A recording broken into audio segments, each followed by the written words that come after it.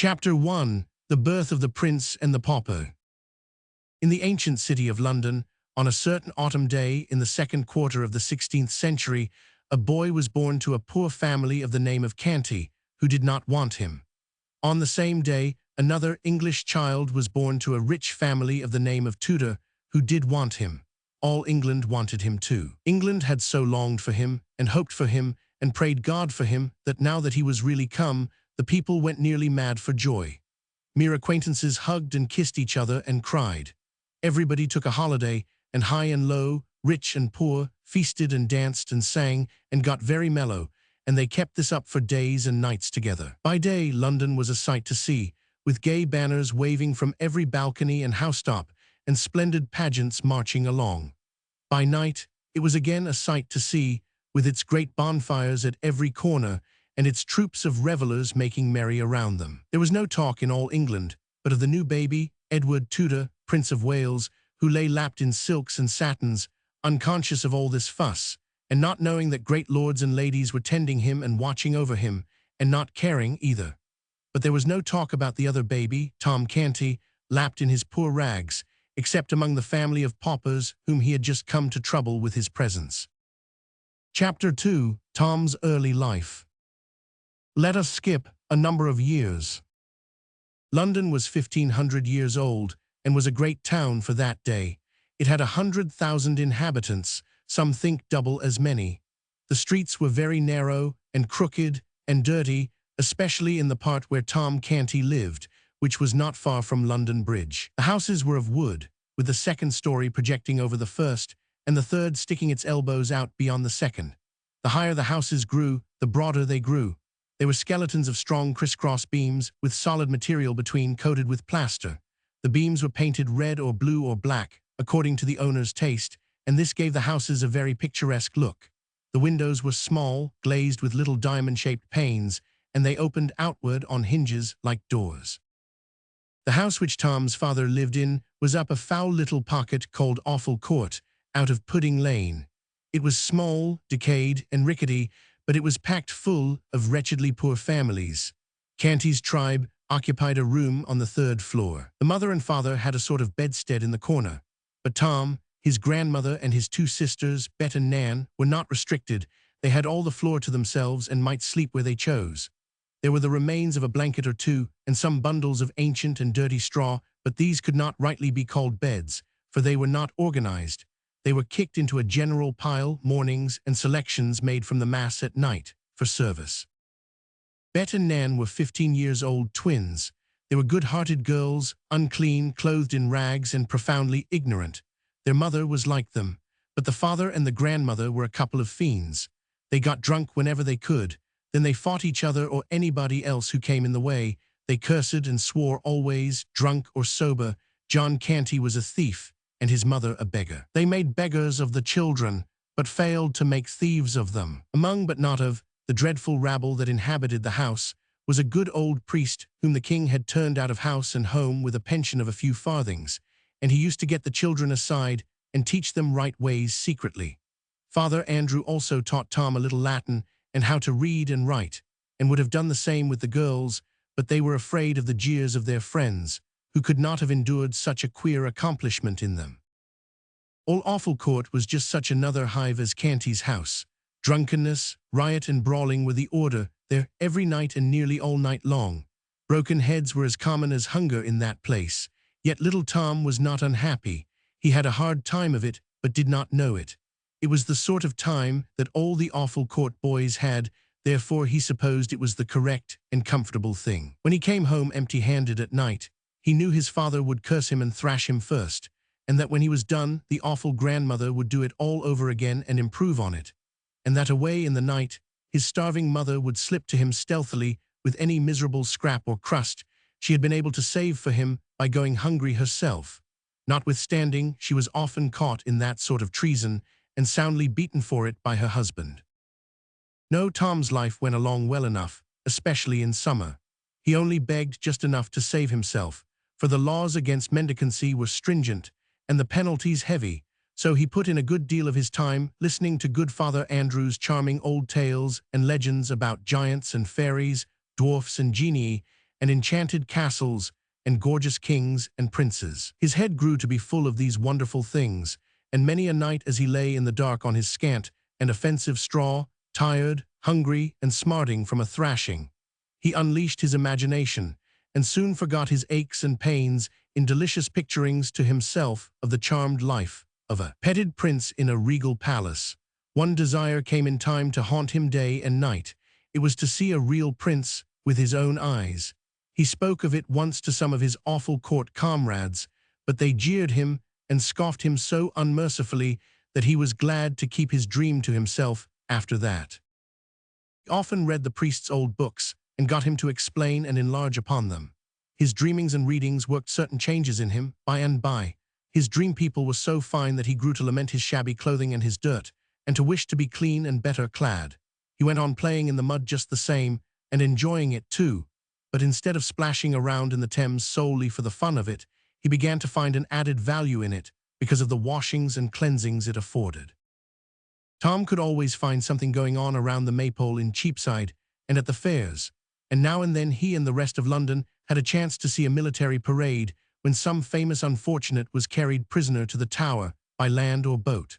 One summer's day he saw poor Anaskew and 3 men burned at the stake in Smithfield, and heard an ex-bishop preach a sermon to them which did not interest him. Yes, Tom's life was varied and pleasant enough, on the whole. By and by Tom's reading and dreaming about princely life wrought such a strong effect upon him that he began to act the prince, unconsciously. His speech and manners became curiously ceremonious and courtly, to the vast admiration and amusement of his intimates.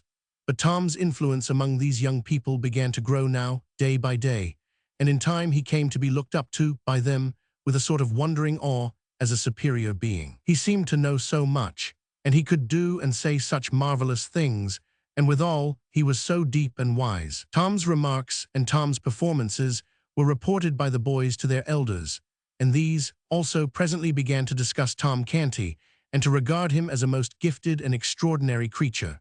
Full-grown people brought their perplexities to Tom for solution, and were often astonished at the wit and wisdom of his decisions. In fact, he was become a hero to all who knew him except his own family. These, only, saw nothing in him. Privately, after a while, Tom organized a royal court. He was the prince. His special comrades were guards, chamberlains, equerries, lords and ladies in waiting, and the royal family. Daily, the mock prince was received with elaborate ceremonials borrowed by Tom from his romantic readings. Daily, the great affairs of the mimic kingdom were discussed in the royal council, and daily his mimic highness issued decrees to his imaginary armies, navies, and viceroyalties. After which he would go forth in his rags and beg a few farthings, eat his poor crust, take his customary cuffs and abuse, and then stretch himself upon his handful of foul straw and resume his empty grandeurs in his dreams. And still his desire to look just once upon a real prince, in the flesh, grew upon him day by day and week by week, until at last it absorbed all other desires and became the one passion of his life. One January day, on his usual begging tour, he tramped despondently up and down the region round about Mincing Lane and Little Eastcheap, hour after hour, barefooted and cold, looking in at cookshop windows and longing for the dreadful pork pies and other deadly inventions displayed there, for to him these were dainties fit for the angels. That is, judging by the smell, they were, for it had never been his good luck to own and eat one. There was a cold drizzle of rain. The atmosphere was murky. It was a melancholy day. At night Tom reached home so wet and tired and hungry that it was not possible for his father and grandmother to observe his forlorn condition and not be moved, after their fashion, wherefore they gave him a brisk cuffing at once and sent him to bed. For a long time his pain and hunger and the swearing and fighting going on in the building kept him awake, but at last his thoughts drifted away to far romantic lands, and he fell asleep in the company of jeweled and gilded princelings who live in vast palaces and had servants salaaming before them or flying to execute their orders. And then, as usual, he dreamed that he was a princeling himself. All night long the glories of his royal estate shone upon him. He moved among great lords and ladies in a blaze of light, breathing perfumes, drinking in delicious music, and answering the reverent obeisances of the glittering throng as it parted to make way for him, with here a smile, and there a nod of his princely head. And when he awoke in the morning and looked upon the wretchedness about him, his dream had had its usual effect. It had intensified the sordidness of his surroundings 1,000-fold. Then came bitterness and heartbreak and tears. Chapter 3. Tom's Meeting with the Prince. Tom got up hungry and sauntered hungry away, but with his thoughts busy with the shadowy splendors of his night's dreams. He wandered here and there in the city, hardly noticing where he was going or what was happening around him. People jostled him, and some gave him rough speech, but it was all lost on the musing boy. By and by he found himself at Temple Bar, the farthest from home he had ever traveled in that direction. He stopped and considered a moment, then fell into his imaginings again and passed on outside the walls of London. The Strand had ceased to be a country road then, and regarded itself as a street, but by a strained construction. For though there was a tolerably compact row of houses on one side of it, there were only some scattered great buildings on the other, these being palaces of rich nobles, with ample and beautiful grounds stretching to the river, grounds that are now closely packed with grim acres of brick and stone. Tom discovered Charing Village presently, and rested himself at the beautiful cross built there by a bereaved king of earlier days. Then idled down a quiet, lovely road, past the great cardinal's stately palace, toward a far more mighty and majestic palace beyond, Westminster. Tom stared in glad wonder at the vast pile of masonry, the wide-spreading wings, the frowning bastions and turrets, the huge stone gateway, with its gilded bars and its magnificent array of colossal granite lions, and other the signs and symbols of English royalty. Was the desire of his soul to be satisfied at last? Here, indeed, was a king's palace. Might he not hope to see a prince now, a prince of flesh and blood, if heaven were willing? At each side of the gilded gate stood a living statue, that is to say, an erect and stately and motionless man-at-arms, clad from head to heel in shining steel armor. At a respectful distance were many country folk, and people from the city, waiting for any chance glimpse of royalty that might offer. Splendid carriages, with splendid people in them and splendid servants outside, were arriving and departing by several other noble gateways that pierced the royal enclosure. Poor little Tom, in his rags, approached, and was moving slowly and timidly past the sentinels, with a beating heart and a rising hope, when all at once he caught sight through the golden bars of a spectacle that almost made him shout for joy. Within was a comely boy, tanned and brown with sturdy outdoor sports and exercises, whose clothing was all of lovely silks and satins, shining with jewels. At his hip, a little jeweled sword and dagger, dainty buskins on his feet with red heels, and on his head a jaunty crimson cap, with drooping plumes fastened with a great sparkling gem. Several gorgeous gentlemen stood near, his servants, without a doubt. Oh, he was a prince, a living prince, a real prince, without the shadow of a question, and the prayer of the pauper boy's heart was answered at last.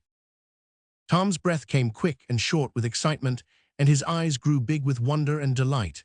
Everything gave way in his mind instantly to one desire, that was to get close to the prince and have a good, devouring look at him. Before he knew what he was about, he had his face against the gate bars. The next instant, one of the soldiers snatched him rudely away and sent him spinning among the gaping crowd of country gawks and London idlers. The soldier said, "Mind thy manners, thou young beggar." The crowd jeered and laughed, but the young prince sprang to the gate with his face flushed and his eyes flashing with indignation, and cried out, "How darst thou use a poor lad like that? How darst thou use the king my father's meanest subject so? Open the gates and let him in." You should have seen that fickle crowd snatch off their hats then. You should have heard them cheer and shout, "Long live the Prince of Wales." The soldiers presented arms with their halberds, opened the gates, and presented again as the little Prince of Poverty passed in his fluttering rags, to join hands with the Prince of Limitless Plenty. Edward Tudor said, "Thou lookest tired and hungry, thou'st been treated ill, come with me." Half a dozen attendants sprang forward to, I don't know what, interfere, no doubt, but they were waved aside with a right royal gesture, and they stopped stock still where they were, like so many statues. Edward took Tom to a rich apartment in the palace, which he called his cabinet. By his command, a repast was brought such as Tom had never encountered before except in books. The prince, with princely delicacy and breeding, sent away the servants, so that his humble guest might not be embarrassed by their critical presence. Then he sat nearby and asked questions while Tom ate. "What is thy name, lad?" "Tom Canty, an it please thee, sir." "'Tis an odd one, where dost live?" "In the city, please thee, sir, Awful Court, out of Pudding Lane." "Awful Court, truly 'tis another odd one, haste parents." "Parents have I, sir, and a grandam likewise that is but indifferently precious to me, God forgive me if it be offence to say it, also twin sisters, Nan and Bet." "Then is thy grandam not over-kind to thee, I take it." "Neither to any other is she, so please your worship. She hath a wicked heart, and worketh evil all her days." "Doth she mistrate thee?" "There be times that she stayeth her hand, being asleep or overcome with drink, but when she hath her judgment clear again, she maketh it up to me with goodly beatings." A fierce look came into the little prince's eyes, and he cried out, "What beatings?" "Oh, indeed, yes, please you, sir."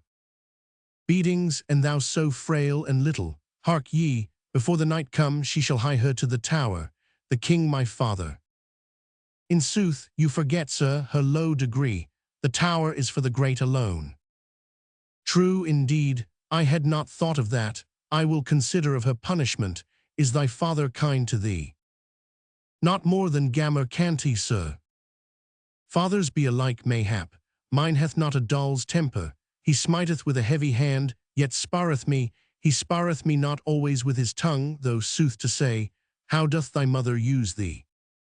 "She is good, sir, and giveth me neither sorrow nor pain of any sort, and Nan and Bet are like to her in this." "How old be these?" 15, an it please you, sir."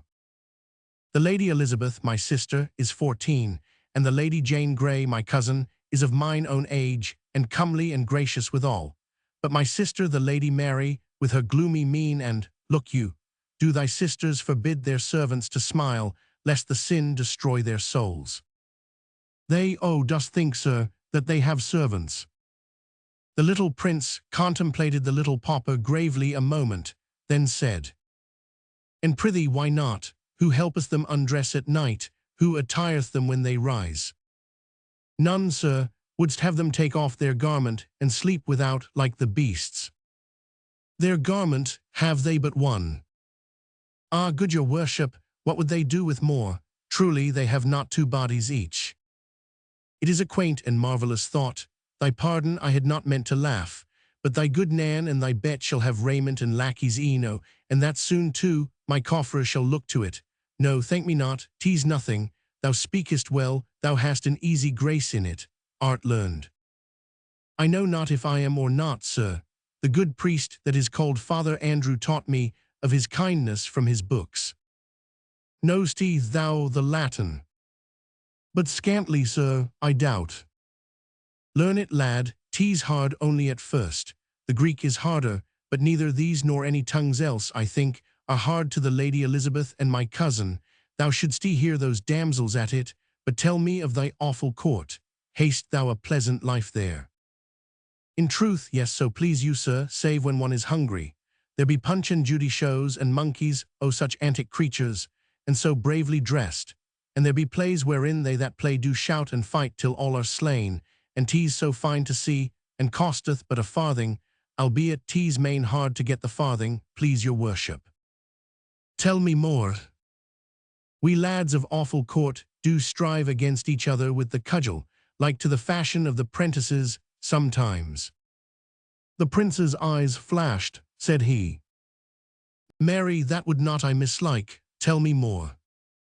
"We strive in races, sir, to see who of us shall be fleetest." "That would I like also. Speak on." "In summer, sir, we wade and swim in the canals and in the river, and each doth duck his neighbor, and splatter him with water, and dive and shout and tumble, and 'twould be worth my father's kingdom, but to enjoy it once. Prithee go on." We dance and sing about the maypole in Cheapside. We play in the sand, each covering his neighbour up. And times we make mud pastry. Oh, the lovely mud, it hath not its like for delightfulness in all the world. We do fairly wallow in the mud, sir, saving your worship's presence. Oh, prithee say no more, 'tis glorious. If that I could but clothe me in raiment like to thine, and strip my feet, and revel in the mud once, just once, with none to rebuke me or forbid, meseemeth I could forgo the crown. And if that I could clothe me once, sweet sir, as thou art clad, just once. O ho, wouldst he like it? Then so shall it be. Doff thy rags, and don these splendours, lad. It is a brief happiness, but will be not less keen for that. We will have it while we may, and change again before any come to molest. A few minutes later, the little Prince of Wales was garlanded with Tom's fluttering odds and ends, and the little Prince of Pauperdom was tricked out in the gaudy plumage of royalty. The two went and stood side by side before a great mirror, and lo, a miracle, there did not seem to have been any change made.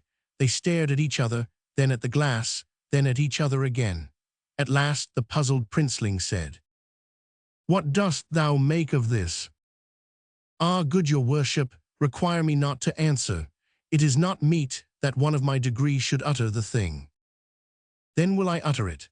Thou hast the same hair, the same eyes, the same voice and manner, the same form and stature, the same face and countenance that I bear. Fared we forth naked, there is none could say which was you, and which the Prince of Wales.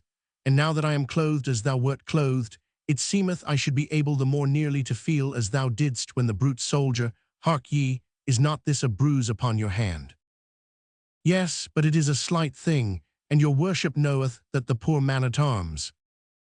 Peace, it was a shameful thing and a cruel, cried the little prince, stamping his bare foot. If the king stir not a step till I come again, it is a command.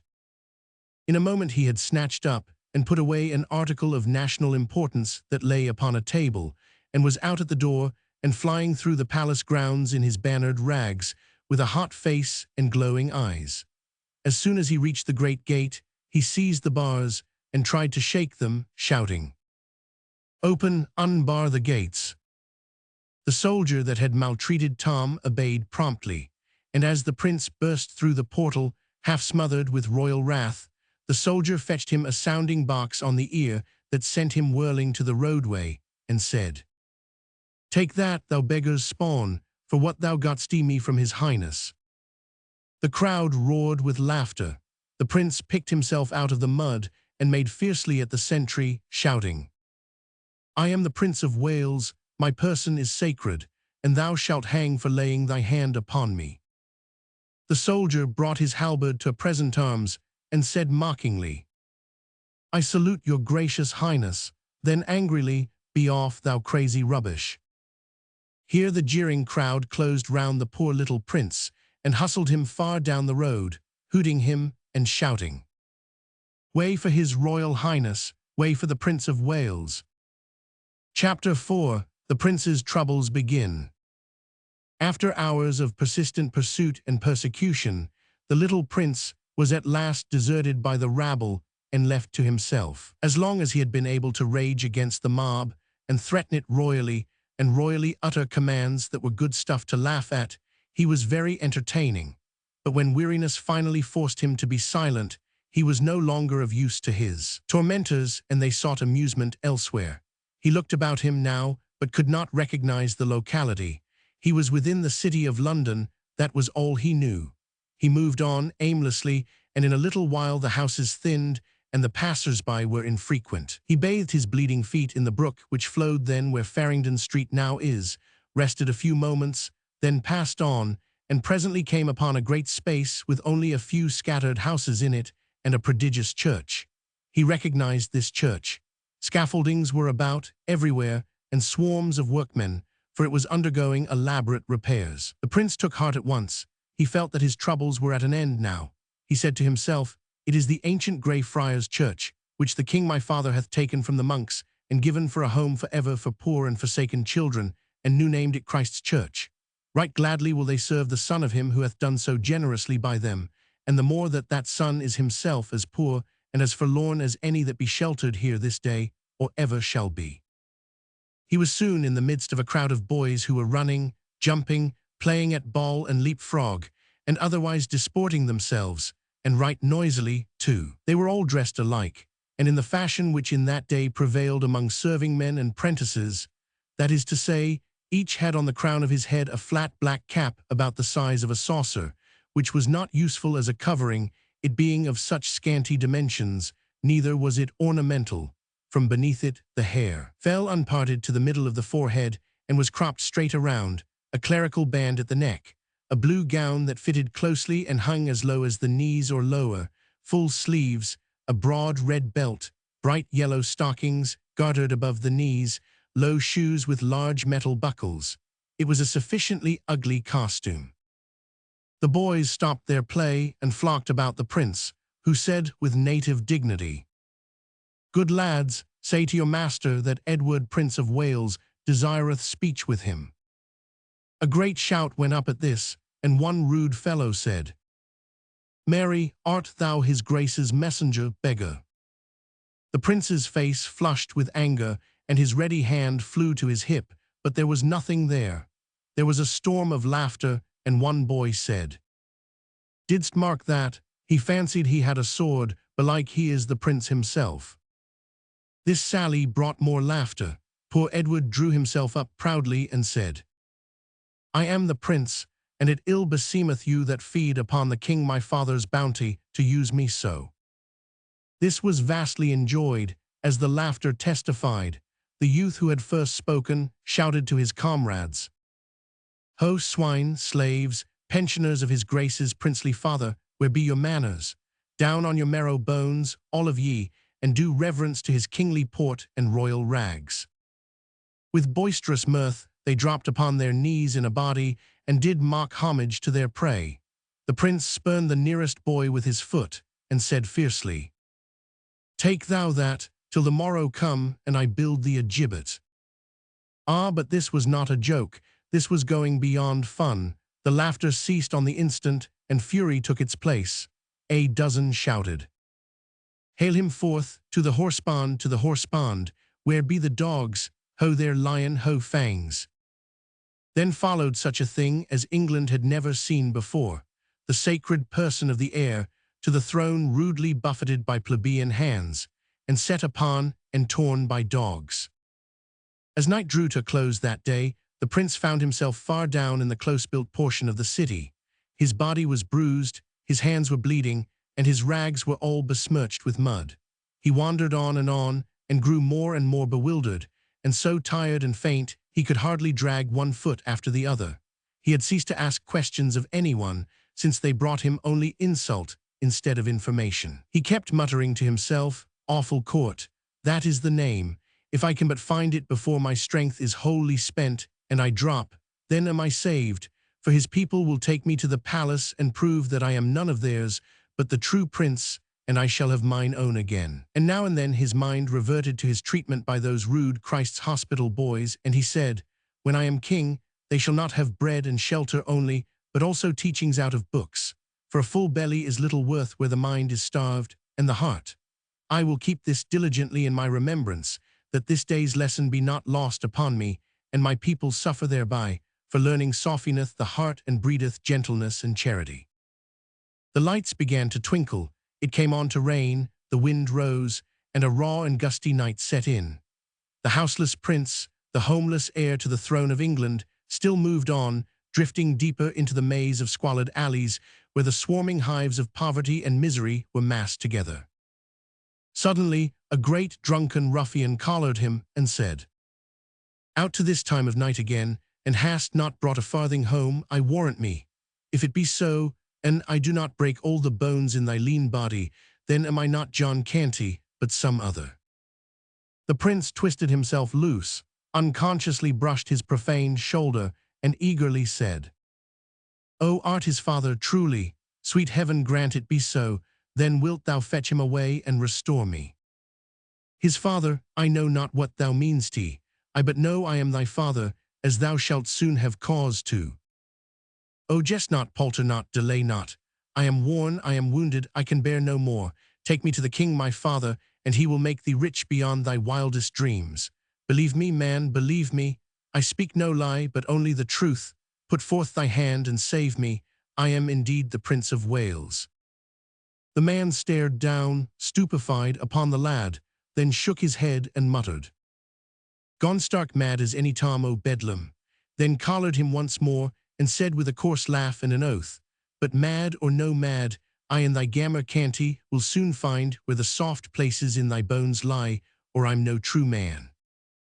With this he dragged the frantic and struggling prince away, and disappeared up a front court, followed by a delighted and noisy swarm of human vermin. Chapter 5. Tom as a Patrician. Tom Canty, left alone in the prince's cabinet, made good use of his opportunity. He turned himself this way and that before the great mirror, admiring his finery, then walked away, imitating the prince's high-bred carriage and still observing results in the glass. Next he drew the beautiful sword and bowed, kissing the blade and laying it across his breast, as he had seen a noble knight do, by way of salute to the lieutenant of the Tower, 5 or 6 weeks before, when delivering the great lords of Norfolk and Surrey into his hands for captivity. Tom played with the jeweled dagger that hung upon his thigh. He examined the costly and exquisite ornaments of the room. He tried each of the sumptuous chairs, and thought how proud he would be if the awful court herd could only peep in and see him in his grandeur. He wondered if they would believe the marvelous tale he should tell when he got home, or if they would shake their heads and say his overtaxed imagination had at last upset his reason. At the end of half an hour, it suddenly occurred to him that the prince was gone a long time. Then right away he began to feel lonely. Very soon he fell to listening and longing, and ceased to toy with the pretty things about him. He grew uneasy, then restless, then distressed. Suppose someone should come and catch him in the prince's clothes, and the prince not there to explain. Might they not hang him at once and inquire into his case afterward? He had heard that the great were prompt about small matters. His fear rose higher and higher, and trembling he softly opened the door to the antechamber, resolved to fly and seek the prince, and through him protection and release. 6 gorgeous gentlemen servants and 2 young pages of high degree, clothed like butterflies, sprang to their feet and bowed low before him. He stepped quickly back and shut the door. He said, "Oh, they mock at me, they will go and tell. Oh, why came I here to cast away my life?" He walked up and down the floor, filled with nameless fears, listening, starting at every trifling sound. Presently the door swung open, and a silken page said, "The Lady Jane Grey." The door closed, and a sweet young girl, richly clad, bounded toward him. But she stopped suddenly and said in a distressed voice, "Oh, what aileth thee, my lord?" Tom's breath was nearly failing him, but he made shift to stammer out, "Ah, be merciful, thou. In sooth I am no lord, but only poor Tom Canty of awful court in the city. Prithee let me see the prince, and he will of his grace restore to me my rags, and let me hence unhurt. Oh, be thou merciful, and save me." By this time the boy was on his knees, and supplicating with his eyes and uplifted hands, as well as with his tongue. The young girl seemed horror-stricken. She cried out, "Oh, my lord, on thy knees, and to me." Then she fled away in fright, and Tom, smitten with despair, sank down, murmuring, "There is no help, there is no hope, now will they come and take me." Whilst he lay there, benumbed with terror, dreadful tidings were speeding through the palace. The whisper, for it was whispered always, flew from menial to menial, from lord to lady, down all the long corridors, from story to story, from saloon to saloon. "The prince hath gone mad, the prince hath gone mad." Soon every saloon, every marble hall, had its groups of glittering lords and ladies, and other groups of dazzling lesser folk, talking earnestly together in whispers, and every face had in it dismay. Presently a splendid official came marching by these groups, making solemn proclamation. "In the name of the king, let none list to this false and foolish matter, upon pain of death, nor discuss the same, nor carry it abroad. In the name of the king." The whisperings ceased as suddenly as if the whisperers had been stricken dumb. Soon there was a general buzz along the corridors of "The prince, see, the prince comes." Poor Tom came slowly walking past the low-bowing groups, trying to bow in return, and meekly gazing upon his strange surroundings with bewildered and pathetic eyes. Great nobles walked upon each side of him, making him lean upon them, and so steady his steps. Behind him followed the court physicians and some servants. Presently Tom found himself in a noble apartment of the palace and heard the door close behind him. Around him stood those who had come with him. Before him, at a little distance, reclined a very large and very fat man with a wide, pulpy face and a stern expression. His large head was very grey, and his whiskers, which he wore only around his face like a frame, were grey also. His clothing was of rich stuff, but old and slightly frayed in places. One of his swollen legs had a pillow under it and was wrapped in bandages. There was silence now, and there was no head there but was bent in reverence, except this man's. This stern-countenanced invalid was the dread Henry Roman VIII, he said, and his face grew gentle as he began to speak. "How now, my Lord Edward, my prince, hast been minded to cozen me, the good king thy father, who loveth thee, and kindly useth thee with a sorry jest." Poor Tom was listening, as well as his dazed faculties would let him, to the beginning of this speech. But when the words "me, the good king," fell upon his ear, his face blanched, and he dropped as instantly upon his knees as if a shot had brought him there. Lifting up his hands, he exclaimed, "Thou the king, then am I undone indeed." This speech seemed to stun the king. His eyes wandered from face to face aimlessly, then rested, bewildered, upon the boy before him. Then he said in a tone of deep disappointment, "Alack, I had believed the rumour disproportioned to the truth, but I fear me 'tis not so." He breathed a heavy sigh and said in a gentle voice, "Come to thy father, child, thou art not well." Tom was assisted to his feet and approached the majesty of England, humble and trembling. The king took the frightened face between his hands and gazed earnestly and lovingly into it a while, as if seeking some grateful sign of returning reason there, then pressed the curly head against his breast and patted it tenderly. Presently he said, "Dost not know thy father, child? Break not mine old heart, say thou know'st me, thou dost know me, dost thou not? Yea, thou art my dread lord the king, whom God preserve." "True, true, that is well, be comforted, tremble not so, there is none here would hurt thee, there is none here but loves thee. Thou art better now, thy ill dream passeth, is't not so? Thou wilt not miscall thyself again, as they say thou didst a little while agone.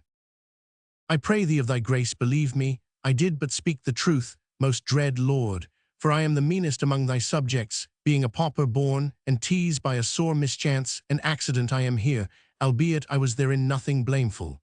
I am but young to die, and thou canst save me with one little word. Oh, speak it, sir."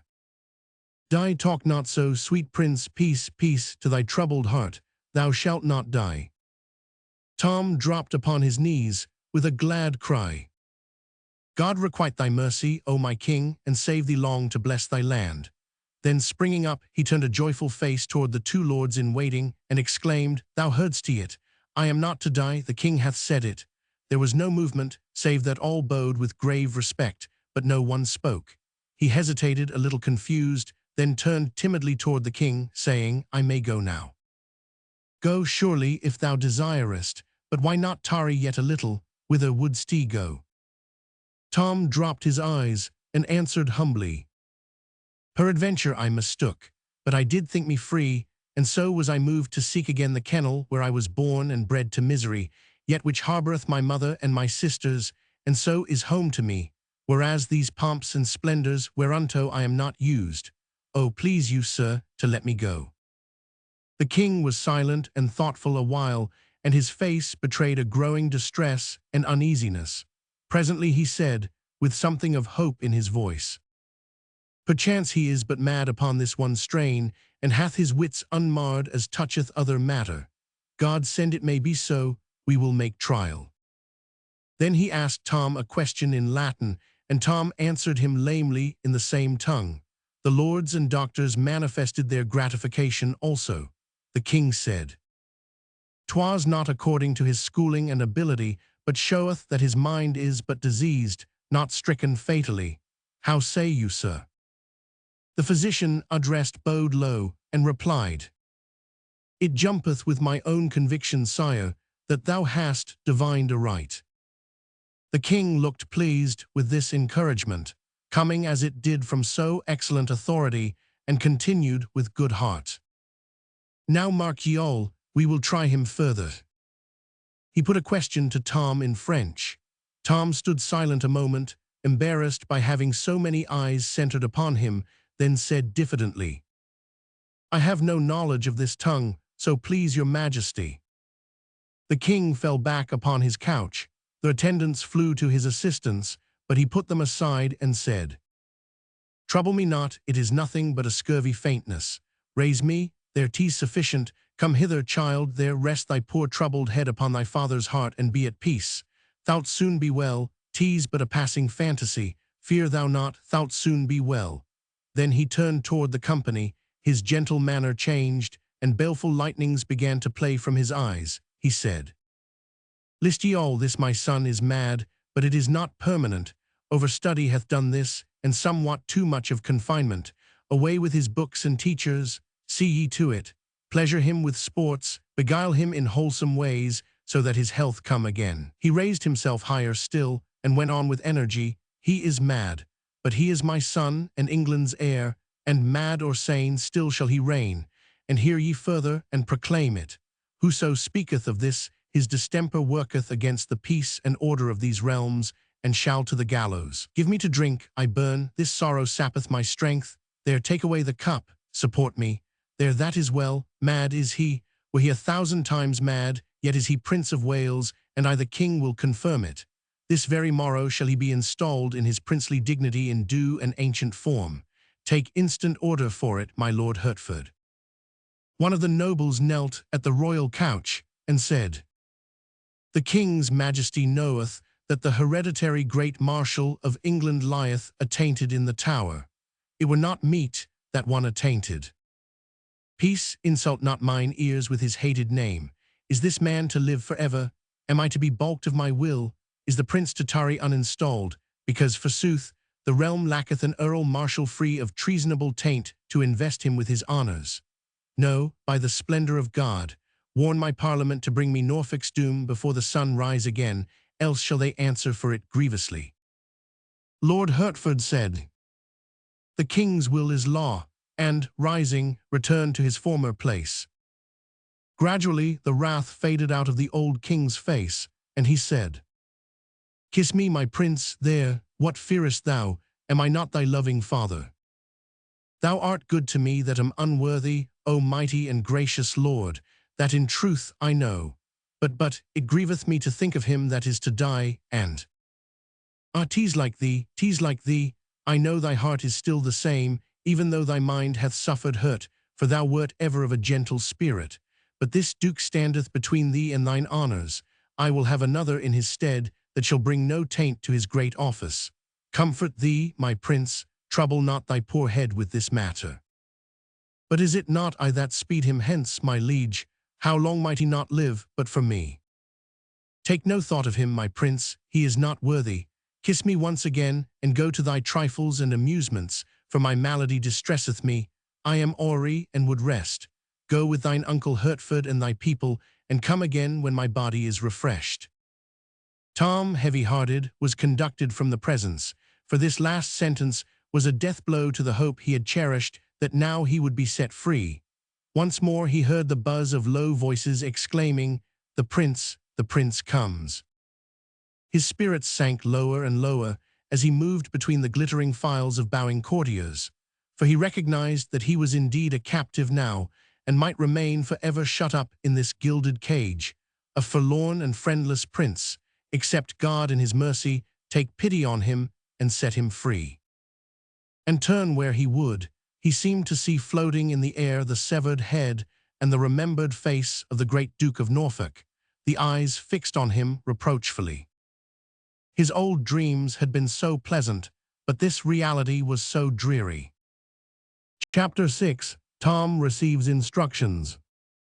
Tom was conducted to the principal apartment of a noble suite, and made to sit down, a thing which he was loth to do, since there were elderly men and men of high degree about him.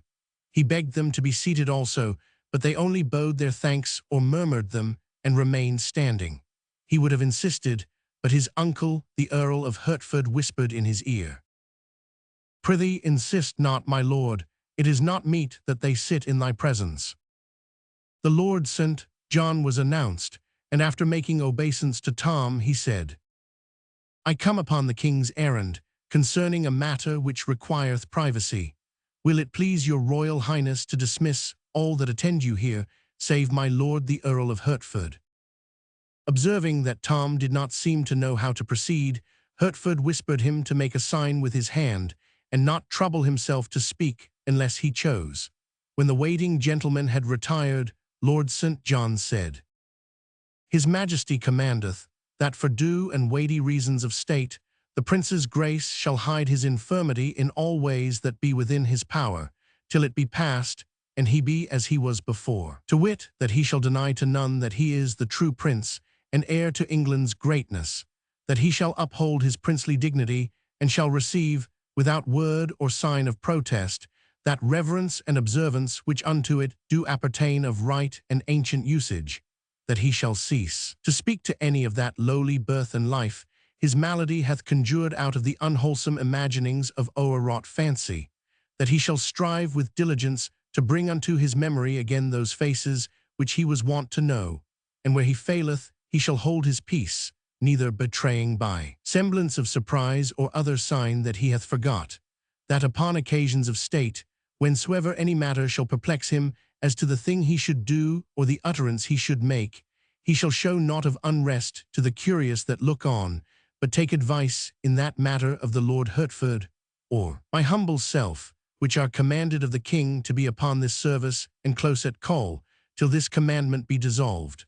Thus saith the king's majesty, who sendeth greeting to your royal highness, and prayeth that God will of his mercy quickly heal you, and have you now and ever in his holy keeping." The Lord St. John made reverence and stood aside. Tom replied resignedly, "The king hath said it. None may palter with the king's command, or fit it to his ease, where it doth chafe with deft evasions. The king shall be obeyed." Lord Hertford said, "Touching the king's majesty's ordainment concerning books, and such like serious matters, it may peradventure please your highness to ease your time with lightsome entertainment, lest you go wearied to the banquet and suffer harm thereby." Tom's face showed inquiring surprise, and a blush followed when he saw Lord St. John's eyes bent sorrowfully upon him. His lordship said, "Thy memory still wrongeth thee, and thou hast shown surprise, but suffer it not to trouble thee, for 'tis a matter that will not bide, but depart with thy mending malady. My Lord of Hertford speaketh of the city's banquet, which the king's majesty did promise, some 2 months flown, your highness should attend. Thou recallest it now." "It grieves me to confess it had indeed escaped me," said Tom in a hesitating voice, and blushed again. At this moment, the Lady Elizabeth and the Lady Jane Grey were announced. The two lords exchanged significant glances, and Hertford stepped quickly toward the door. As the young girls passed him, he said in a low voice, "I pray ye, ladies, seem not to observe his humours, nor show surprise when his memory doth lapse. It will grieve you to note how it doth stick at every trifle." Meantime Lord St. John was saying in Tom's ear, "Please you, sir, keep diligently in mind his majesty's desire. Remember all thou canst, seem to remember all else. Let them not perceive that thou art much changed from thy wont, for thou knowest how tenderly thy old playfellows bear thee in their hearts, and how 'twould grieve them. Art willing, sir, that I remain, and thine uncle?" Tom signified assent with a gesture and a murmured word, for he was already learning, and in his simple heart was resolved to acquit himself as best he might, according to the king's command. In spite of every precaution, the conversation among the young people became a little embarrassing at times. More than once, in truth, Tom was near to breaking down and confessing himself unequal to his tremendous part, but the tact of the Princess Elizabeth saved him, or a word from one or the other of the vigilant lords, thrown in apparently by chance, had the same happy effect. Once the little Lady Jane turned to Tom and dismayed him with this question: "Hast paid thy duty to the Queen's Majesty today, my lord?" Tom hesitated, looked distressed, and was about to stammer out something at hazard, when Lord St. John took the word and answered for him with the easy grace of a courtier accustomed to encounter delicate difficulties and to be ready for them. He hath indeed, madam, and she did greatly hearten him, as touching his majesty's condition. Is it not so, your highness? Tom mumbled something that stood for assent, but felt that he was getting upon dangerous ground. Somewhat later it was mentioned that Tom was to study no more at present, whereupon her little ladyship exclaimed, "'Tis a pity, thou wert proceeding bravely, but bide thy time in patience, it will not be for long. Thou'lt yet be graced with learning like thy father, and make thy tongue master of as many languages as his, good my prince." "My father," cried Tom, off his guard for the moment, "I trow he cannot speak his own, so that any but the swine that kennel in the sties may tell his meaning, and as for learning of any sort soever." He looked up and encountered a solemn warning in my Lord St. John's eyes. He stopped, blushed, then continued low and sadly, "Ah, my malady persecuteth me again, and my mind wandereth. I meant the king's grace no irreverence." "We know it, sir," said the Princess Elizabeth, taking her brother's hand between her two palms, respectfully but caressingly. "Trouble not thyself as to that. The fault is none of thine, but thy distempers." "Thou'rt a gentle comforter, sweet lady," said Tom gratefully, "and my heart moveth me to thank thee for't, and I may be so bold." Once the giddy little Lady Jane fired a simple Greek phrase at Tom. The Princess Elizabeth's quick eye saw, by the serene blankness of the target's front, that the shaft was overshot, so she tranquilly delivered a return volley of sounding Greek on Tom's behalf, and then straightway changed the talk to other matters. Time wore on pleasantly, and likewise smoothly, on the whole. Snags and sandbars grew less and less frequent, and Tom grew more and more at his ease, seeing that all were so lovingly bent upon helping him and overlooking his mistakes. When it came out that the little ladies were to accompany him to the Lord Mayor's banquet in the evening, his heart gave a bound of relief and delight, for he felt that he should not be friendless now among that multitude of strangers, whereas, an hour earlier, the idea of their going with him would have been an insupportable terror to him. Tom's guardian angels, the two lords, had had less comfort in the interview than the other parties to it. They felt much as if they were piloting a great ship through a dangerous channel. They were on the alert constantly, and found their office no child's play. Wherefore, at last, when the lady's visit was drawing to a close, and the Lord Guilford Dudley was announced, they not only felt that their charge had been sufficiently taxed for the present, but also that they themselves were not in the best condition to take their ship back and make their anxious voyage all over again. So they respectfully advised Tom to excuse himself, which he was very glad to do, although a slight shade of disappointment might have been observed upon my Lady Jane's face when she heard the splendid stripling denied admittance.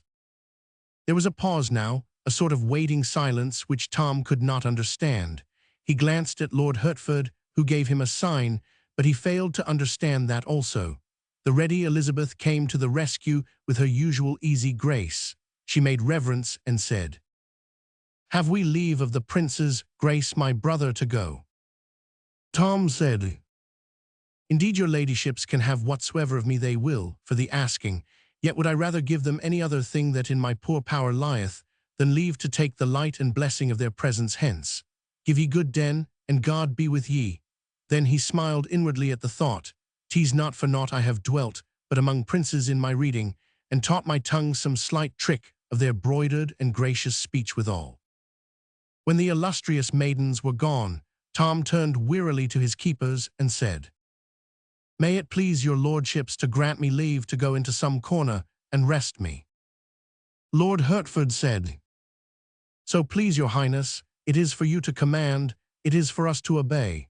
That thou shouldst rest is indeed a needful thing, since thou must journey to the city presently." He touched a bell, and a page appeared, who was ordered to desire the presence of Sir William Herbert. This gentleman came straightway, and conducted Tom to an inner apartment. Tom's first movement there was to reach for a cup of water, but a silk and velvet servitor seized it, dropped upon one knee, and offered it to him on a golden salver. Next the tired captive sat down and was going to take off his buskins, timidly asking leave with his eye, but another silk and velvet discomforter went down upon his knees and took the office from him. He made 2 or 3 further efforts to help himself, but being promptly forestalled each time, he finally gave up, with a sigh of resignation and a murmured, "Beshrew me, but I marvel they do not require to breathe for me also." Slippered and wrapped in a sumptuous robe, he laid himself down at last to rest, but not to sleep, for his head was too full of thoughts and the room too full of people. He could not dismiss the former, so they stayed. He did not know enough to dismiss the latter, so they stayed also, to his vast regret and theirs. Tom's departure had left his 2 noble guardians alone. They mused a while, with much head-shaking and walking the floor. Then Lord St. John said, "Plainly, what dost thou think?" "Plainly, then, this. The king is near his end. My nephew is mad, mad will mount the throne, and mad remain. God protect England, since she will need it. Verily it promiseth so indeed, but have you no misgivings as to? The speaker hesitated and finally stopped. He evidently felt that he was upon delicate ground. Lord Hertford stopped before him, looked into his face with a clear, frank eye, and said, "Speak on, there is none to hear but me. Misgivings as to what?" "I am full loth to word the thing that is in my mind, and thou so near to him in blood, my lord. But craving pardon if I do offend, seemeth it not strange that madness could so change his port and manner? Not but that his port and speech are princely still, but that they differ, in one unweighty trifle or another, from what his custom was aforetime. Seemeth it not strange that madness should filch from his memory his father's very lineaments, the customs and observances that are his due from such as be about him, and leaving him his Latin, strip him of his Greek and French? My lord, be not offended, but ease my mind of its disquiet, and receive my grateful thanks. It haunteth me, his saying he was not the prince, and so. Peace, my lord, thou utterest treason, haste forgot the king's command. Remember I am party to thy crime if I but listen." St. John paled, and hastened to say, "I was in fault, I do confess it. Betray me not, grant me this grace out of thy courtesy, and I will neither think nor speak of this thing more. Deal not hardly with me, sir, else am I ruined." "I am content, my lord. So thou offend not again here or in the ears of others, it shall be as though thou hadst not spoken. But thou needst not have misgivings. He is my sister's son, are not his voice, his face, his form, familiar to me from his cradle? Madness can do all the odd conflicting things thou seest in him, and more. Dost not recall how that the old Baron Marley, being mad, forgot the favor of his own countenance that he had known for 60 years, and held it was another's? Nay, even claimed he was the son of Mary Magdalene, and that his head was made of Spanish glass. And sooth to say, he suffered none to touch it, lest by mischance some heedless hand might shiver it. Give thy misgivings easement, good my lord. This is the very prince, I know him well, and soon will be thy king. It may advantage thee to bear this in mind, and more dwell upon it than the other." After some further talk, in which the Lord St. John covered up his mistake, as well as he could by repeated protests that his faith was thoroughly grounded now, and could not be assailed by doubts again, the Lord Hertford relieved his fellow keeper, and sat down to keep watch and ward alone. He was soon deep in meditation, and evidently the longer he thought, the more he was bothered. By and by he began to pace the floor and mutter, "Tush, he must be the prince. Will any be in all the land maintain there can be 2, not of one blood and birth, so marvelously twinned? And even were it so, 'twere yet a stranger miracle that chance should cast the one into the other's place. Nay, 'tis folly, folly, folly." Presently he said, "Now were he impostor and called himself prince, look you, that would be natural, that would be reasonable. But lived ever an impostor yet, who, being called prince by the king, prince by the court, prince by all, denied his dignity and pleaded against his exaltation? No, by the soul of Saint Swithin, no, this is the true prince gone mad." Chapter 7. Tom's First Royal Dinner. Somewhat after 1 in the afternoon, Tom resignedly underwent the ordeal of being dressed for dinner. He found himself as finely clothed as before, but everything different, everything changed, from his ruff to his stockings. He was presently conducted with much state to a spacious and ornate apartment, where a table was already set for one. Its furniture was all of massy gold, and beautified with designs which well nigh made it priceless, since they were the work of Benvenuto. The room was half filled with noble servitors. A chaplain said grace, and Tom was about to fall to, for hunger had long been constitutional with him, but was interrupted by my lord the Earl of Berkeley, who fastened a napkin about his neck. For the great post of diaperers to the Prince of Wales was hereditary in this nobleman's family. Tom's cupbearer was present, and forestalled all his attempts to help himself to wine. The taster to His Highness the Prince of Wales was there also, prepared to taste any suspicious dish upon requirement, and run the risk of being poisoned. He was only an ornamental appendage at this time, and was seldom called upon to exercise his function.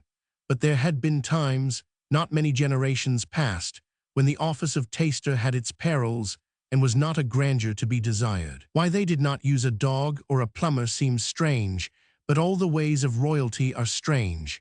My Lord Darcy, first groom of the chamber, was there, to do goodness knows what, but there he was, let that suffice. The Lord Chief Butler was there, and stood behind Tom's chair, overseeing the solemnities, under command of the Lord Great Steward and the Lord Head Cook, who stood near. Tom had 384 servants beside these, but they were not all in that room, of course, nor the quarter of them, neither was Tom aware yet that they existed. All those that were present had been well drilled within the hour to remember that the prince was temporarily out of his head, and to be careful to show no surprise at his vagaries. These vagaries were soon on exhibition before them, but they only moved their compassion and their sorrow, not their mirth. It was a heavy affliction to them to see the beloved prince so stricken. Poor Tom ate with his fingers mainly, but no one smiled at it or even seemed to observe it. He inspected his napkin curiously and with deep interest, for it was of a very dainty and beautiful fabric, then said with simplicity, "Prithee, take it away, lest in mine unheedfulness it be soiled." The hereditary diaperer took it away with reverent manner, and without word or protest of any sort. Tom examined the turnips and the lettuce with interest, and asked what they were, and if they were to be eaten, for it was only recently that men had begun to raise these things in England in place of importing them as luxuries from Holland. His question was answered with grave respect, and no surprise manifested. When he had finished his dessert, he filled his pockets with nuts, but nobody appeared to be aware of it or disturbed by it. But the next moment he was himself disturbed by it, and showed discomposure. For this was the only service he had been permitted to do with his own hands during the meal, and he did not doubt that he had done a most improper and unprincely thing. At that moment the muscles of his nose began to twitch, and the end of that organ to lift and wrinkle. This continued, and Tom began to evince a growing distress. He looked appealingly, first at one and then another of the lords about him, and tears came into his eyes. They sprang forward with dismay in their faces, and begged to know his trouble. Tom said with genuine anguish, "I crave your indulgence. My nose itcheth cruelly. What is the custom and usage in this emergence? Prithee, speed, for 'tis but a little time that I can bear it." None smiled, but all were sore perplexed, and looked one to the other in deep tribulation for counsel. But behold, here was a dead wall, and nothing in English history to tell how to get over it. The master of ceremonies was not present. There was no one who felt safe to venture upon this uncharted sea, or risk the attempt to solve this solemn problem. Alas, there was no hereditary scratcher. Meantime the tears had overflowed their banks, and begun to trickle down Tom's cheeks. His twitching nose was pleading more urgently than ever for relief. At last, nature broke down the barriers of etiquette. Tom lifted up an inward prayer for pardon if he was doing wrong, and brought relief to the burdened hearts of his court by scratching his nose himself. His meal being ended, a lord came and held before him a broad, shallow, golden dish with fragrant rosewater in it, to cleanse his mouth and fingers with, and my lord the hereditary diaperer stood by with a napkin for his use. Tom gazed at the dish a puzzled moment or two, then raised it to his lips, and gravely took a draught. Then he returned it to the waiting lord, and said, Nay, it likes me not, my lord. It hath a pretty flavour, but it wanteth strength. This new eccentricity of the prince's ruined mind made all the hearts about him ache, but the sad sight moved none to merriment. Tom's next unconscious blunder was to get up and leave the table just when the chaplain had taken his stand behind his chair, and with uplifted hands and closed, uplifted eyes, was in the act of beginning the blessing. Still, nobody seemed to perceive that the prince had done a thing unusual. By his own request, our small friend was now conducted to his private cabinet and left there alone to his own devices. Hanging upon hooks in the oaken wainscoting were the several pieces of a suit of shining steel armor, covered all over with beautiful designs exquisitely inlaid in gold. This martial panoply belonged to the true prince, a recent present from Madame Parr the Queen. Tom put on the greaves, the gauntlets, the plumed helmet, and such other pieces as he could don without assistance, and for a while was minded to call for help and complete the matter, but bethought him of the nuts he had brought away from dinner, and the joy it would be to eat them with no crowd to eye him, and no grand hereditaries to pester him with undesired services. So he restored the pretty things to their several places, and soon was cracking nuts, and feeling almost naturally happy for the first time since God for his sins had made him a prince. When the nuts were all gone, he stumbled upon some inviting books in a closet, among them one about the etiquette of the English court. This was a prize. He lay down upon a sumptuous divan and proceeded to instruct himself with honest zeal. Let us leave him there for the present. Chapter 8. The Question of the Seal. About 5 o'clock Henry Roman VIII awoke out of an unrefreshing nap and muttered to himself, troublous dreams, mine end is now at hand, so say these warnings, and my failing pulses do confirm it. Presently a wicked light flamed up in his eye, and he muttered, Yet will not I die till he go before. His attendants perceiving that he was awake, one of them asked his pleasure concerning the Lord Chancellor, who was waiting without. Admit him, exclaimed the king eagerly. The Lord Chancellor entered and knelt by the king's couch, saying, I have given order, and according to the king's command, the peers of the realm, in their robes, do now stand at the bar of the house, where, having confirmed the Duke of Norfolk's doom, they humbly wait his majesty's further pleasure in the matter. The king's face lit up with a fierce joy. Said he, Lift me up, in mine own person will I go before my parliament, and with mine own hand will I seal the warrant that rids me of. His voice failed, an ashen pallor swept the flush from his cheeks, and the attendants eased him back upon his pillows and hurriedly assisted him with restoratives. Presently he said sorrowfully, Alack, how have I longed for this sweet hour, and lo, too late it cometh, and I am robbed of this so coveted chance. But speed ye, let others do this happy office sith 'tis denied to me. I put my great seal in commission, choose thou the lords that shall compose it, and get ye to your work. Speed ye, man, before the sun shall rise and set again, bring me his head that I may see it. According to the king's command, so shall it be. Wilt please your majesty to order that the seal be now restored to me, so that I may forth upon the business. The seal, who keepeth the seal but thou?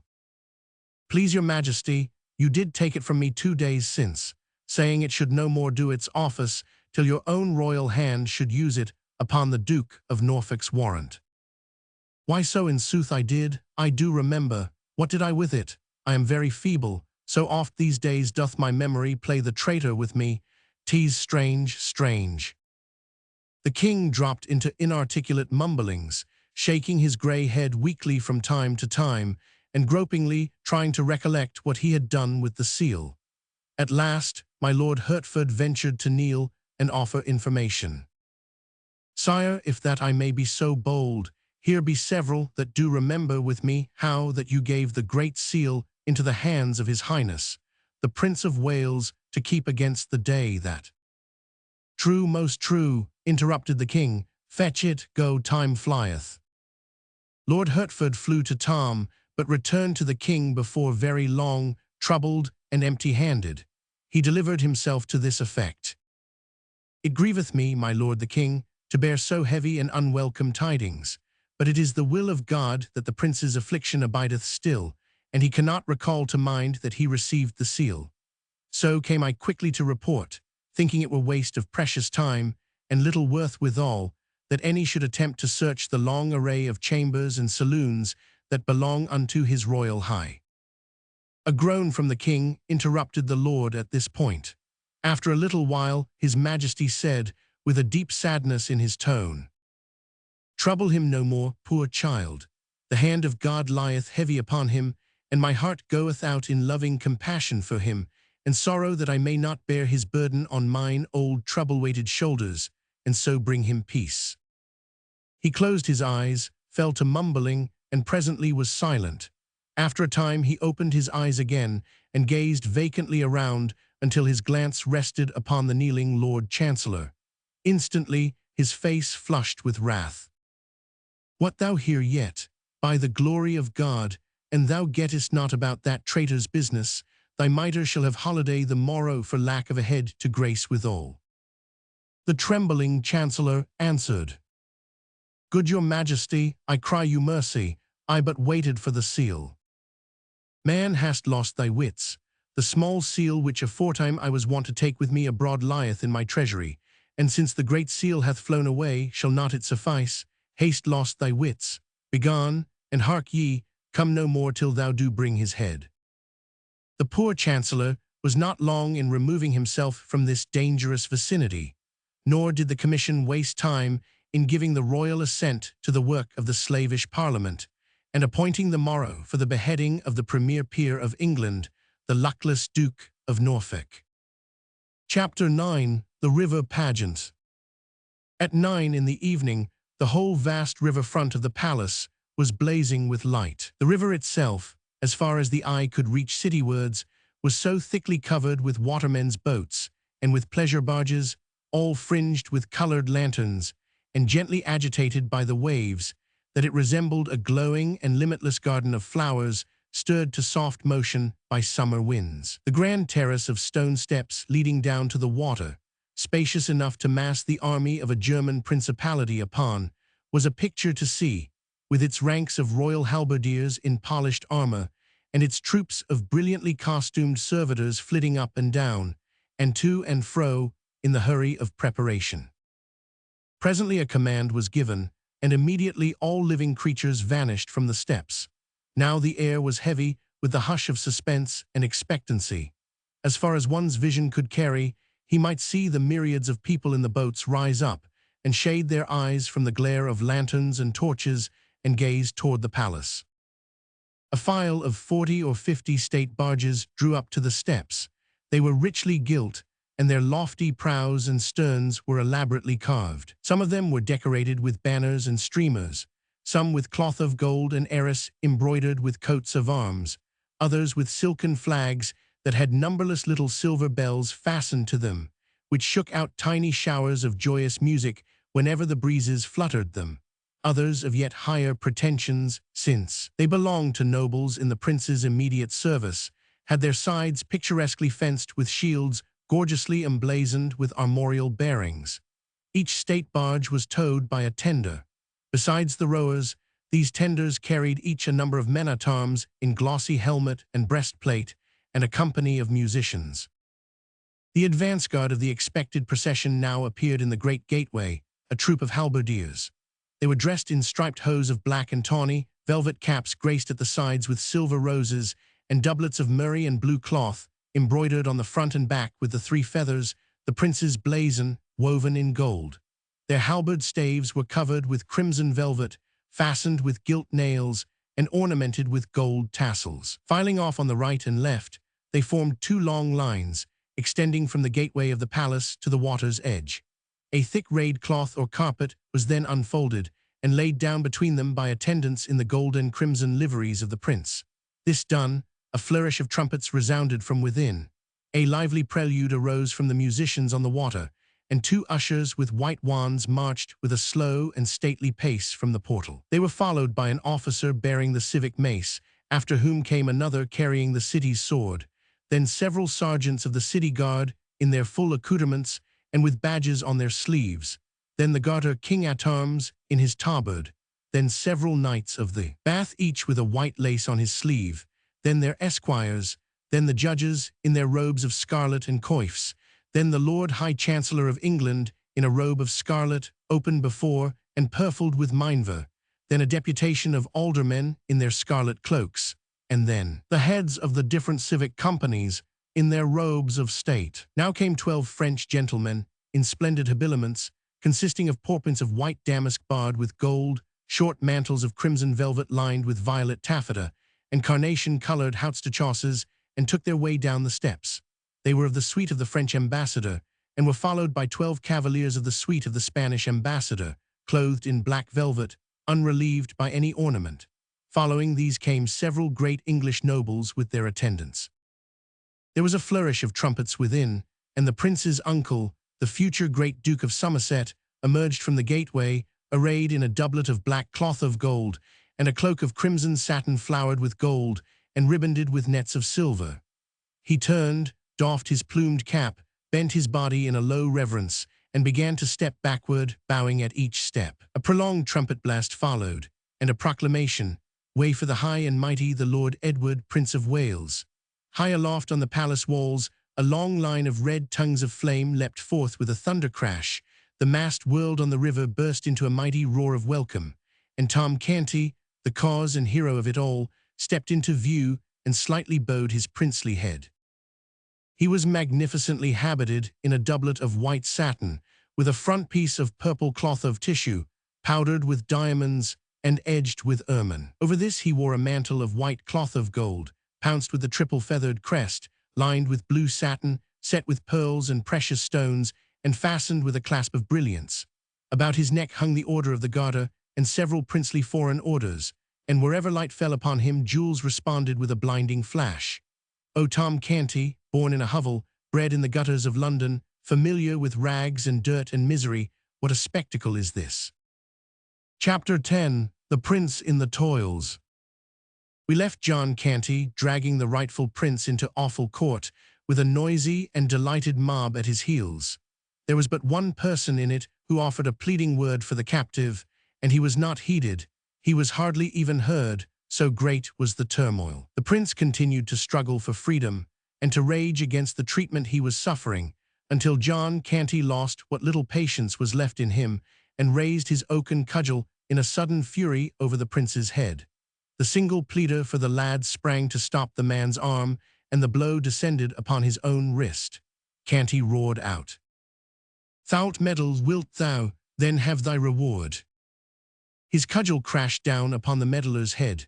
There was a groan, a dim form sank to the ground among the feet of the crowd, and the next moment it lay there in the dark alone.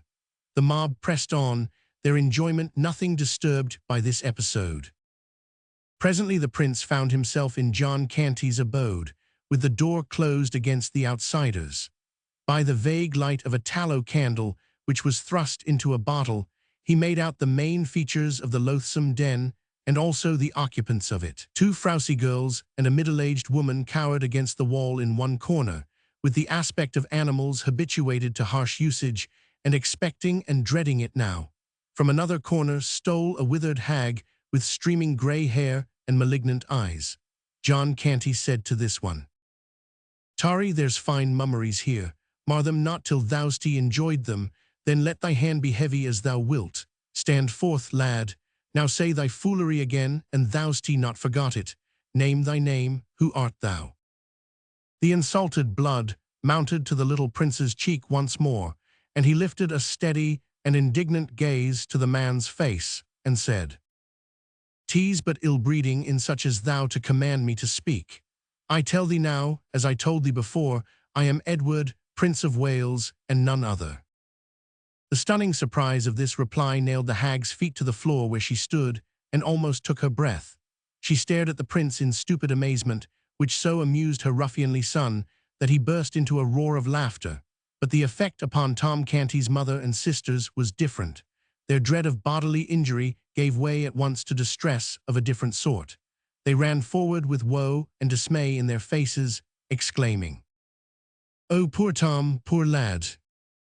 The mother fell on her knees before the prince, put her hands upon his shoulders, and gazed yearningly into his face through her rising tears. Then she said, "O my poor boy, thy foolish reading hath wrought its woeful work at last, and ta'en thy wit away. Ah, why didst thou cleave to it when I so warned thee gainst it? Thou'st broke thy mother's heart." The prince looked into her face, and said gently, "Thy son is well, and hath not lost his wits, good dame. Comfort thee, let me to the palace where he is, and straightway will the king my father restore him to thee." "The king thy father, O my child, unsay these words that be freighted with death for thee, and ruin for all that be near to thee. Shake of this gruesome dream, call back thy poor wandering memory. Look upon me, am not I thy mother that bore thee and loveth thee?" The prince shook his head, and reluctantly said, "God knoweth I am loth to grieve thy heart, but truly have I never looked upon thy face before." The woman sank back to a sitting posture on the floor, and covering her eyes with her hands, gave way to heartbroken sobs and wailings. "Let the show go on," shouted Canty. "What Nan, what bet, mannerless wenches, will ye stand in the prince's presence? Upon your knees, ye pauper scum, and do him reverence." He followed this with another horse laugh. The girls began to plead timidly for their brother, and Nan said, "An thou wilt but let him to bed, father, rest and sleep will heal his madness. Prithee do." "Do, father," said Bet. "He is more worn than is his wont. Tomorrow will he be himself again, and will beg with diligence, and come not empty home again." This remark sobered the father's joviality, and brought his mind to business. He turned angrily upon the prince, and said, "The morrow must we pay 2 pennies to him that owns this hole. 2 pennies, mark ye, all this money for a half-year's rent, else out of this we go. Show what thou'st gathered with thy lazy begging." The prince said, "Offend me not with thy sordid matters. I tell thee again, I am the king's son." A sounding blow upon the prince's shoulder from Canty's broad palm sent him staggering into goodwife Canty's arms, who clasped him to her breast, and sheltered him from a pelting rain of cuffs and slaps by interposing her own person. The frightened girls retreated to their corner, but the grandmother stepped eagerly forward to assist her son. The prince sprang away from Mrs. Canty, exclaiming, "Thou shalt not suffer for me, madam. Let these swine do their will upon me alone." This speech infuriated the swine to such a degree that they set about their work without waste of time. Between them, they belabored the boy right soundly, and then gave the girls and their mother a beating for showing sympathy for the victim. "Now," said Canty, "to bed all of ye. The entertainment has tired me." The light was put out, and the family retired.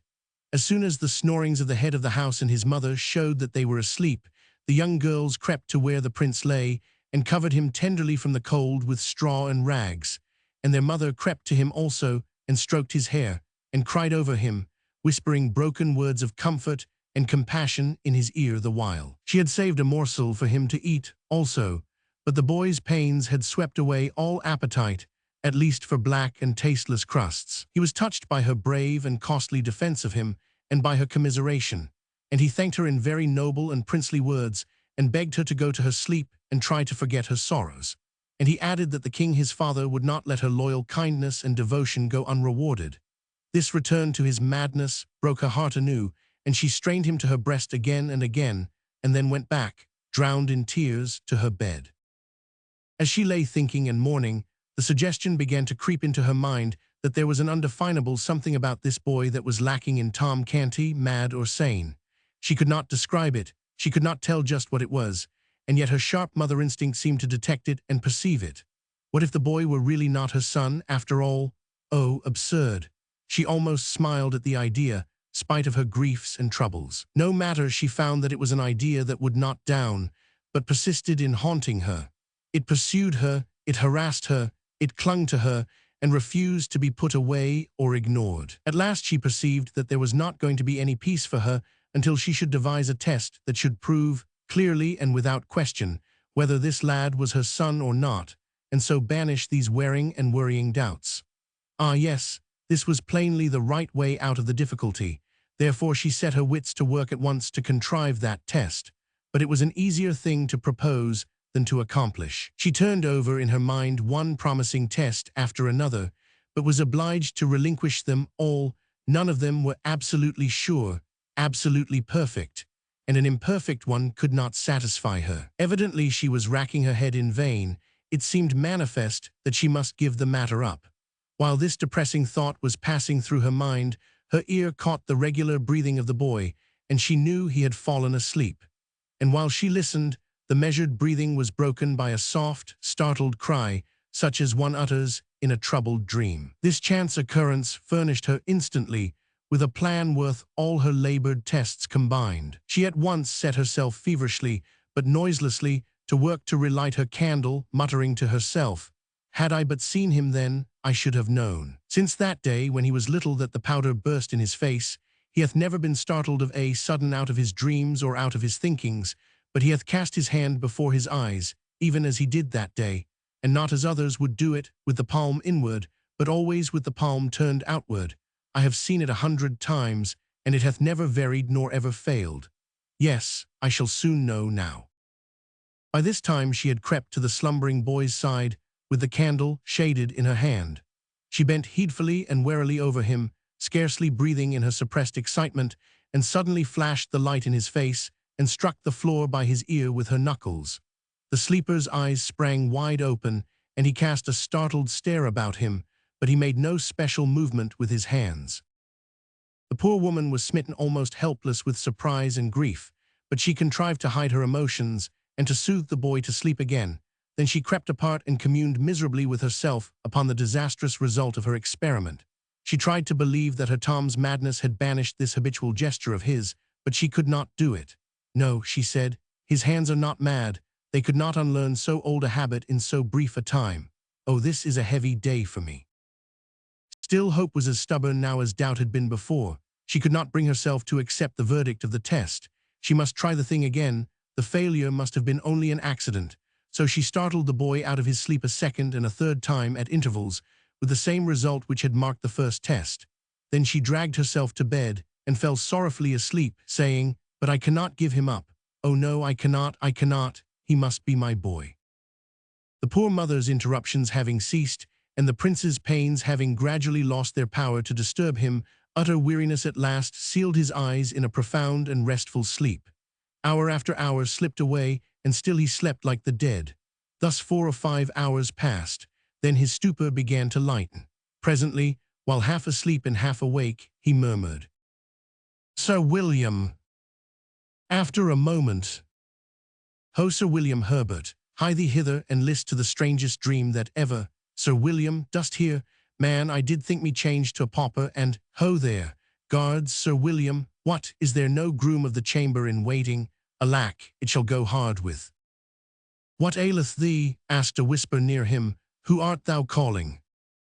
"Sir William Herbert, who art thou?" "I, who should I be but thy sister Nan? O Tom, I had forgot. Thou'rt mad yet, poor lad, thou'rt mad yet. Would I had never woke to know it again. But prithee master thy tongue, lest we be all beaten till we die." The startled prince sprang partly up, but a sharp reminder from his stiffened bruises brought him to himself, and he sank back among his foul straw with a moan and the ejaculation, "Alas, it was no dream then." In a moment all the heavy sorrow and misery which sleep had banished were upon him again, and he realized that he was no longer a petted prince in a palace, with the adoring eyes of a nation upon him, but a pauper, an outcast, clothed in rags, prisoner in a den fit only for beasts, and consorting with beggars and thieves. In the midst of his grief, he began to be conscious of hilarious noises and shoutings, apparently but a block or two away. The next moment, there were several sharp raps at the door. John Canty ceased from snoring and said, "Who knocketh? What wilt thou?" A voice answered, "Know'st thou who it was thou laid thy cudgel on?" "No, neither know I, nor care." "Belike thou'lt change thy note eftsoons, and thou would save thy neck. Nothing but flight may stead thee. The man is this moment delivering up the ghost. 'Tis the priest, Father Andrew." "God a mercy!" exclaimed Canty. He roused his family and hoarsely commanded, Up with ye all and fly, or bide where ye are and perish. Scarcely 5 minutes later, the Canty household were in the street and flying for their lives. John Canty held the prince by the wrist and hurried him along the dark way, giving him this caution in a low voice. Mind thy tongue, thou mad fool, and speak not our name. I will choose me a new name speedily to throw the law's dogs off the scent. Mind thy tongue, I tell thee. He growled these words to the rest of the family. If it so chance that we be separated, let each make for London Bridge. Whoso findeth himself as far as the last linen-draper's shop on the bridge, let him tarry there till the others be come, then will we flee into Southwark together. At this moment the party burst suddenly out of darkness into light, and not only into light, but into the midst of a multitude of singing, dancing, and shouting people massed together on the river frontage. There was a line of bonfires stretching as far as one could see, up and down the Thames. London Bridge was illuminated, Southwark Bridge likewise. The entire river was aglow with the flash and sheen of coloured lights, and constant explosions of fireworks filled the skies with an intricate commingling of shooting splendours and a thick rain of dazzling sparks that almost turned night into day. Everywhere were crowds of revellers. All London seemed to be at large. John Canty delivered himself of a furious curse and commanded a retreat, but it was too late. He and his tribe were swallowed up in that swarming hive of humanity and hopelessly separated from each other in an instant. We are not considering that the prince was one of his tribe. Canty still kept his grip upon him. The prince's heart was beating high with hopes of escape. Now, a burly waterman, considerably exalted with liquor, found himself rudely shoved by Canty in his efforts to plough through the crowd. He laid his great hand on Canty's shoulder and said, "Nay, whither so fast, friend? Dost canker thy soul with sordid business, when all that be leal men and true make holiday?" "Mine affairs are mine own, they concern thee not," answered Canty roughly. "Take away thy hand and let me pass." "Sith that is thy humour, thou'lt not pass, till thou'st drunk to the Prince of Wales, I tell thee that," said the waterman, barring the way resolutely. "Give me the cup, then, and make speed, make speed." Other revellers were interested by this time. They cried out, the loving cup, make the sour knave drink the loving cup, else will we feed him to the fishes." So a huge loving cup was brought. The waterman, grasping it by one of its handles, and with the other hand bearing up the end of an imaginary napkin, presented it in due and ancient form to Canty, who had to grasp the opposite handle with one of his hands and take off the lid with the other. According to ancient custom, this left the prince hand-free for a second, of course. He wasted no time, but dived among the forest of legs about him and disappeared. In another moment, he could not have been harder to find under that tossing sea of life, if its billows had been the Atlantic's and he a lost sixpence. He very soon realized this fact, and straightway busied himself about his own affairs without further thought of John Canty. He quickly realized another thing, too, to wit, that a spurious Prince of Wales was being feasted by the city in his stead. He easily concluded that the pauper lad, Tom Canty, had deliberately taken advantage of his stupendous opportunity and become a usurper. Therefore there was but one course to pursue: find his way to the Guildhall, make himself known, and denounce the impostor. He also made up his mind that Tom should be allowed a reasonable time for spiritual preparation, and then be hanged, drawn, and quartered, according to the law and usage of the day in cases of high treason. Chapter 11. At Guildhall. The royal barge, attended by its gorgeous fleet, took its stately way down the Thames through the wilderness of illuminated boats. The air was laden with music. The river banks were beruffled with joy flames. The distant city lay in a soft, luminous glow from its countless invisible bonfires. Above it rose many a slender spire into the sky, encrusted with sparkling lights, wherefore in their remoteness they seemed like jeweled lances thrust aloft. As the fleet swept along, it was greeted from the banks with a continuous hoarse roar of cheers and the ceaseless flash and boom of artillery. To Tom Canty, half buried in his silken cushions, these sounds and this spectacle were a wonder unspeakably sublime and astonishing. To his little friends at his side, the Princess Elizabeth and the Lady Jane Grey, they were nothing. Arrived at the Dowgate, the fleet was towed up the limpid Walbrook, whose channel has now been for 2 centuries buried out of sight under acres of buildings, to Bucklersbury, past houses, and under bridges populous with merrymakers and brilliantly lighted, and at last came to a halt in a basin where now is Barge Yard, in the centre of the ancient city of London. Tom disembarked, and he and his gallant procession crossed Cheapside and made a short march through the Old Jewry and Basinghall Street to the Guildhall.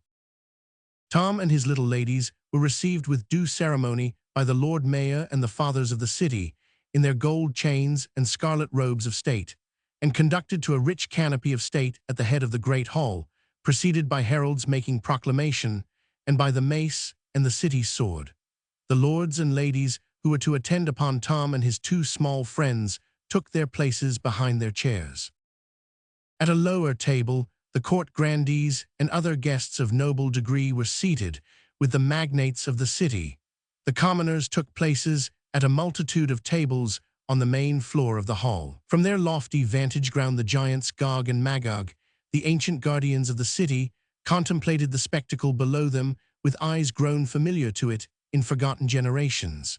There was a bugle blast and a proclamation, and a fat butler appeared in a high perch in the leftward wall, followed by his servitors bearing with impressive solemnity a royal baron of beef, smoking hot and ready for the knife.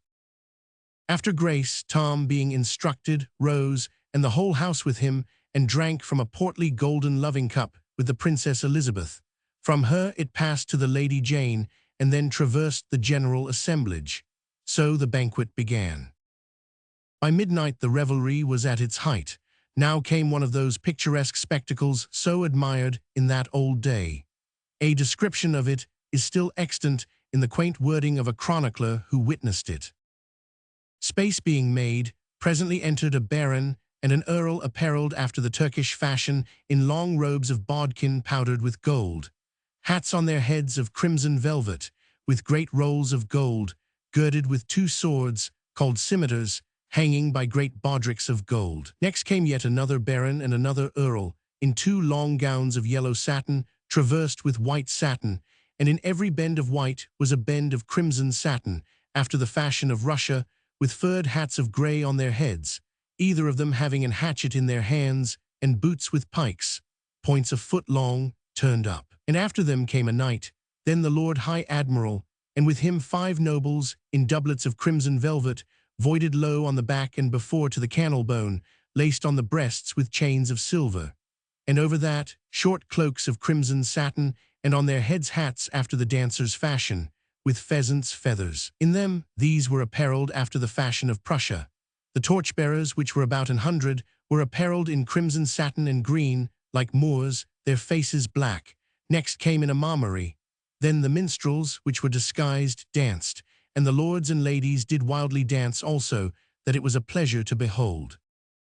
And while Tom, in his high seat, was gazing upon this wild dancing, lost in admiration of the dazzling commingling of kaleidoscopic colors, which the whirling turmoil of gaudy figures below him presented, the ragged but real little Prince of Wales was proclaiming his rights and his wrongs, denouncing the impostor, and clamoring for admission at the gates of Guildhall. The crowd enjoyed this episode prodigiously and pressed forward and craned their necks to see the small rioter. Presently they began to taunt him and mock at him, purposely to goad him into a higher and still more entertaining fury. Tears of mortification sprang to his eyes, but he stood his ground and defied the mob right royally. Other taunts followed, added mockings stung him, and he exclaimed, "I tell ye again, you pack of unmannerly curs, I am the Prince of Wales, and all forlorn and friendless as I be, with none to give me word of grace or help me in my need, yet will not I be driven from my ground, but will maintain it. Though thou be prince or no prince, 'tis all one, thou be'st a gallant lad, and not friendless neither. Here stand I by thy side to prove it, and mind I tell thee thou mightst have a worser friend than Miles Hendon, and yet not tire thy legs with seeking. Rest thy small jaw, my child, I talk the language of these base kennel rats like to a very native." The speaker was a sort of Don Caesar de Bazan in dress, aspect, and bearing.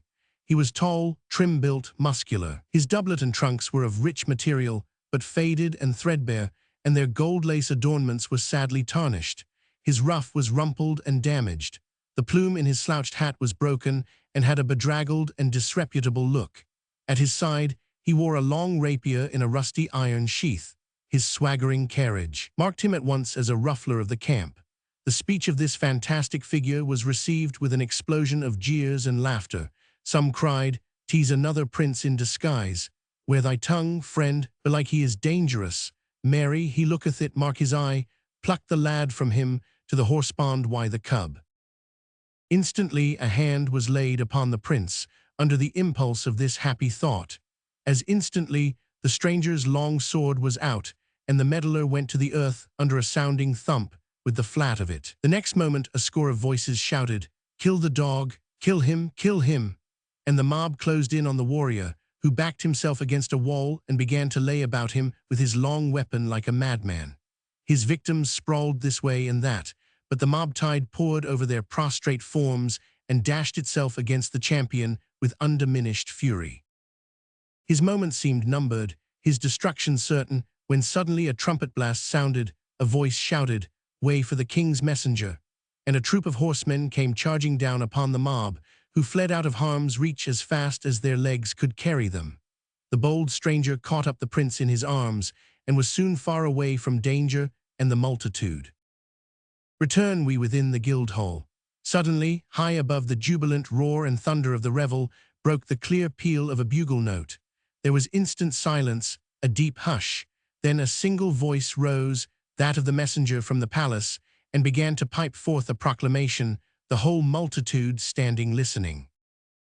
The closing words, solemnly pronounced, were, "The king is dead." The great assemblage bent their heads upon their breasts with one accord, remained so, in profound silence, a few moments, then all sank upon their knees in a body, stretched out their hands toward Tom, and a mighty shout burst forth that seemed to shake the building. "Long live the king!" Poor Tom's dazed eyes wandered abroad over this stupefying spectacle and finally rested dreamily upon the kneeling princesses beside him, a moment, then upon the Earl of Hertford. A sudden purpose dawned in his face. He said, in a low tone, at Lord Hertford's ear, "Answer me truly, on thy faith and honor. Uttered I here a command, the which none but a king might hold privilege and prerogative to utter. Would such commandment be obeyed, and none rise up to say me nay?" "None, my liege, in all these realms. In thy person bides the majesty of England. Thou art the king, thy word is law." Tom responded in a strong, earnest voice and with great animation. "Then shall the king's law be law of mercy from this day, and never more be law of blood. Up from thy knees and away to the Tower, and say the king decrees the Duke of Norfolk shall not die." The words were caught up and carried eagerly from lip to lip far and wide over the hall, and as Hertford hurried from the presence, another prodigious shout burst forth. "The reign of blood is ended. Long live Edward, King of England." Chapter 12. The Prince and His Deliverer. As soon as Miles Hendon and the little prince were clear of the mob, they struck down through back lanes and alleys toward the river. Their way was unobstructed until they approached London Bridge. Then they ploughed into the multitude again, Hendon keeping a fast grip upon the prince's, no, the king's wrist. The tremendous news was already abroad, and the boy learned it from 1,000 voices at once. The king is dead. The tidings struck a chill to the heart of the poor little waif and sent a shudder through his frame. He realized the greatness of his loss and was filled with a bitter grief, for the grim tyrant who had been such a terror to others had always been gentle with him. The tears sprang to his eyes and blurred all objects. For an instant he felt himself the most forlorn, outcast, and forsaken of God's creatures. Then another cry shook the night with its far-reaching thunders, "Long live King Edward VI," and this made his eyes kindle and thrilled him with pride to his fingers' ends. "Ah," he thought, "how grand and strange it seems, I am king." Our friends threaded their way slowly through the throngs upon the bridge. This structure, which had stood for 600 years and had been a noisy and populous thoroughfare all that time, was a curious affair, for a closely packed rank of stores and shops, with family quarters overhead, stretched along both sides of it, from one bank of the river to the other. The bridge was a sort of town to itself. It had its inn, its beer houses, its bakeries, its haberdasheries, its food markets, its manufacturing industries, and even its church. It looked upon the two neighbours which it linked together, London and Southwark, as being well enough as suburbs, but not otherwise particularly important. It was a close corporation, so to speak. It was a narrow town, of a single street a fifth of a mile long.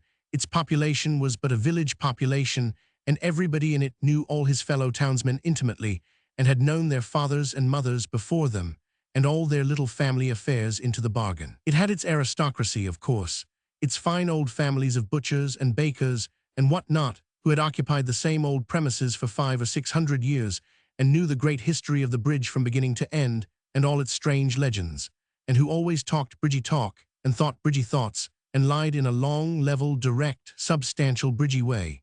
It was just the sort of population to be narrow and ignorant and self-conceited. Children were born on the bridge, were reared there, grew to old age, and finally died without ever having set a foot upon any part of the world, but London Bridge alone. Such people would naturally imagine that the mighty and interminable procession which moved through its street night and day, with its confused roar of shouts and cries, its neighings and bellowing and bleatings, and its muffled thunder tramp, was the one great thing in this world, and themselves somehow the proprietors of it.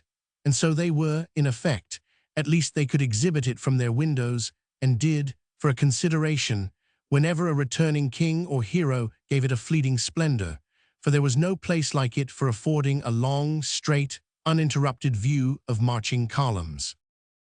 Men born and reared upon the bridge found life unendurably dull and inane elsewhere. History tells of one of these who left the bridge at the age of 71 and retired to the country. But he could only fret and toss in his bed. He could not go to sleep. The deep stillness was so painful, so awful, so oppressive. When he was worn out with it, at last, he fled back to his old home, a lean and haggard spectre, and fell peacefully to rest and pleasant dreams under the lulling music of the lashing waters and the boom and crash and thunder of London Bridge. In the times of which we are writing, the bridge furnished object lessons in English history for its children, namely, the livid and decaying heads of renowned men impaled upon iron spikes atop of its gateways. But we digress. Hendon's lodgings were in the little inn on the bridge. As he neared the door with his small friend, a rough voice said, "So thou'rt come at last, thou'lt not escape again, I warrant thee, and if pounding thy bones to a pudding can teach thee somewhat, thou'lt not keep us waiting another time, mayhap," and John Canty put out his hand to seize the boy. Miles Hendon stepped in the way and said, "Not too fast, friend, thou art needlessly rough, methinks. What is the lad to thee? If it be any business of thine to make and meddle in others' affairs, he is my son." "'Tis a lie," cried the little king hotly. "Boldly said, and I believe thee, whether thy small headpiece be sound or cracked, my boy. But whether this scurvy ruffian be thy father or no, 'tis all one. He shall not have thee to beat thee and abuse, according to his threat, so thou prefer to bide with me." I do, I know him not, I loathe him, and will die before I will go with him." "Then 'tis settled, and there is not more to say." "We will see as to that," exclaimed John Canty, striding past Hendon to get at the boy. "By force shall he." "If thou do but touch him, thou animated offal, I will spit thee like a goose," said Hendon, barring the way and laying his hand upon his sword hilt. Canty drew back. "Now mark ye," continued Hendon, "I took this lad under my protection when a mob of such as thou would have mishandled him, mayhap killed him. Dost imagine I will desert him now to worser fate? For whether thou art his father or no, and sooth to say, I think it is a lie, a decent swift death were better for such a lad than life in such brute hands as thine. So go thy ways, and set quick about it, for I like not much bandying of words, being not over-patient in my nature." John Canty moved off, muttering threats and curses, and was swallowed from sight in the crowd. Hendon ascended 3 flights of stairs to his room, with his charge, after ordering a meal to be sent thither. It was a poor apartment, with a shabby bed and some odds and ends of old furniture in it, and was vaguely lighted by a couple of sickly candles. The little king dragged himself to the bed and lay down upon it, almost exhausted with hunger and fatigue. He had been on his feet a good part of a day and a night, for it was now 2 or 3 o'clock in the morning, and had eaten nothing meantime. He murmured drowsily, "Prithee call me when the table is spread," and sank into a deep sleep immediately. A smile twinkled in Hendon's eye, and he said to himself, "By the mass, the little beggar takes to one's quarters and usurps one's bed with as natural and easy a grace as if he owned them, with never a by your leave or so please it you, or anything of the sort." In his diseased ravings he called himself the Prince of Wales, and bravely doth he keep up the character. Poor little friendless rat, doubtless his mind has been disordered with ill usage. Well, I will be his friend. I have saved him, and it draweth me strongly to him. Already I love the bold-tongued little rascal. How soldier-like he faced the smutty rabble, and flung back his high defiance. And what a comely, sweet, and gentle face he hath, now that sleep hath conjured away its troubles and its griefs. I will teach him, I will cure his malady, yea, I will be his elder brother, and care for him and watch over him, and whoso would shame him or do him hurt may order his shroud, for though I be burnt for it, he shall need it. He bent over the boy and contemplated him with kind and pitying interest, tapping the young cheek tenderly and smoothing back the tangled curls with his great brown hand. A slight shiver passed over the boy's form. Hendon muttered, "See now how like a man it was to let him lie here uncovered and fill his body with deadly rheums. Now what shall I do? 'Twill wake him to take him up and put him within the bed, and he sorely needeth sleep." He looked about for extra covering, but finding none, doffed his doublet and wrapped the lad in it, saying, "I am used to nipping air and scant apparel, 'tis little I shall mind the cold." Then walked up and down the room to keep his blood in motion, soliloquizing as before. His injured mind persuades him he is Prince of Wales. 'Twill be odd to have a Prince of Wales still with us, now that he that was the prince is prince no more, but king, for this poor mind is set upon the one fantasy, and will not reason out that now it should cast by the prince and call itself the king. If my father lives still, after these 7 years that I have heard naught from home in my foreign dungeon, he will welcome the poor lad and give him generous shelter for my sake. So will my good elder brother, Arthur, my other brother, Hugh, but I will crack his crown and he interfere, the fox-hearted, ill-conditioned animal. Yes, thither will we fare, and straightway too. A servant entered with a smoking meal, disposed it upon a small deal table, placed the chairs, and took his departure, leaving such cheap lodgers as these to wait upon themselves. The door slammed after him, and the noise woke the boy, who sprang to a sitting posture and shot a glad glance about him. Then a grieved look came into his face, and he murmured to himself with a deep sigh, "Alack, it was but a dream, woe is me." Next he noticed Miles Hendon's doublet, glanced from that to Hendon, comprehended the sacrifice that had been made for him, and said gently, "Thou art good to me, yes, thou art very good to me. Take it and put it on, I shall not need it more." Then he got up and walked to the washstand in the corner and stood there, waiting. Hendon said in a cheery voice, "We'll have a right hearty sup and bite now, for everything is savory and smoking hot, and that and thy nap together will make thee a little man again, never fear." The boy made no answer, but bent a steady look that was filled with grave surprise and also somewhat touched with impatience upon the tall knight of the sword. Hendon was puzzled and said, "What's amiss?" "Good sir, I would wash me." "Oh, is that all? Ask no permission of Miles Hendon for aught thou cravest. Make thyself perfectly free here, and welcome, with all that are his belongings." Still the boy stood, and moved not, more he tapped the floor once or twice with his small impatient foot. Hendon was wholly perplexed. Said he, "Bless us, what is it?" "Prithee pour the water, and make not so many words."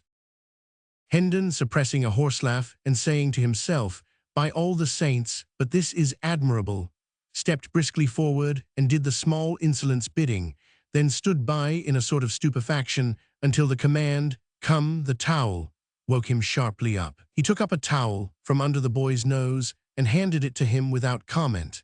He now proceeded to comfort his own face with a wash, and while he was at it, his adopted child seated himself at the table and prepared to fall too. Hendon dispatched his ablutions with alacrity, then drew back the other chair and was about to place himself at table, when the boy said, indignantly, "Forbear, wouldst sit in the presence of the king?" This blow staggered Hendon to his foundations. He muttered to himself, "Lo, the poor thing's madness is up with the time. It hath changed with the great change that is come to the realm, and now in fancy is he king. Good lack, I must humour the conceit too. There is no other way, faith, he would order me to the Tower else." And pleased with this jest, he removed the chair from the table, took his stand behind the king, and proceeded to wait upon him in the courtliest way he was capable of. While the king ate, the rigour of his royal dignity relaxed a little, and with his growing contentment came a desire to talk.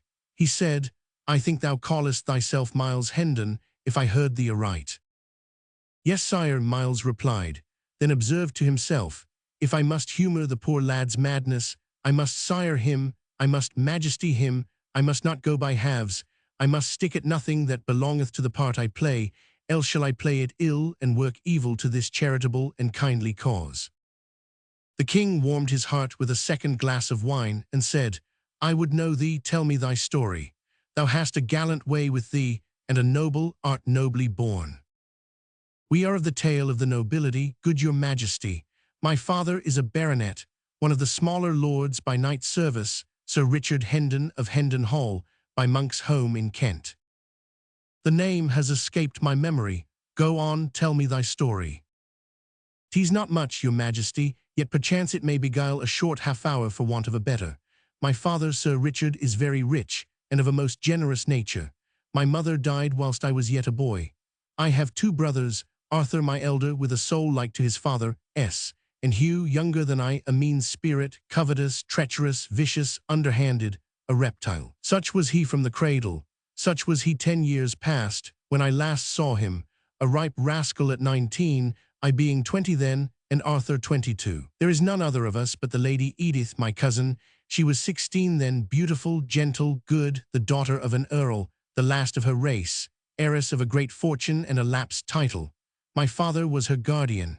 I loved her and she loved me, but she was betrothed to Arthur from the cradle, and Sir Richard would not suffer the contract to be broken. Arthur loved another maid, and bade us be of good cheer and hold fast to the hope that delay and luck together would some day give success to our several causes. Hugh loved the Lady Edith's fortune, though in truth he said it was herself he loved, but then 'twas his way alway to say the one thing and mean the other. But he lost his arts upon the girl. He could deceive my father, but none else. My father loved him best of us all, and trusted and believed him, for he was the youngest child, and others hated him, these qualities being in all ages sufficient to win a parent's dearest love. And he had a smooth, persuasive tongue, with an admirable gift of lying, and these be qualities which do mightily assist a blind affection to cousin itself. I was wild. In troth, I might go yet farther and say very wild, though 'twas a wildness of an innocent sort, since it hurt none but me, brought shame to none, nor loss, nor had in it any taint of crime or baseness, or what might not beseem mine honourable degree. Yet did my brother Hugh turn these faults to good account, he seeing that our brother Arthur's health was but indifferent, and hoping the worst might work him profit were I swept out of the path, so, but 'twere a long tale, good my liege, and little worth the telling. Briefly then, this brother did deftly magnify my faults, and make them crimes, ending his base work with finding a silken ladder in mine apartments, conveyed thither by his own means, and did convince my father by this, and suborned evidence of servants and other lying knaves, that I was minded to carry off my Edith and marry with her in rank defiance of his will. 3 years of banishment from home and England might make a soldier and a man of me, my father said, and teach me some degree of wisdom. I fought out my long probation in the Continental Wars, tasting sumptuously of hard knocks, privation, and adventure. But in my last battle I was taken captive, and during the 7 years that have waxed and waned since then, a foreign dungeon hath harboured me. Through wit and courage I won to the free air at last, and fled hither straight, and am but just arrived, right poor in purse and raiment, and poorer still in knowledge of what these dull 7 years have wrought at Hendon Hall, its people and belongings. So please you, sir, my meagre tale is told. Thou hast been shamefully abused, said the little king with a flashing eye, but I will right thee, by the cross will I, the king hath said it. Then, fired by the story of Miles's wrongs, he loosed his tongue and poured the history of his own recent misfortunes into the ears of his astonished listener. When he had finished, Miles said to himself, Lo, what an imagination he hath! Verily, this is no common mind, else, crazed or sane, it could not weave so straight and gaudy a tale as this out of the airy nothings wherewith it hath wrought this curious ramont. Poor ruined little head, it shall not lack friend or shelter whilst I bide with the living. He shall never leave my side, he shall be my pet, my little comrade, and he shall be cured. I made whole and sound, then will he make himself a name, and proud shall I be to say, yes, he is mine, I took him, a homeless little ragamuffin, but I saw what was in him, and I said his name would be heard some day. Behold him, observe him, was I right? The king spoke in a thoughtful, measured voice. Thou didst save me injury and shame, perchance my life, and so my crown. Such service demandeth rich reward. Name thy desire, and so it be within the compass of my royal power, it is thine. This fantastic suggestion startled Hendon out of his reverie. He was about to thank the king and put the matter aside with saying he had only done his duty and desired no reward, but a wiser thought came into his head, and he asked leave to be silent a few moments and consider the gracious offer, an idea which the king gravely approved, remarking that it was best to be not too hasty with a thing of such great import. Miles reflected during some moments, then said to himself, yes, that is the thing to do, by any other means it were impossible to get at it, and certes, this hour's experience has taught me 'twould be most wearing and inconvenient to continue it as it is. Yes, I will propose it. 'Twas a happy accident that I did not throw the chance away. Then he dropped upon one knee and said, My poor service went not beyond the limit of a subject's simple duty, and therefore hath no merit. But since your majesty is pleased to hold it worthy some reward, I take heart of grace to make petition to this effect. Near 400 years ago, as your grace knoweth, there being ill blood betwixt John, King of England, and the King of France, it was decreed that two champions should fight together in the lists, and so settle the dispute by what is called the arbitrament of God. These two kings, and the Spanish king, being assembled to witness and judge the conflict, the French champion appeared, but so redoubtable was he that our English knights refused to measure weapons with him. So the matter, which was a weighty one, was like to go against the English monarch by default. Now in the Tower lay the Lord de Courcy, the mightiest arm in England, stripped of his honours and possessions, and wasting with long captivity. Appeal was made to him. He gave assent, and came forth arrayed for battle. But no sooner did the Frenchman glimpse his huge frame and hear his famous name, but he fled away, and the French king's cause was lost. King John restored de Courcy's titles and possessions, and said, Name thy wish, and thou shalt have it, though it cost me half my kingdom. Whereat de Courcy, kneeling, as I do now, made answer, This, then, I ask, my liege, that I and my successors may have, and hold the privilege of remaining covered in the presence of the kings of England, henceforth while the throne shall last. The boon was granted, as your majesty knoweth, and there hath been no time, these 400 years, that that line has failed of an heir. And so, even unto this day, the head of that ancient house still weareth his hat or helm before the king's majesty, without let or hindrance. And this none other may do. Invoking this precedent in aid of my prayer, I beseech the king to grant to me but this one grace and privilege, to my more than sufficient reward, and none other, to wit, that I and my heirs, for ever, may sit in the presence of the majesty of England. Rise, Sir Miles Hendon, knight, said the king, gravely, giving the accolade with Hendon's sword, rise and seat thyself. Thy petition is granted. Whilst England remains, and the crown continues, the privilege shall not lapse. His majesty walked apart, musing, and Hendon dropped into a chair at table, observing to himself, 'Twas a brave thought, and hath wrought me a mighty deliverance. My legs are grievously wearied, and I had not thought of that. I must have had to stand for weeks, till my poor lad's wits are cured. After a little he went on, and so I am become a knight of the kingdom of dreams and shadows. A most odd and strange position, truly, for one so matter-of-fact as I will not laugh. No, God forbid, for this thing which is so substanceless to me is real to him. And to me also in one way it is not a falsity, for it reflects with truth the sweet and generous spirit that is in him. After a pause, what if he should call me by my fine title before folk? There'd be a merry contrast betwixt my glory and my raiment. But no matter, let him call me what he will, so it please him, I shall be content. Chapter 13. The Disappearance of the Prince. A heavy drowsiness presently fell upon the two comrades. The king said, "Remove these rags," meaning his clothing. Hendon disapparelled the boy without dissent or remark, tucked him up in bed, then glanced about the room, saying to himself ruefully, "He hath taken my bed again, as before. Mary, what shall I do?" The little king observed his perplexity and dissipated it with a word. He said sleepily, "Thou wilt sleep athwart the door and guard it." In a moment more he was out of his troubles, in a deep slumber. "Dear heart, he should have been born a king," muttered Hendon admiringly. "He playeth the part to a marvel." Then he stretched himself across the door, on the floor, saying contentedly, "I have lodged worse for 7 years. 'Twould be but ill gratitude to him above to find fault with this." He dropped asleep as the dawn appeared. Toward noon he rose, uncovered his unconscious ward, a section at a time, and took his measure with a string. The king awoke, just as he had completed his work, complained of the cold, and asked what he was doing. "'Tis done now, my liege," said Hendon. "I have a bit of business outside, but will presently return. Sleep thou again, thou needest it. There, let me cover thy head also, thou'lt be warm the sooner." The king was back in dreamland before this speech was ended.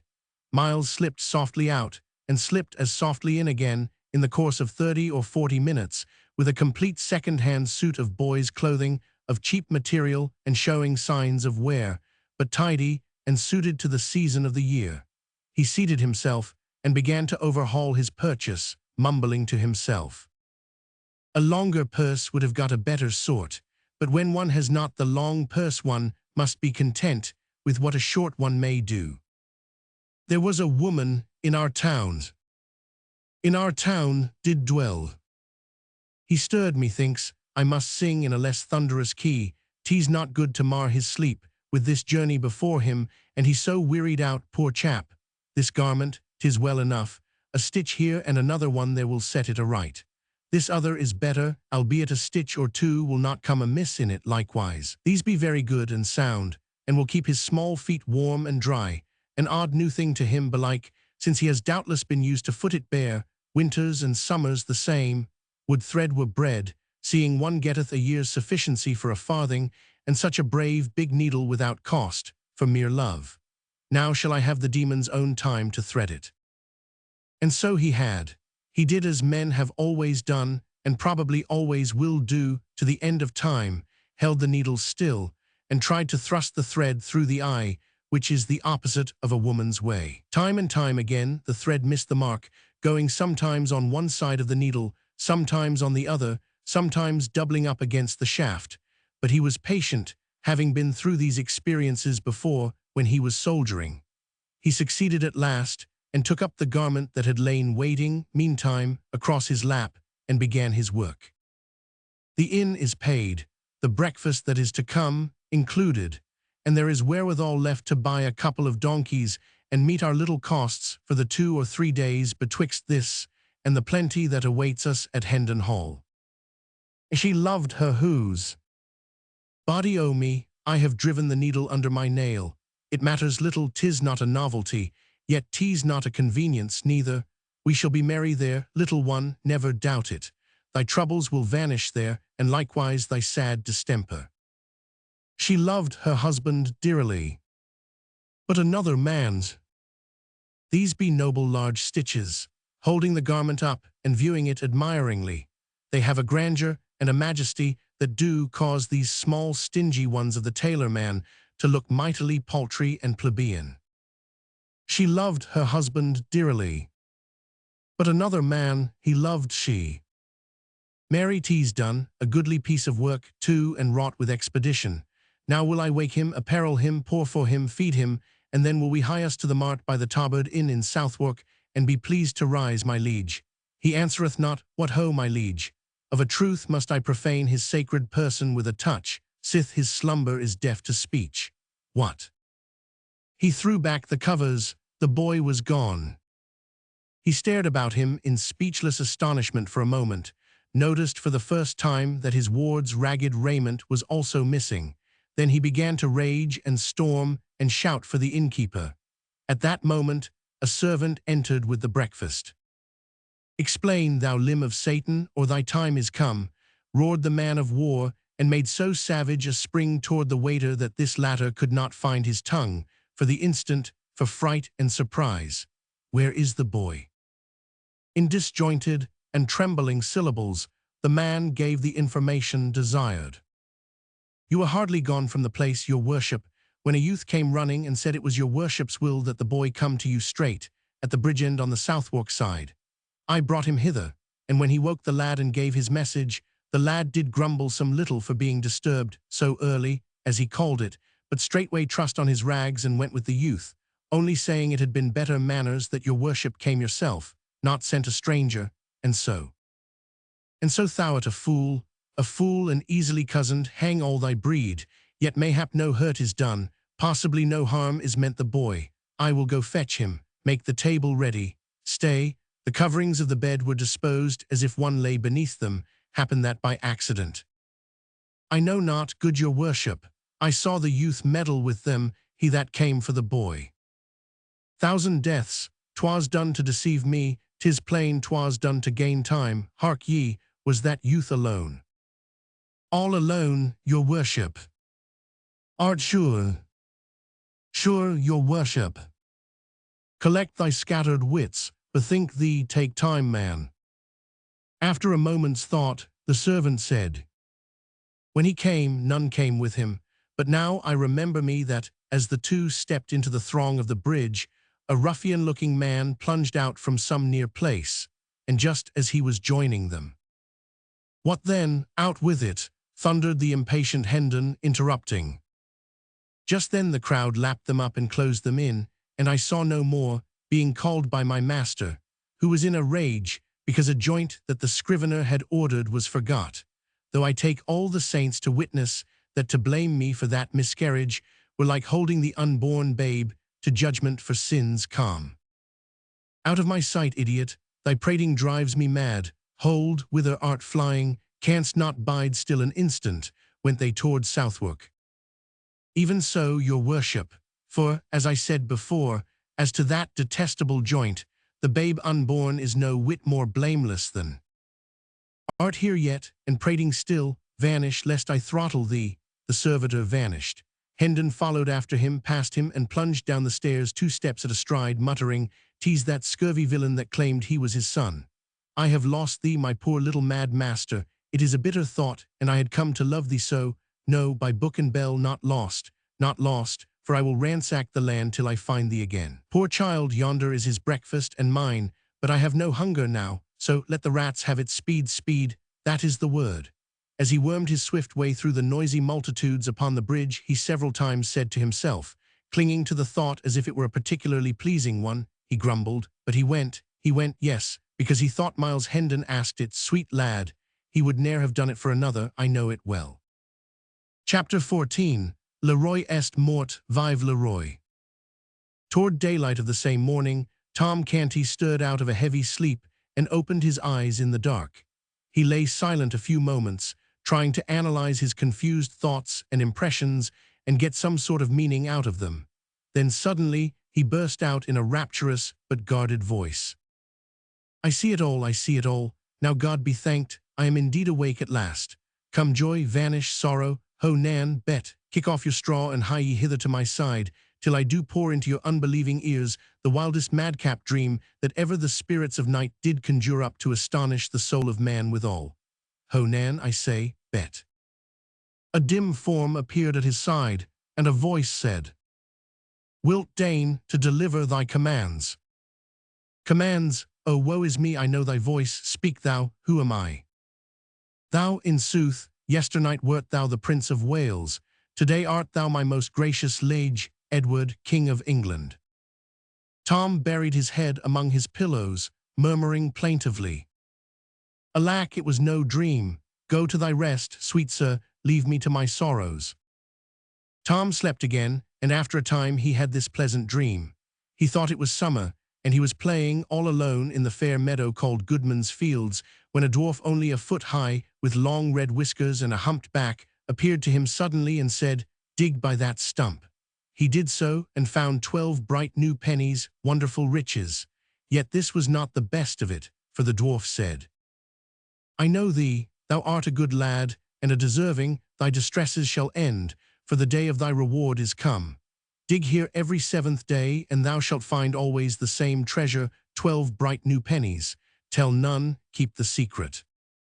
Then the dwarf vanished, and Tom flew to Awful Court with his prize, saying to himself, "Every night will I give my father a penny, he will think I begged it, it will glad his heart, and I shall no more be beaten. 1 penny every week the good priest that teacheth me shall have, Mother Nan, and bet the other 4. We be done with hunger and rags, now done with fears and frets and savage usage." In his dream, he reached his sordid home all out of breath, but with eyes dancing with grateful enthusiasm, cast 4 of his pennies into his mother's lap, and cried out, "They are for thee, all of them, every one, for thee and Nan and Bet, and honestly come by, not begged nor stolen."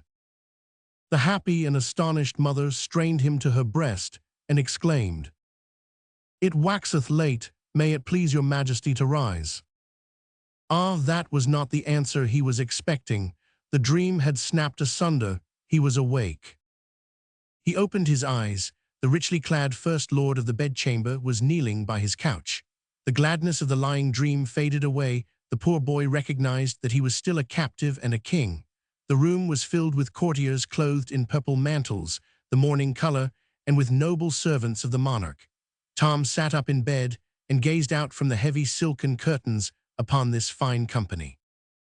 The weighty business of dressing began, and one courtier after another knelt and paid his court, and offered to the little king his condolences upon his heavy loss, whilst the dressing proceeded. In the beginning, a shirt was taken up by the chief equerry in waiting, who passed it to the First Lord of the Buckhounds, who passed it to the second gentleman of the bedchamber, who passed it to the head ranger of Windsor Forest, who passed it to the third groom of the stole, who passed it to the Chancellor Royal of the Duchy of Lancaster, who passed it to the Master of the Wardrobe, who passed it to King at Arms, who passed it to the Constable of the Tower, who passed it to the Chief Steward of the Household, who passed it to the Hereditary Grand Diaperer, who passed it to the Lord High Admiral of England, who passed it to the Archbishop of Canterbury, who passed it to the First Lord of the Bedchamber, who took what was left of it and put it on Tom.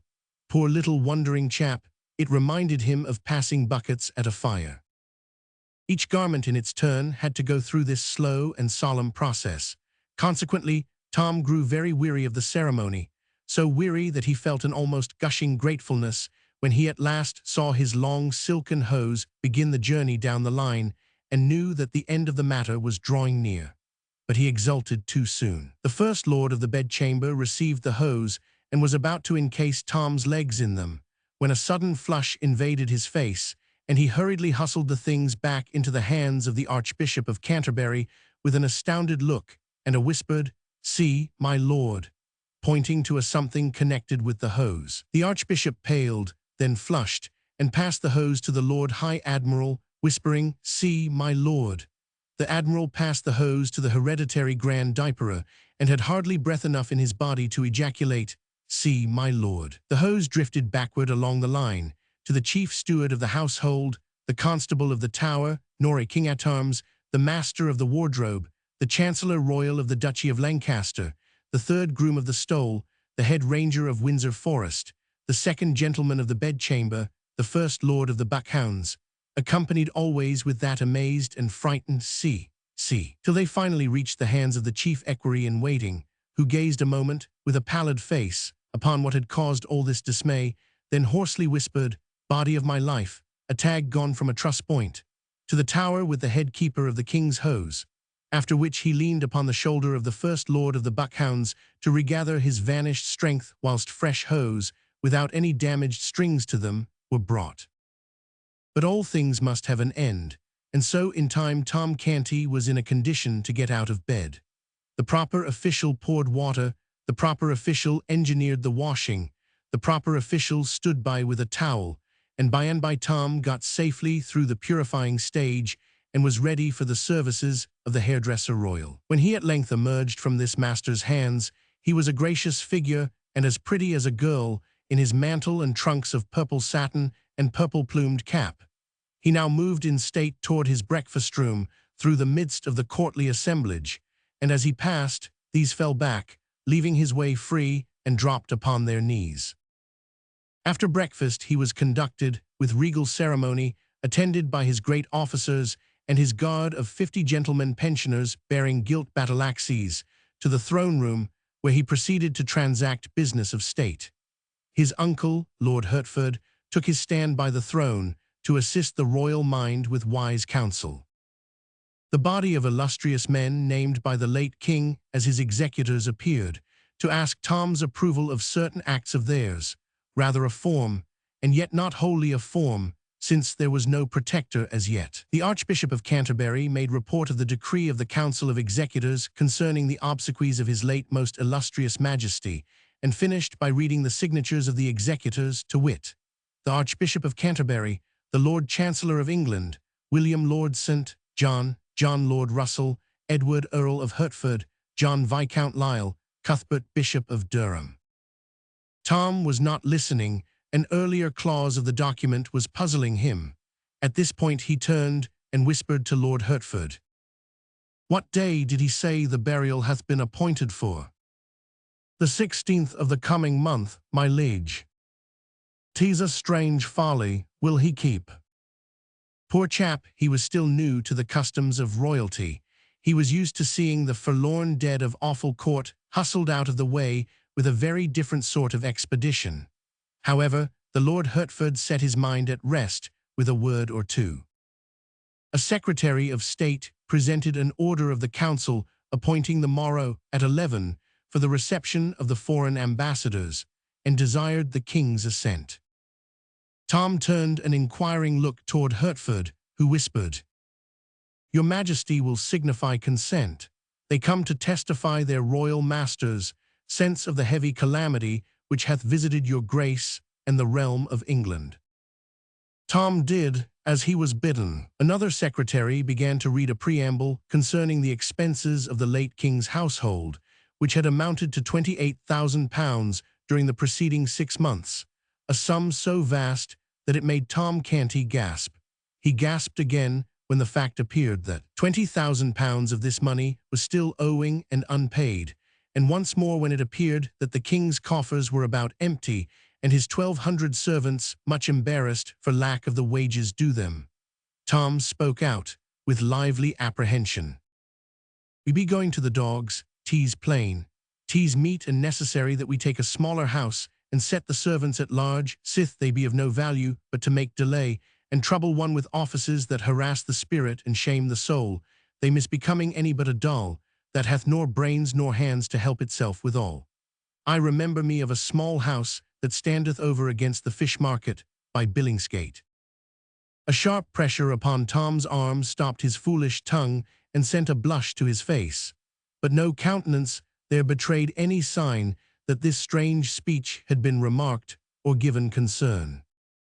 A secretary made report that forasmuch as the late king had provided in his will for conferring the ducal degree upon the Earl of Hertford, and raising his brother, Sir Thomas Seymour, to the peerage, and likewise Hertford's son to an earldom, together with similar aggrandizements to other great servants of the crown, the council had resolved to hold a sitting on the 16th of February for the delivering and confirming of these honors, and that meantime, the late king not having granted, in writing, estates suitable to the support of these dignities, the council, knowing his private wishes in that regard, had thought proper to grant to Seymour £500 lands, and to Hertford's son £800 lands, and pound of the next bishop's lands which should fall vacant, his present majesty being willing.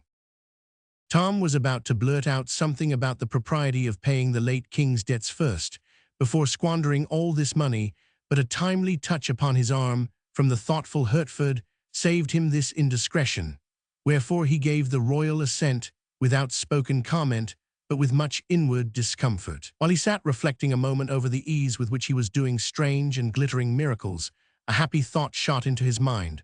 Why not make his mother Duchess of Awful Court and give her an estate? But a sorrowful thought swept it instantly away. He was only a king in name. These grave veterans and great nobles were his masters. To them, his mother was only the creature of a diseased mind. They would simply listen to his project with unbelieving ears, then send for the doctor. The dull work went tediously on. Petitions were read, and proclamations, patents, and all manner of wordy, repetitious, and wearisome papers relating to the public business. And at last Tom sighed pathetically and murmured to himself, "In what have I offended, that the good God should take me away from the fields and the free air and the sunshine, to shut me up here and make me a king and afflict me so?" Then his poor muddled head nodded a while and presently drooped to his shoulder, and the business of the empire came to a standstill for want of that august factor, the ratifying power. Silence ensued around the slumbering child, and the sages of the realm ceased from their deliberations. During the forenoon, Tom had an enjoyable hour, by permission of his keepers, Hertford and St. John, with the Lady Elizabeth and the little Lady Jane Grey, though the spirits of the princesses were rather subdued by the mighty stroke that had fallen upon the royal house. And at the end of the visit, his elder sister, afterwards the Bloody Mary of history, chilled him with a solemn interview which had but one merit in his eyes, its brevity. He had a few moments to himself, and then a slim lad of about 12 years of age was admitted to his presence, whose clothing, except his snowy ruff and the laces about his wrists, was of black, doublet, hose, and all. He bore no badge of mourning but a knot of purple ribbon on his shoulder. He advanced hesitatingly, with head bowed and bare, and dropped upon one knee in front of Tom. Tom sat still and contemplated him soberly a moment. Then he said, "Rise, lad, who art thou? What wouldst have?" The boy rose and stood at graceful ease, but with an aspect of concern in his face. He said, "Of a surety thou must remember me, my lord. I am thy whipping boy." "My whipping boy?" "The same, your grace. I am Humphrey Marlowe." Tom perceived that here was someone whom his keepers ought to have posted him about. The situation was delicate. What should he do? Pretend he knew this lad, and then betray by his every utterance that he had never heard of him before? No, that would not do. An idea came to his relief. Accidents like this might be likely to happen with some frequency, now that business urgencies would often call Hertford and St. John from his side, they being members of the Council of Executors. Therefore, perhaps it would be well to strike out a plan himself to meet the requirements of such emergencies. Yes, that would be a wise course. He would practice on this boy and see what sort of success he might achieve. So he stroked his brow perplexedly a moment or two, and presently said, "Now I seem to remember thee somewhat, but my wit is clogged and dim with suffering." "Alack, my poor master," ejaculated the whipping boy with feeling, adding to himself, "In truth, 'tis as they said, his mind is gone, alas, poor soul. But misfortune catch me, how am I forgetting? They said one must not seem to observe that aught is wrong with him." "'Tis strange how my memory doth wanton with me these days," said Tom, "but mind it not, I mend apace. A little clue doth often serve to bring me back again the things and names which had escaped me, and not they only forsooth, but e'en such as I ne'er heard before, as this lad shall see. Give thy business speech." "'Tis matter of small weight, my liege, yet will I touch upon it, and it please your grace. 2 days gone by, when your majesty faltered thrice in your Greek, in the morning lessons, dost remember it?" "Why, yes, methinks I do. It is not much of a lie, and I had meddled with the Greek at all. I had not faltered simply thrice, but 40 times. Yes, I do recall it. Now go on." "The master, being wroth with what he termed such slovenly and doltish work, did promise that he would soundly whip me for it, and—" "Whip thee," said Tom, astonished out of his presence of mind. "Why should he whip thee for faults of mine?" "Ah, your grace forgetteth again. He always scourgeth me when thou dost fail in thy lessons. True, true, I had forgot. Thou teachest me in private.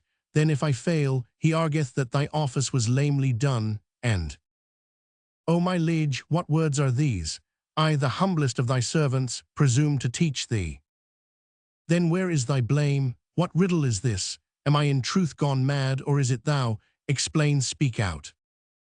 But good your majesty, there's naught that needeth simplifying. None may visit the sacred person of the Prince of Wales with blows, wherefore when he faulteth, 'tis I that take them, and meet it is and right, for that it is mine office and my livelihood.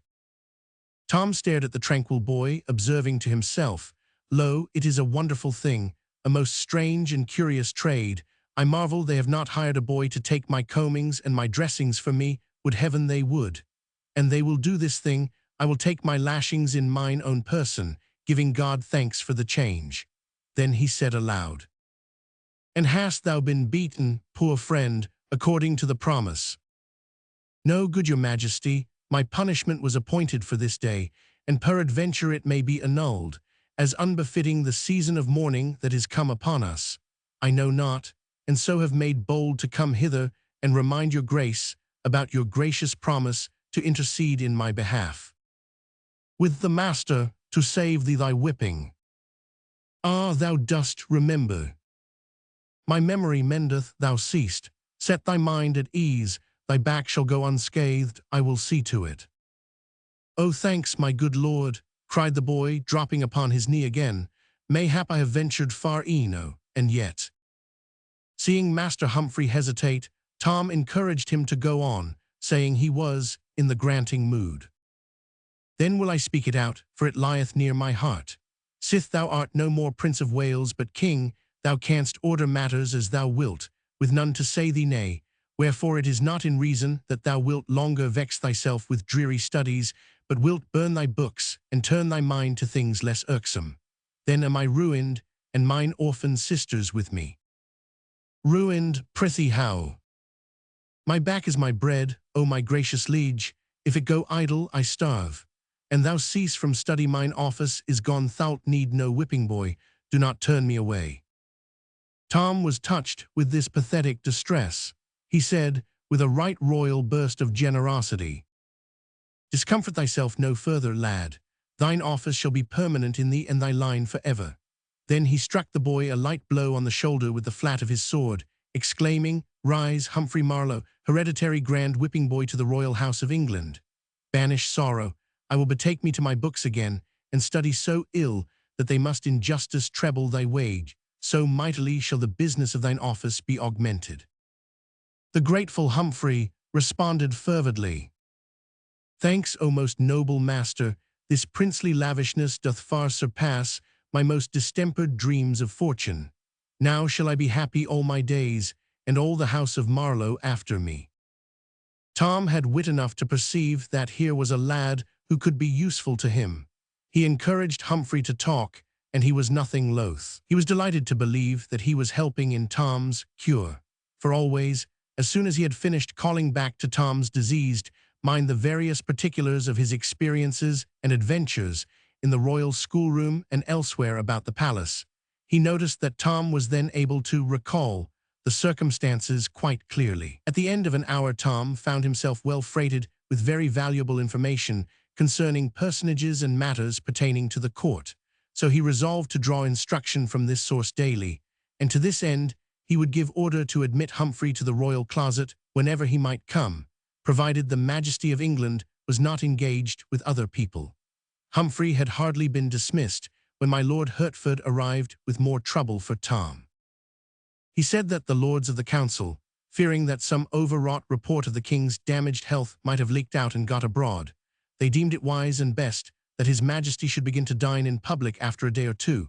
His wholesome complexion and vigorous step, assisted by a carefully guarded repose of manner and ease and grace of demeanor, would more surely quiet the general pulse, in case any evil rumors had gone about, than any other scheme that could be devised.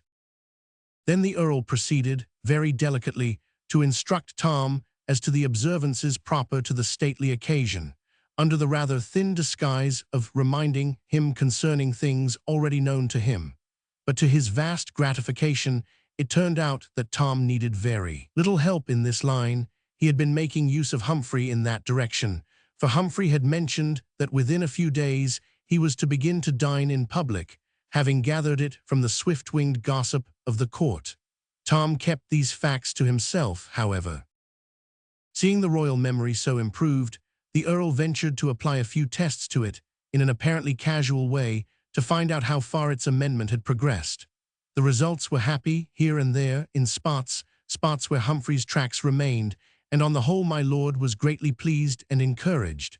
So encouraged was he indeed that he spoke up and said in a quite hopeful voice, "Now am I persuaded that if your majesty will but tax your memory yet a little further, it will resolve the puzzle of the Great Seal, a loss which was of moment yesterday, although of none today, since its term of service ended with our late lord's life. May it please your grace to make the trial." Tom was at sea. A Great Seal was something which he was totally unacquainted with. After a moment's hesitation, he looked up innocently and asked, "What was it like, my lord?" The Earl started, almost imperceptibly, muttering to himself, "Alack, his wits are flown again. It was ill wisdom to lead him on to strain them." Then he deftly turned the talk to other matters, with the purpose of sweeping the unlucky seal out of Tom's thoughts, a purpose which easily succeeded. Chapter 15. Tom as King. The next day the foreign ambassadors came with their gorgeous trains, and Tom, throned in awful state, received them. The splendors of the scene delighted his eye and fired his imagination at first, but the audience was long and dreary, and so were most of the addresses, wherefore what began as a pleasure grew into weariness and homesickness by and by. Tom said the words which Hertford put into his mouth from time to time, and tried hard to acquit himself satisfactorily, but he was too new to such things, and too ill at ease to accomplish more than a tolerable success. He looked sufficiently like a king, but he was ill able to feel like one. He was cordially glad when the ceremony was ended. The larger part of his day was wasted, as he termed it, in his own mind, in labors pertaining to his royal office. Even the 2 hours devoted to certain princely pastimes and recreations were rather a burden to him than otherwise. They were so fettered by restrictions and ceremonious observances. However, he had a private hour with his whipping boy which he counted clear gain, since he got both entertainment and needful information out of it. The third day of Tom Canty's kingship came and went much as the others had done, but there was a lifting of his cloud in one way. He felt less uncomfortable than at first. He was getting a little used to his circumstances and surroundings. His chains still galled, but not all the time. He found that the presence and homage of the great afflicted and embarrassed him less and less sharply with every hour that drifted over his head. But for one single dread, he could have seen the fourth day approach without serious distress, the dining in public. It was to begin that day. There were greater matters in the program, for on that day he would have to preside at a council which would take his views and commands concerning the policy to be pursued toward various foreign nations scattered far and near over the great globe. On that day, too, Hertford would be formally chosen to the grand office of Lord Protector. Other things of note were appointed for that fourth day also, but to Tom they were all insignificant compared with the ordeal of dining all by himself, with a multitude of curious eyes fastened upon him and a multitude of mouths whispering comments upon his performance, and upon his mistakes, if he should be so unlucky as to make any. Still, nothing could stop that fourth day, and so it came. It found poor Tom low-spirited and absent-minded, and this mood continued. He could not shake it off. The ordinary duties of the morning dragged upon his hands and wearied him. Once more he felt the sense of captivity heavy upon him. Late in the forenoon, he was in a large audience chamber, conversing with the Earl of Hertford, and dully awaiting the striking of the hour appointed for a visit of ceremony from a considerable number of great officials and courtiers. After a little while, Tom, who had wandered to a window and become interested in the life and movement of the great highway beyond the palace gates, and not idly interested, but longing with all his heart to take part in person in its stir and freedom, saw the van of a hooting and shouting mob of disorderly men, women, and children of the lowest and poorest degree approaching from up the road. "I would I knew what 'tis about," he exclaimed, with all a boy's curiosity in such happenings. "Thou art the king," solemnly responded the earl with a reverence. "Have I your grace's leave to act?" "Oh blithely, yes, oh gladly, yes," exclaimed Tom excitedly, adding to himself with a lively sense of satisfaction, "In truth, being a king is not all dreariness, it hath its compensations and conveniences." The earl called a page, and sent him to the captain of the guard with the order, "Let the mob be halted, and inquiry made concerning the occasion of its movement, by the king's command." A few seconds later, a long rank of the royal guards, cased in flashing steel, filed out at the gates and formed across the highway in front of the multitude. A messenger returned to report that the crowd were following a man, a woman, and a young girl to execution for crimes committed against the peace and dignity of the realm. Death, and a violent death, for these poor unfortunates. The thought wrung Tom's heartstrings. The spirit of compassion took control of him, to the exclusion of all other considerations. He never thought of the offended laws, or of the grief or loss which these three criminals had inflicted upon their victims. He could think of nothing but the scaffold and the grisly fate hanging over the heads of the condemned. His concern made him even forget, for the moment, that he was but the false shadow of a king, not the substance, and before he knew it, he had blurted out the command, "Bring them here." Then he blushed scarlet, and a sort of apology sprung to his lips, but observing that his order had wrought no sort of surprise in the earl or the waiting page, he suppressed the words he was about to utter. The page, in the most matter-of-course way, made a profound obeisance and retired backwards out of the room to deliver the command. Tom experienced a glow of pride and a renewed sense of the compensating advantages of the kingly office. He said to himself, "Truly it is like what I was used to feel when I read the old priest's tales, and did imagine mine own self a prince, giving law and command to all, saying, 'Do this, do that,' whilst none durst offer let or hindrance to my will." Now the doors swung open.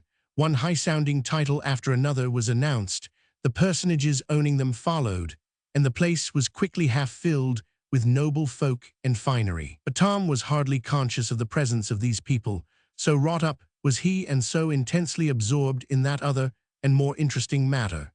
He seated himself absently in his chair of state, and turned his eyes upon the door with manifestations of impatient expectancy, seeing which, the company forbore to trouble him, and fell to chatting a mixture of public business and court gossip one with another. In a little while the measured tread of military men was heard approaching, and the culprits entered the presence in charge of an under-sheriff, and escorted by a detail of the king's guard. The civil officer knelt before Tom, then stood aside. The three doomed persons knelt also and remained so. The guard took position behind Tom's chair. Tom scanned the prisoners curiously. Something about the dress or appearance of the man had stirred a vague memory in him. "Methinks I have seen this man ere now, but the when or the where fail me." Such was Tom's thought. Just then the man glanced quickly up and quickly dropped his face again, not being able to endure the awful port of sovereignty. But the one full glimpse of the face which Tom got was sufficient. He said to himself, "Now is the matter clear. This is the stranger that plucked Giles' wit out of the Thames and saved his life, that windy, bitter first day of the new year, a brave good deed. Pity he hath been doing baser ones and got himself in this sad case. I have not forgot the day, neither the hour. By reason that an hour after, upon the stroke of 11, I did get a hiding by the hand of Gammer Canty, which was of so goodly and admired severity that all that went before or followed after it were but fondlings and caresses by comparison." Tom now ordered that the woman and the girl be removed from the presence for a little time, then addressed himself to the under-sheriff, saying, "Good sir, what is this man's offence?" The officer knelt and answered, "So please your majesty, he hath taken the life of a subject by poison." Tom's compassion for the prisoner, and admiration of him as the daring rescuer of a drowning boy, experienced a most damaging shock. "The thing was proven upon him," he asked. Most clearly, sire. Tom sighed and said, Take him away, he hath earned his death. 'Tis a pity, for he was a brave heart. Na, I mean he hath the look of it. The prisoner clasped his hands together with sudden energy, and wrung them despairingly, at the same time appealing imploringly to the king, in broken and terrified phrases. O my lord the king, and thou canst pity the lost, have pity upon me. I am innocent, neither hath that wherewith I am charged been more than but lamely proved, yet I speak not of that. The judgment is gone forth against me and may not suffer alteration. Yet in mine extremity I beg a boon, for my doom is more than I can bear. A grace, my lord the king. In thy royal compassion grant my prayer, give commandment that I be hanged. Tom was amazed. This was not the outcome he had looked for. Odds my life, a strange boon, was it not the fate intended thee? O good my liege, not so, it is ordered that I be boiled alive. The hideous surprise of these words almost made Tom spring from his chair. As soon as he could recover his wits, he cried out, Have thy wish, poor soul, and thou had poisoned 100 men, thou shouldst not suffer so miserable a death. The prisoner bowed his face to the ground and burst into passionate expressions of gratitude, ending with, If ever thou shouldst know misfortune, which God forfend, may thy goodness to me this day be remembered and requited. Tom turned to the Earl of Hertford and said, My lord, is it believable that there was warrant for this man's ferocious doom? It is the law, your grace, for poisoners. In Germany coiners be boiled to death in oil, not cast in of a sudden, but by a rope let down into the oil by degrees, and slowly, first the feet, then the legs, then. O prithee no more, my lord, I cannot bear it, cried Tom, covering his eyes with his hands to shut out the picture. I beseech your good lordship that order be taken to change this law. Oh, let no more poor creatures be visited with its tortures. The Earl's face showed profound gratification, for he was a man of merciful and generous impulses, a thing not very common with his class in that fierce age. He said, These your grace's noble words have sealed its doom. History will remember it to the honor of your royal house. The under-sheriff was about to remove his prisoner. Tom gave him a sign to wait. Then he said, Good sir, I would look into this matter further. The man has said his deed was but lamely proved. Tell me what thou knowest.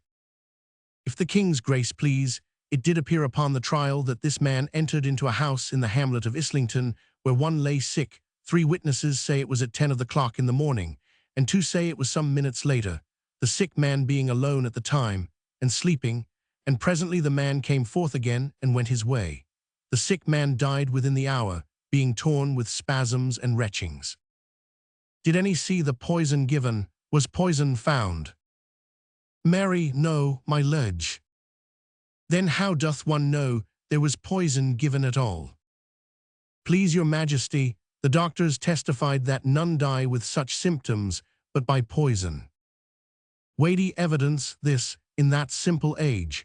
Tom recognized its formidable nature and said, The doctor knoweth his trade, belike they were right. The matter hath an ill look for this poor man. Yet was not this all, your majesty, there is more and worse. Many testified that a witch, since gone from the village, none know whither, did foretell, and speak it privately in their ears, that the sick man would die by poison, and more, that a stranger would give it, a stranger with brown hair and clothed in a worn and common garb. And surely this prisoner doth answer woundily to the bill. Please your majesty to give the circumstance that solemn weight which is its due, seeing it was foretold. This was an argument of tremendous force in that superstitious day. Tom felt that the thing was settled. If evidence was worth anything, this poor fellow's guilt was proved. Still, he offered the prisoner a chance, saying, If thou canst say aught in thy behalf, speak.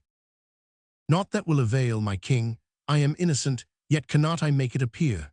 I have no friends, else might I show that I was not in Islington that day, so also might I show that at that hour they name I was above a league away, seeing I was at Wapping Old Stairs. Yea more, my king, for I could show that whilst they say I was taking life, I was saving it. A drowning boy. Peace, sheriff, name the day the deed was done. At 10 in the morning, or some minutes later, the first day of the new year, most illustrious. Let the prisoner go free, it is the king's will. Another blush followed this unregal outburst, and he covered his indecorum as well as he could by adding, "It enraged me that a man should be hanged upon such idle, hair-brained evidence." A low buzz of admiration swept through the assemblage. It was not admiration of the decree that had been delivered by Tom, for the propriety or expediency of pardoning a convicted poisoner was a thing which few there would have felt justified in either admitting or admiring. No, the admiration was for the intelligence and spirit which Tom had displayed. Some of the low-voiced remarks were to this effect: "This is no mad king, he hath his wits sound." How sanely he put his questions, how like his former natural self was this abrupt, imperious disposal of the matter. "God be thanked, his infirmity is spent. This is no weakling, but a king. He hath borne himself like to his own father." The air being filled with applause, Tom's ear necessarily caught a little of it. The effect which this had upon him was to put him greatly at his ease, and also to charge his system with very gratifying sensations. However, his juvenile curiosity soon rose superior to these pleasant thoughts and feelings. He was eager to know what sort of deadly mischief the woman and the little girl could have been about. So, by his command, the two terrified and sobbing creatures were brought before him.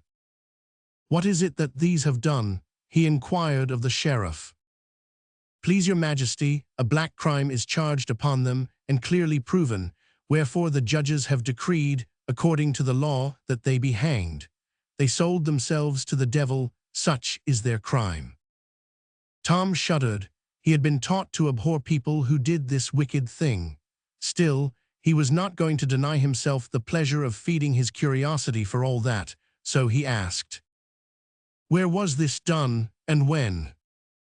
"On a midnight in December, in a ruined church, your majesty." Tom shuddered again. "Who was there present?" "Only these two, your grace, and that other." "Have these confessed?" "Nay, not so, sire, they do deny it." "Then prithee, how was it known?" "Certain witness did see them wending thither, good your majesty. This bred the suspicion, and dire effects have since confirmed and justified it. In particular, it is in evidence that through the wicked power so obtained, they did invoke and bring about a storm that wasted all the region round about. Above 40 witnesses have proved the storm, and sooth one might have had 1,000, for all had reason to remember it, sith all had suffered by it.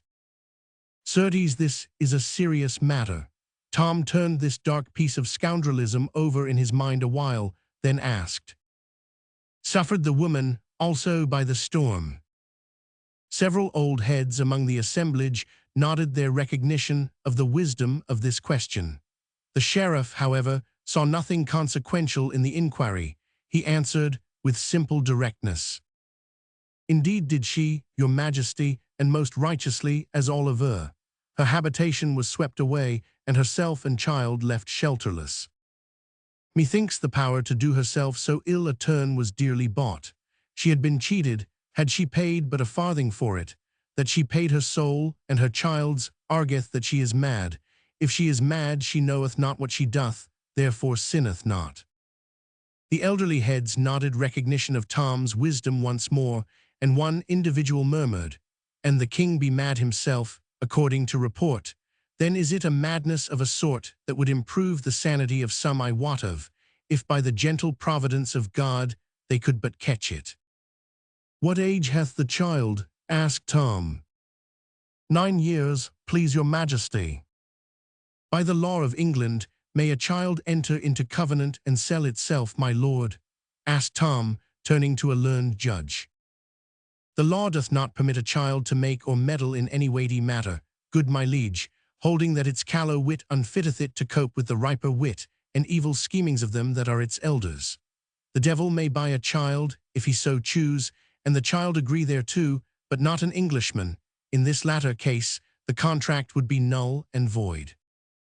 It seemeth a rude unchristian thing, and ill-contrived, that English law denieth privileges to Englishmen to waste them on the devil," cried Tom with honest heat.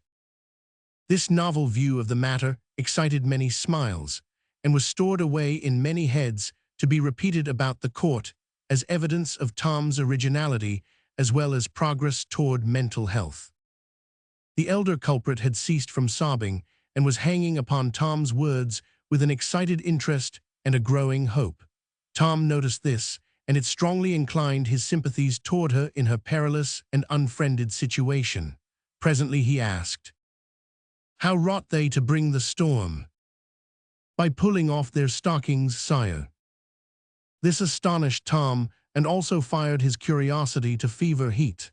He said eagerly, "It is wonderful, hath it always this dread effect?" "Always, my liege, at least if the woman desire it, and utter the needful words, either in her mind or with her tongue." Tom turned to the woman and said with impetuous zeal, "Exert thy power, I would see a storm." There was a sudden paling of cheeks in the superstitious assemblage, and a general, though unexpressed, desire to get out of the place, all of which was lost upon Tom, who was dead to everything but the proposed cataclysm. Seeing a puzzled and astonished look in the woman's face, he added excitedly, "Never fear, thou shalt be blameless, more thou shalt go free, none shall touch thee, exert thy power." "O my lord the king, I have it not, I have been falsely accused." "Thy fears stay thee, be of good heart, thou shalt suffer no harm. Make a storm, it mattereth not how small a one, I require not great or harmful, but indeed prefer the opposite. Do this and thy life is spared. Thou shalt go out free, with thy child, bearing the king's pardon, and safe from hurt or malice from any in the realm."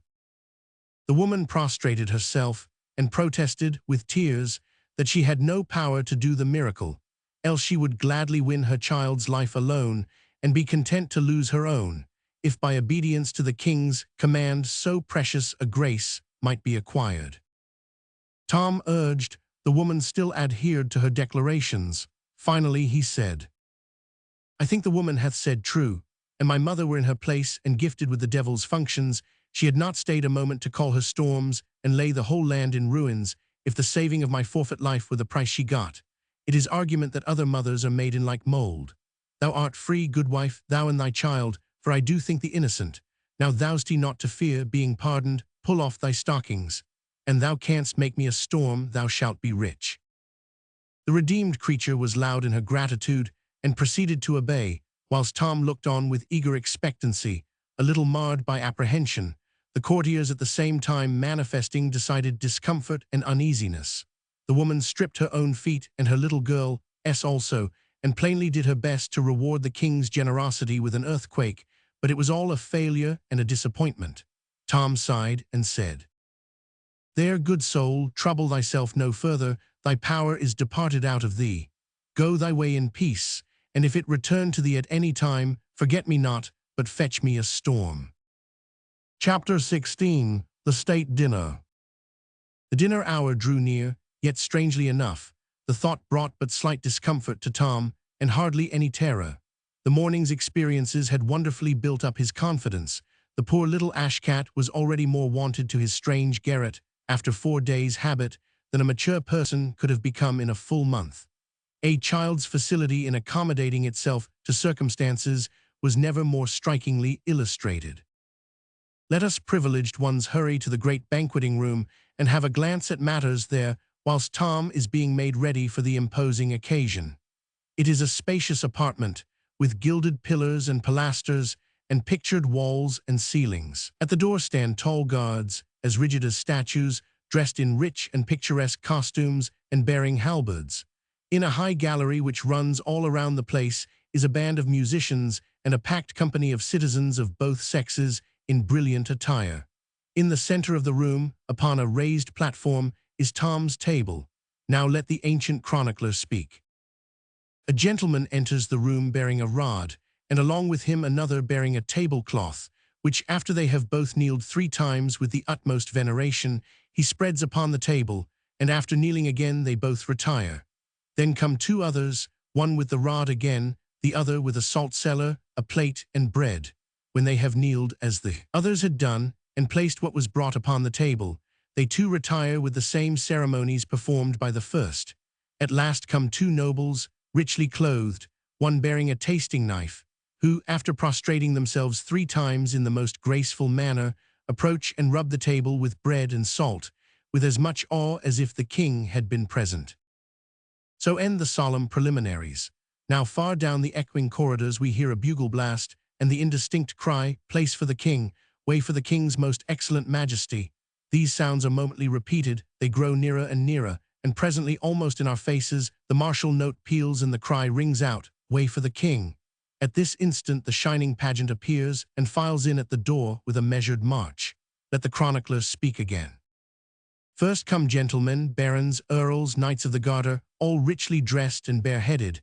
Next comes the chancellor, between two, one of which carries the royal scepter, the other the sword of state in a red scabbard, studded with golden fleur-de-lis, the point upwards.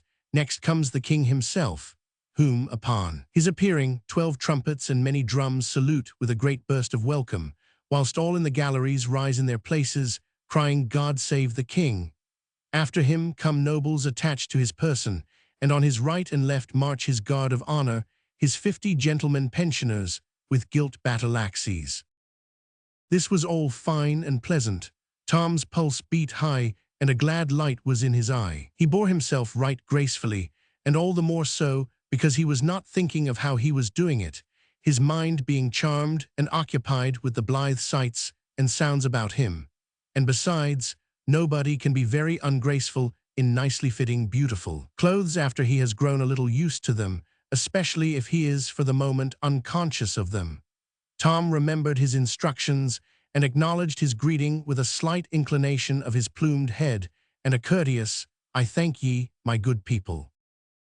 He seated himself at table without removing his cap, and did it without the least embarrassment, for to eat with one's cap on was the one solitary royal custom upon which the kings and the canties met upon common ground, neither party having any advantage over the other in the matter of old familiarity with it.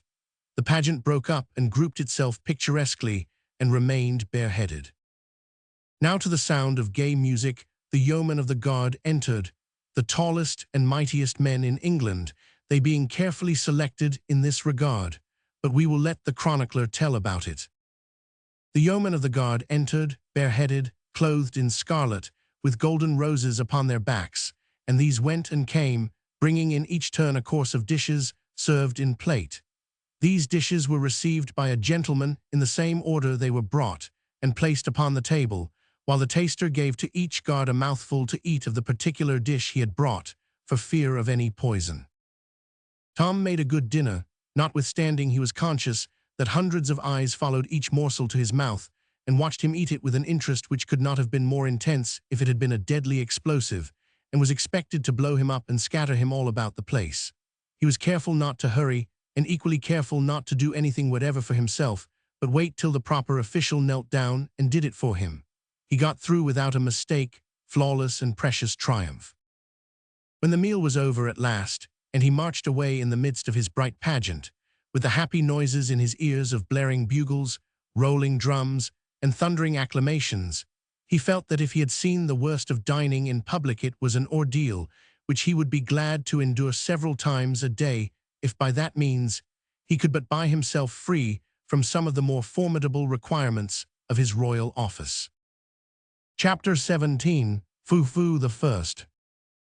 Miles Hendon hurried along toward the Southwark end of the bridge, keeping a sharp lookout for the persons he sought, and hoping and expecting to overtake them presently.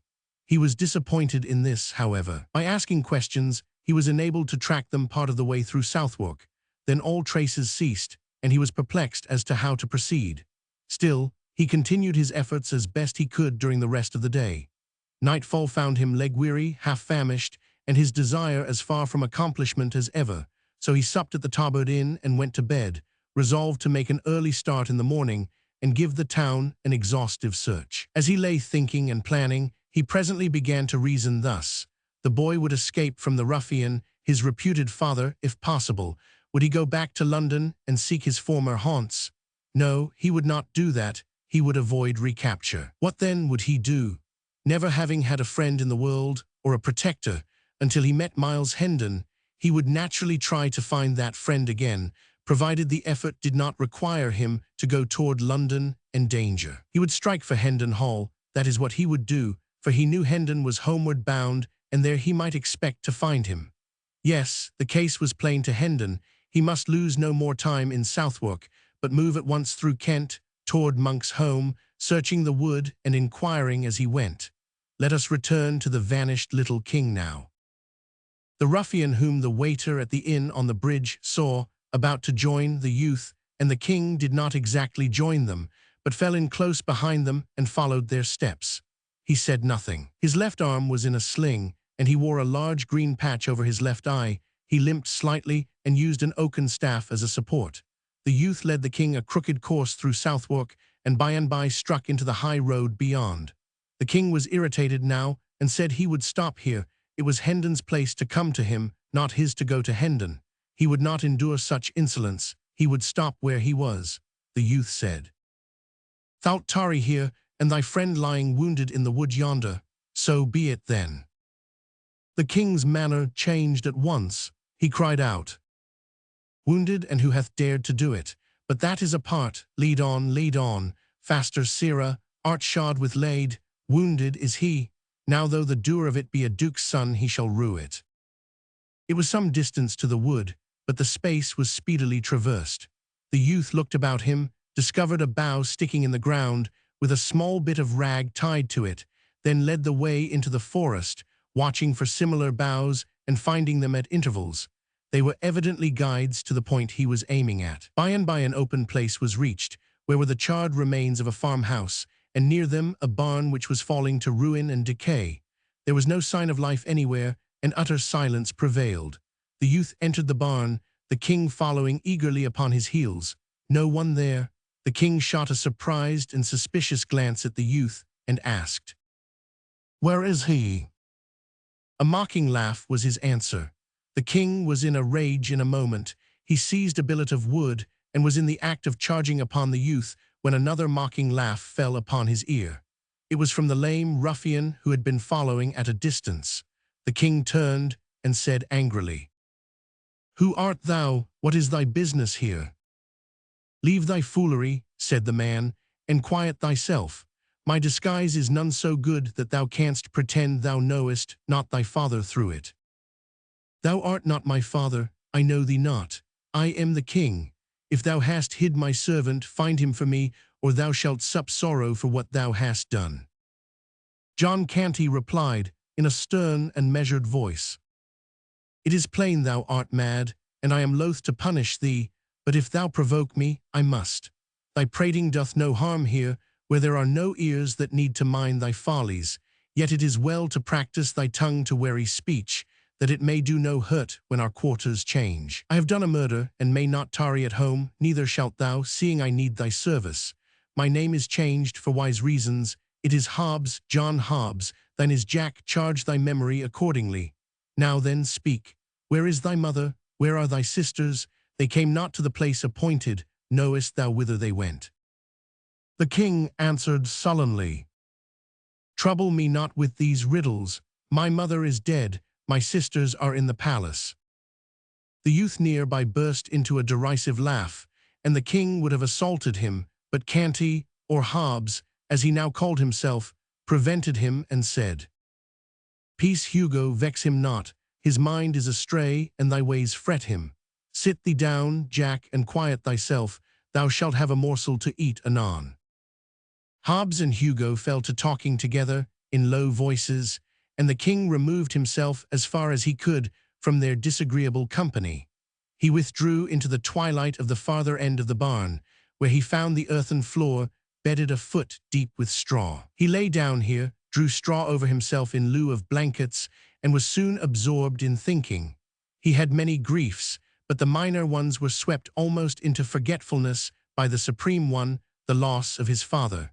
To the rest of the world, the name of Henry Roman VIII brought a shiver and suggested an ogre whose nostrils breathed destruction and whose hand dealt scourgings and death. But to this boy, the name brought only sensations of pleasure. The figure it invoked wore a countenance that was all gentleness and affection. He called to mind a long succession of loving passages between his father and himself, and dwelt fondly upon them, his unstinted tears attesting how deep and real was the grief that possessed his heart. As the afternoon wasted away, the lad, wearied with his troubles, sank gradually into a tranquil and healing slumber. After a considerable time, he could not tell how long, his senses struggled to half-consciousness, and as he lay with closed eyes vaguely wondering where he was and what had been happening, he noted a murmurous sound, the sullen beating of rain upon the roof. A snug sense of comfort stole over him, which was rudely broken, the next moment, by a chorus of piping cackles and coarse laughter. It startled him disagreeably, and he unmuffled his head to see whence this interruption proceeded. A grim and unsightly picture met his eye.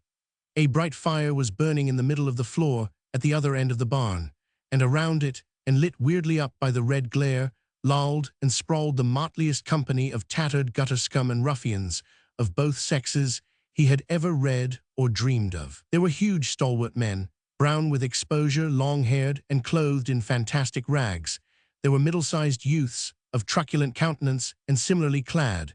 There were blind mendicants with patched or bandaged eyes, crippled ones with wooden legs and crutches, diseased ones with running sores peeping from ineffectual wrappings. There was a villain-looking peddler with his pack, a knife grinder, a tinker, and a barber surgeon, with the implements of their trades. Some of the females were hardly grown girls, some were at prime, some were old and wrinkled hags, and all were loud, brazen, foul-mouthed, and all soiled and slatternly. There were 3 sore-faced babies. There were a couple of starveling curs, with strings about their necks, whose office was to lead the blind. The night was come, the gang had just finished feasting, an orgy was beginning, the can of liquor was passing from mouth to mouth. A general cry broke forth. A song from the Bat and Dick and Dot and Go One. One of the blind men got up, and made ready by casting aside the patches that sheltered his excellent eyes, and the pathetic placard which recited the cause of his calamity. Dot and Go One disencumbered himself of his timber leg and took his place, upon sound and healthy limbs, beside his fellow rascal.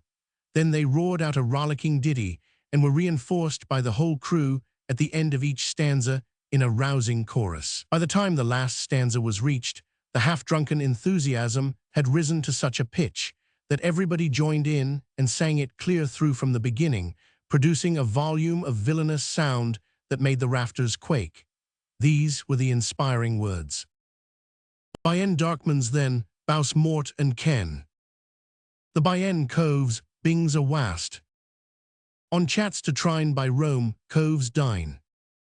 For his long lib at last. Binged out Bien Morts and Tour. Bing out of the Rome vile bine. And tour the cove that cloyed your duds. Upon the chats to trine. From the English Rogue, London, 1665. Conversation followed, not in the thieves' dialect of the song, for that was only used in talk when unfriendly ears might be listening. In the course of it, it appeared that John Hobbs was not altogether a new recruit, but had trained in the gang at some former time. His later history was called for, and when he said he had accidentally killed a man, considerable satisfaction was expressed. When he added that the man was a priest, he was roundly applauded and had to take a drink with everybody. Old acquaintances welcomed him joyously, and new ones were proud to shake him by the hand. He was asked why he had tarried away so many months. He answered, "London is better than the country, and safer these late years, the laws be so bitter and so diligently enforced. And I had not had that accident, I had stayed there. I had resolved to stay and never more venture countrywards, but the accident has ended that." He inquired how many persons the gang numbered now. The ruffler, or chief, answered, 25 sturdy budges, bulks, files, clapperdogeons, and maunders, counting the dells and doxies and other morts. Most are here, the rest are wandering eastward, along the winter lay. We follow at dawn. I do not see the wen among the honest folk about me. Where may he be? Poor lad, his diet is brimstone now, and over hot for a delicate taste. He was killed in a brawl, somewhere about midsummer. I sorrow to hear that. The Wen was a capable man and brave. That was he truly. Black Bess, his dell is of us yet, but absent on the eastward tramp. A fine lass, of nice ways and orderly conduct, none ever seeing her drunk above 4 days in the 7. She was ever strict, I remember it well, a goodly wench and worthy all commendation. Her mother was more free and less particular, a troublesome and ugly-tempered beldame, but furnished with a wit above the common. We lost her through it. Her gift of palmistry and other sorts of fortune-telling begot for her at last a witch's name and fame. The law roasted her to death at a slow fire. It did touch me to a sort of tenderness to see the gallant way she met her lot, cursing and reviling all the crowd that gaped and gazed around her, whilst the flames licked upward toward her face and catched her thin locks and crackled about her old grey head, cursing them. Why, an thou shouldst live 1,000 years, thou'dst never hear so masterful a cursing. Alack, her art died with her. There be base and weakling imitations left, but no true blasphemy. The ruffler sighed, the listeners sighed in sympathy. A general depression fell upon the company for a moment, for even hardened outcasts like these are not wholly dead to sentiment, but are able to feel a fleeting sense of loss and affliction at wide intervals and under peculiarly favoring circumstances, as in cases like to this, for instance, when genius and culture depart and leave no heir. However, a deep drink all round soon restored the spirits of the mourners. "Have any others of our friends fared hardly?" asked Hobbs. "Some, yes, particularly newcomers, such as small husbandmen turned shiftless and hungry upon the world, because their farms were taken from them to be changed to sheep ranges. They begged and were whipped at the cart's tail, naked from the girdle up, till the blood ran, then set in the stocks to be pelted. They begged again, were whipped again, and deprived of an ear. They begged a third time, poor devils, what else could they do? And were branded on the cheek with a red-hot iron, then sold for slaves. They ran away, were hunted down, and hanged. 'Tis a brief tale and quickly told. Others of us have fared less hardly. Stand forth, yokel, Burns, and Hodge, show your adornments." These stood up and stripped away some of their rags, exposing their backs, crisscrossed with ropey old welts left by the lash. One turned up his hair and showed the place where a left ear had once been. Another showed a brand upon his shoulder, the letter 5, and a mutilated ear. The third said, "I am yokel, once a farmer and prosperous, with loving wife and kids. Now am I somewhat different in estate and calling, and the wife and kids are gone. Mayhap they are in heaven, mayhap in the other place. But the kindly God be thanked, they bide no more in England. My good old blameless mother strove to earn bread by nursing the sick. One of these died, the doctors knew not how, so my mother was burnt for a witch, whilst my babes looked on and wailed. English law, up all with your cups, now all together and with a cheer. Drink to the merciful English law that delivered her from the English hell. Thank you, mates, one and all. I begged from house to house, I and the wife, bearing with us the hungry kids, but it was crime to be hungry in England, so they stripped us and lashed us through 3 towns. Drink ye all again to the merciful English law, for its lash drank deep of my Mary's blood, and its blessed deliverance came quick. She lies there in the potter's field, safe from all harms. And the kids, well, whilst the law lashed me from town to town, they starved. Drink, lads, only a drop to the poor kids that never did any creature harm. I begged again, begged for a crust, and got the stalks, and lost an ear. See, here bides the stump. I begged again, and here is the stump of the other to keep me minded of it. And still I begged again, and was sold for a slave. Here on my cheek under this stain, if I washed it off, ye might see the red the branding iron left there. A slave, do you understand that word? An English slave, that is he that stands before ye. I have run from my master, and when I am found, the heavy curse of heaven fall on the law of the land that hath commanded it. I shall hang. A ringing voice came through the murky air. Thou shalt not, and this day the end of that law is come. All turned and saw the fantastic figure of the little king approaching hurriedly. As it emerged into the light and was clearly revealed, a general explosion of inquiries broke out. Who is it? What is it? Who art thou, mannikin? The boy stood unconfused, in the midst of all those surprised and questioning eyes, and answered with princely dignity, "I am Edward, King of England." A wild burst of laughter followed, partly of derision and partly of delight in the excellence of the joke. The king was stung. He said sharply, "Ye mannerless vagrants, is this your recognition of the royal boon I have promised?" He said more with angry voice and excited gesture, but it was lost in a whirlwind of laughter and mocking exclamations. John Hobbs made several attempts to make himself heard above the din, and at last succeeded, saying, "Mates, he is my son, a dreamer, a fool, and stark mad. Mind him not, he thinketh he is the king." "I am the king," said Edward, turning toward him, "as thou shalt know to thy cost in good time. Thou hast confessed a murder, thou shalt swing for it. Thou'lt betray me, thou, and I get my hands upon thee." "Tut, tut," said the burly ruffler, interposing in time to save the king, and emphasizing this service by knocking Hobbs down with his fist. "Hast respect for neither kings nor rufflers, and thou insult my presence so again, I'll hang thee up myself." Then he said to his majesty, "Thou must make no threats against thy mates, lad, and thou must guard thy tongue from saying evil of them elsewhere. Be king, if it please thy mad humor, but be not harmful in it. Sink the title thou hast uttered, 'tis treason. We be bad men in some few trifling ways, but none among us is so base as to be traitor to his king. We be loving and loyal hearts in that regard. Note if I speak truth. Now all together, long live Edward, King of England." "Long live Edward, King of England." The response came with such a thundergust from the motley crew that the crazy building vibrated to the sound. The little king's face lighted with pleasure for an instant, and he slightly inclined his head and said with grave simplicity, "I thank you, my good people." This unexpected result threw the company into convulsions of merriment.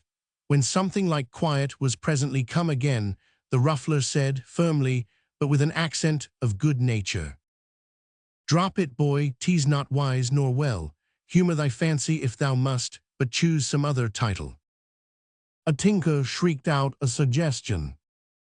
"Foo-foo the First, King of the Mooncalves." The title took. At once, every throat responded, and a roaring shout went up of, "Long live Foo-foo the First, King of the Mooncalves," followed by hootings, catcalls, and peals of laughter. "Hail him forth and crown him. Robe him. Scepter him. Throne him." These and 20 other cries broke out at once, and almost before the poor little victim could draw a breath he was crowned with a tin basin, robed in a tattered blanket, throned upon a barrel, and sceptered with the tinker's soldering iron. Then all flung themselves upon their knees about him and sent up a chorus of ironical wailings and mocking supplications whilst they swabbed their eyes with their soiled and ragged sleeves and aprons. "Be gracious to us, O sweet king. Trample not upon thy beseeching worms, O noble majesty. Pity thy slaves and comfort them with a royal kick. Cheer us and warm us with thy gracious rays, O flaming sun of sovereignty. Sanctify the ground with the touch of thy foot, that we may eat the dirt and be ennobled. Deign to spit upon us, O sire, that our children's children may tell of thy princely condescension, and be proud and happy forever." But the humorous tinker made the hit of the evening and carried off the honors. Kneeling, he pretended to kiss the king's foot, and was indignantly spurned, whereupon he went about begging for a rag to paste over the place upon his face which had been touched by the foot, saying it must be preserved from contact with the vulgar air, and that he should make his fortune by going on the highway and exposing it to view at the rate of 100 shillings a sight. He made himself so killingly funny that he was the envy and admiration of the whole mangy rabble. Tears of shame and indignation stood in the little monarch's eyes, and the thought in his heart was, "Had I offered them a deep wrong, they could not be more cruel. Yet have I proffered naught but to do them a kindness, and it is thus they use me for it." Chapter 18. The Prince with the Tramps. The troop of vagabonds turned out at early dawn and set forward on their march. There was a lowering sky overhead, sloppy ground underfoot, and a winter chill in the air. All gaiety was gone from the company. Some were sullen and silent, some were irritable and petulant, none were gentle-humored, all were thirsty. The ruffler put Jack in Hugo's charge with some brief instructions and commanded John Canty to keep away from him and let him alone. He also warned Hugo not to be too rough with the lad. After a while the weather grew milder and the clouds lifted somewhat. The troop ceased to shiver and their spirits began to improve. They grew more and more cheerful and finally began to chaff each other and insult passengers along the highway. This showed that they were awaking to an appreciation of life and its joys once more. The dread in which their sort was held was apparent in the fact that everybody gave them the road and took their ribald insolences meekly without venturing to talk back. They snatched linen from the hedges, occasionally in full view of the owners, who made no protest, but only seemed grateful that they did not take the hedges too. By and by they invaded a small farmhouse and made themselves at home, while the trembling farmer and his people swept the larder clean to furnish a breakfast for them. They chucked the housewife and her daughters under the chin whilst receiving the food from their hands, and made coarse jests about them, accompanied with insulting epithets and bursts of hoarse laughter. They threw bones and vegetables at the farmer and his sons, kept them dodging all the time, and applauded uproariously when a good hit was made. They ended by buttering the head of one of the daughters, who resented some of their familiarities. When they took their leave, they threatened to come back and burn the house over the heads of the family if any report of their doings got to the ears of the authorities. About noon, after a long and weary tramp, the gang came to a halt behind a hedge on the outskirts of a considerable village. An hour was allowed for rest. Then the crew scattered themselves abroad to enter the village at different points to ply their various trades. Jack was sent with Hugo. They wandered hither and thither for some time, Hugo watching for opportunities to do a stroke of business, but finding none, so he finally said, "I see naught to steal, it is a paltry place, wherefore we will beg." "We forsooth follow thy trade, it befits thee, but I will not beg." "Thou'lt not beg," exclaimed Hugo, eyeing the king with surprise. "Prithee, since when hast thou reformed?" "What dost thou mean?" "Mean, haste, thou not begged the streets of London all thy life." "Ay, thou idiot." "Spare thy compliments, thy stock will last the longer. Thy father says thou hast begged all thy days. Mayhap he lied. Peradventure you will even make so bold as to say he lied," scoffed Hugo. "Him you call my father? Yes, he lied." "Come, play not thy merry game of madman so far, mate. Use it for thy amusement, not thy hurt.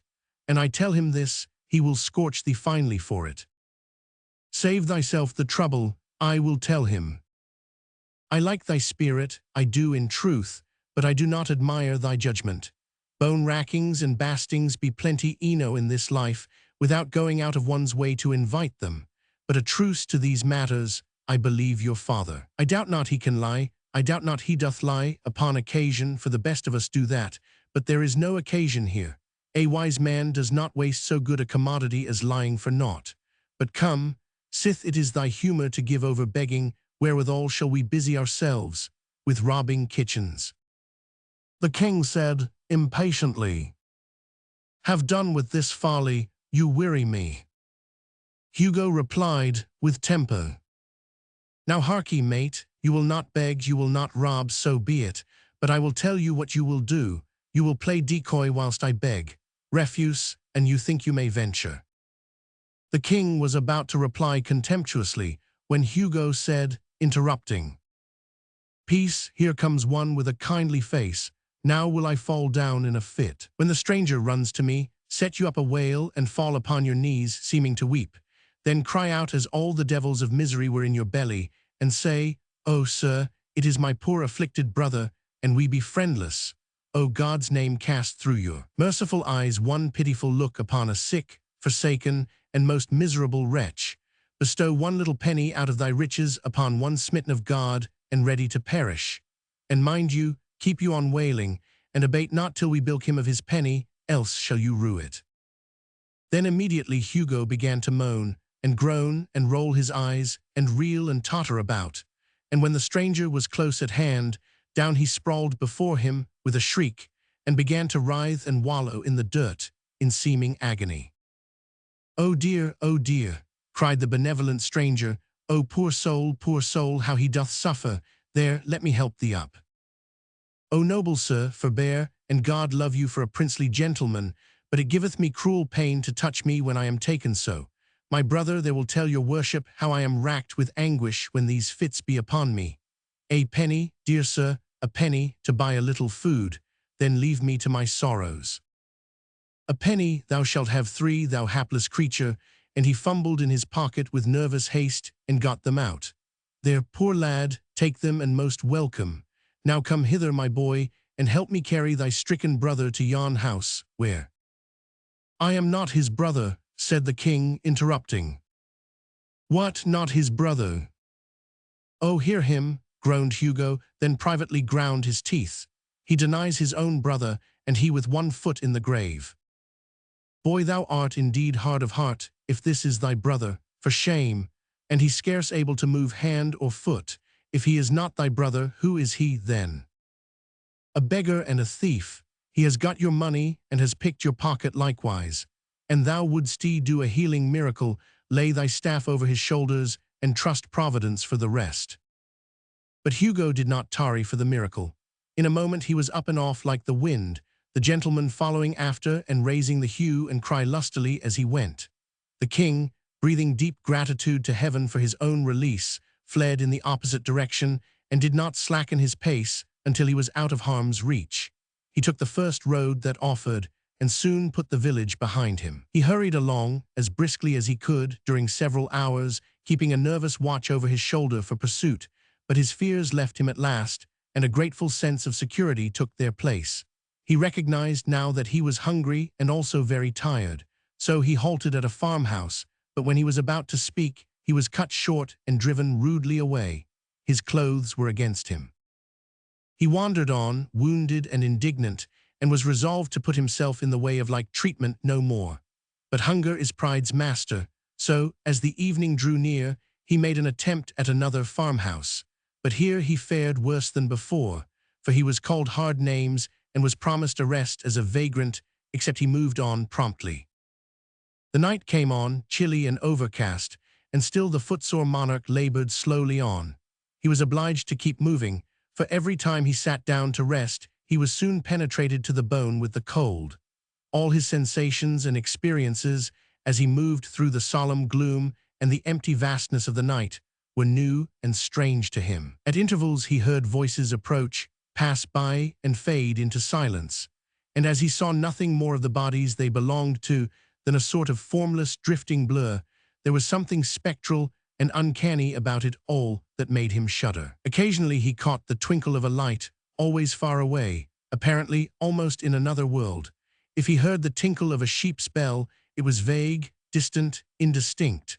The muffled lowing of the herds floated to him on the night wind in vanishing cadences, a mournful sound. Now and then came the complaining howl of a dog over viewless expanses of field and forest. All sounds were remote.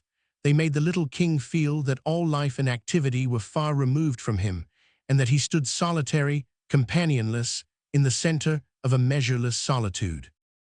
He stumbled along through the gruesome fascinations of this new experience, startled occasionally by the soft rustling of the dry leaves overhead, so like human whispers they seemed to sound. And by he came suddenly upon the freckled light of a tin lantern near at hand. He stepped back into the shadows and waited. The lantern stood by the open door of a barn. The king waited some time. There was no sound and nobody stirring. He got so cold, standing still, and the hospitable barn looked so enticing that at last he resolved to risk everything and enter. He started swiftly and stealthily, and just as he was crossing the threshold, he heard voices behind him. He darted behind a cask within the barn and stooped down. 2 farm laborers came in, bringing the lantern with them, and fell to work, talking meanwhile. Whilst they moved about with the light, the king made good use of his eyes and took the bearings of what seemed to be a good-sized stall at the further end of the place, purposing to grope his way to it when he should be left to himself. He also noted the position of a pile of horse blankets, midway of the route, with the intent to levy upon them for the service of the crown of England for one night. By and by the men finished and went away, fastening the door behind them and taking the lantern with them. The shivering king made for the blankets, with as good speed as the darkness would allow, gathered them up, and then groped his way safely to the stall. Of 2 of the blankets he made a bed, then covered himself with the remaining 2. He was a glad monarch, now, though the blankets were old and thin and not quite warm enough, and besides gave out a pungent, horsey odor that was almost suffocatingly powerful. Although the king was hungry and chilly, he was also so tired and so drowsy that these latter influences soon began to get the advantage of the former, and he presently dozed off into a state of semi-consciousness. Then, just as he was on the point of losing himself wholly, he distinctly felt something touch him. He was broad awake in a moment and gasping for breath. The cold horror of that mysterious touch in the dark almost made his heart stand still. He lay motionless and listened, scarcely breathing, but nothing stirred and there was no sound. He continued to listen and wait during what seemed a long time, but still nothing stirred and there was no sound. So he began to drop into a drowse once more at last, and all at once he felt that mysterious touch again. It was a grisly thing, this light touch from this noiseless and invisible presence. It made the boy sick with ghostly fears. What should he do? That was the question, but he did not know how to answer it. Should he leave these reasonably comfortable quarters and fly from this inscrutable horror? But fly whither? He could not get out of the barn, and the idea of scurrying blindly hither and thither in the dark, within the captivity of the 4 walls, with this phantom gliding after him, and visiting him with that soft, hideous touch upon cheek or shoulder at every turn, was intolerable. But to stay where he was, and endure this living death all night, was that better? No. What then was there left to do? Ah, there was but one course. He knew it well. He must put out his hand and find that thing. It was easy to think this, but it was hard to brace himself up to try it. 3 times he stretched his hand a little way out into the dark, gingerly, and snatched it suddenly back with a gasp, not because it had encountered anything, but because he had felt so sure it was just going to. But the 4th time he groped a little further, and his hand lightly swept against something soft and warm. This petrified him nearly with fright. His mind was in such a state that he could imagine the thing to be nothing else than a corpse, newly dead and still warm. He thought he would rather die than touch it again. But he thought this false thought because he did not know the immortal strength of human curiosity. In no long time his hand was tremblingly groping again against his judgment and without his consent, but groping persistently on just the same. It encountered a bunch of long hair. He shuddered, but followed up the hair and found what seemed to be a warm rope, followed up the rope and found an innocent calf. For the rope was not a rope at all, but the calf's tail. The king was cordially ashamed of himself for having gotten all that fright and misery out of so paltry a matter as a slumbering calf.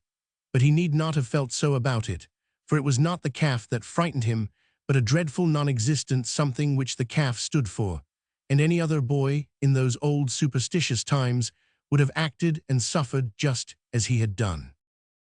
The king was not only delighted to find that the creature was only a calf, but delighted to have the calf's company, for he had been feeling so lonesome and friendless that the company and comradeship of even this humble animal were welcome. And he had been so buffeted, so rudely entreated by his own kind, that it was a real comfort to him to feel that he was at last in the society of a fellow creature that had at least a soft heart and a gentle spirit, whatever loftier attributes might be lacking.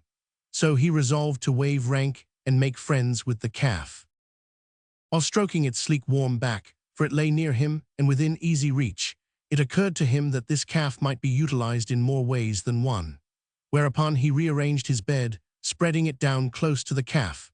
Then he cuddled himself up to the calf's back, drew the covers up over himself and his friend, and in a minute or 2 was as warm and comfortable as he had ever been in the downy couches of the regal palace of Westminster. Pleasant thoughts came at once. Life took on a cheerfuller seeming. He was free of the bonds of servitude and crime, free of the companionship of base and brutal outlaws. He was warm, he was sheltered, in a word, he was happy. The night wind was rising. It swept by in fitful gusts that made the old barn quake and rattle. Then its forces died down at intervals and went moaning and wailing around corners and projections. But it was all music to the king, now that he was snug and comfortable. Let it blow and rage, let it batter and bang, let it moan and wail. He minded it not, he only enjoyed it. He merely snuggled the closer to his friend, in a luxury of warm contentment, and drifted blissfully out of consciousness into a deep and dreamless sleep that was full of serenity and peace. The distant dogs howled, the melancholy kine complained, and the winds went on raging, whilst furious sheets of rain drove along the roof. But the majesty of England slept on, undisturbed, and the calf did the same, it being a simple creature, and not easily troubled by storms or embarrassed by sleeping with a king. Chapter 19. The Prince with the Peasants. When the king awoke in the early morning, he found that a wet but thoughtful rat had crept into the place during the night and made a cozy bed for itself in his bosom. Being disturbed now, it scampered away. The boy smiled and said, "Poor fool, why so fearful? I am as forlorn as thou. 'Twould be a sham in me to hurt the helpless, who am myself so helpless. Moreover, I owe you thanks for a good omen, for when a king has fallen so low that the very rats do make a bed of him, it surely meaneth that his fortunes be upon the turn, since it is plain he can no lower go." He got up and stepped out of the stall, and just then he heard the sound of children's voices. The barn door opened, and a couple of little girls came in. As soon as they saw him, their talking and laughing ceased, and they stopped and stood still, gazing at him with strong curiosity. They presently began to whisper together, then they approached nearer, and stopped again to gaze and whisper. By and by they gathered courage and began to discuss him aloud. One said, "He hath a comely face." The other added, "And pretty hair. But is ill-clothed eno. And how starved he looketh."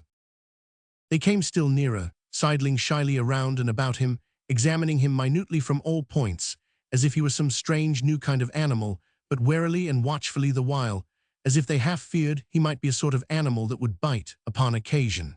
Finally they halted before him, holding each other's hands for protection, and took a good satisfying stare with their innocent eyes. Then one of them plucked up all her courage and inquired with honest directness, "Who art thou, boy?" "I am the king," was the grave answer. The children gave a little start, and their eyes spread themselves wide open and remained so during a speechless half-minute. Then curiosity broke the silence. "The king? What king?" "The King of England." The children looked at each other, then at him, then at each other again, wonderingly, perplexedly. Then one said, "Didst hear him, Marjorie? He said he is the king. Can that be true?" "How can it be else but true, Prissy? Would he say a lie? For look you, Prissy, and it were not true, it would be a lie. It surely would be. Now think on't. For all things that be not true be lies. Thou canst make naught else out of it." It was a good tight argument, without a leak in it anywhere, and it left Prissy's half-doubts not a leg to stand on. She considered a moment, then put the king upon his honor with the simple remark, "If thou art truly the king, then I believes thee." "I am truly the king." This settled the matter. His Majesty's royalty was accepted without further question or discussion, and the two little girls began at once to inquire into how he came to be where he was, and how he came to be so unroyally clad, and whither he was bound, and all about his affairs. It was a mighty relief to him to pour out his troubles where they would not be scoffed at or doubted, so he told his tale with feeling, forgetting even his hunger for the time, and it was received with the deepest and tenderest sympathy by the gentle little maids. But when he got down to his latest experiences, and they learned how long he had been without food, they cut him short and hurried him away to the farmhouse to find a breakfast for him. The king was cheerful and happy now, and said to himself, "When I am come to mine own again, I will always honor little children, remembering how that these trusted me and believed in me in my time of trouble, whilst they that were older and thought themselves wiser mocked at me and held me for a liar."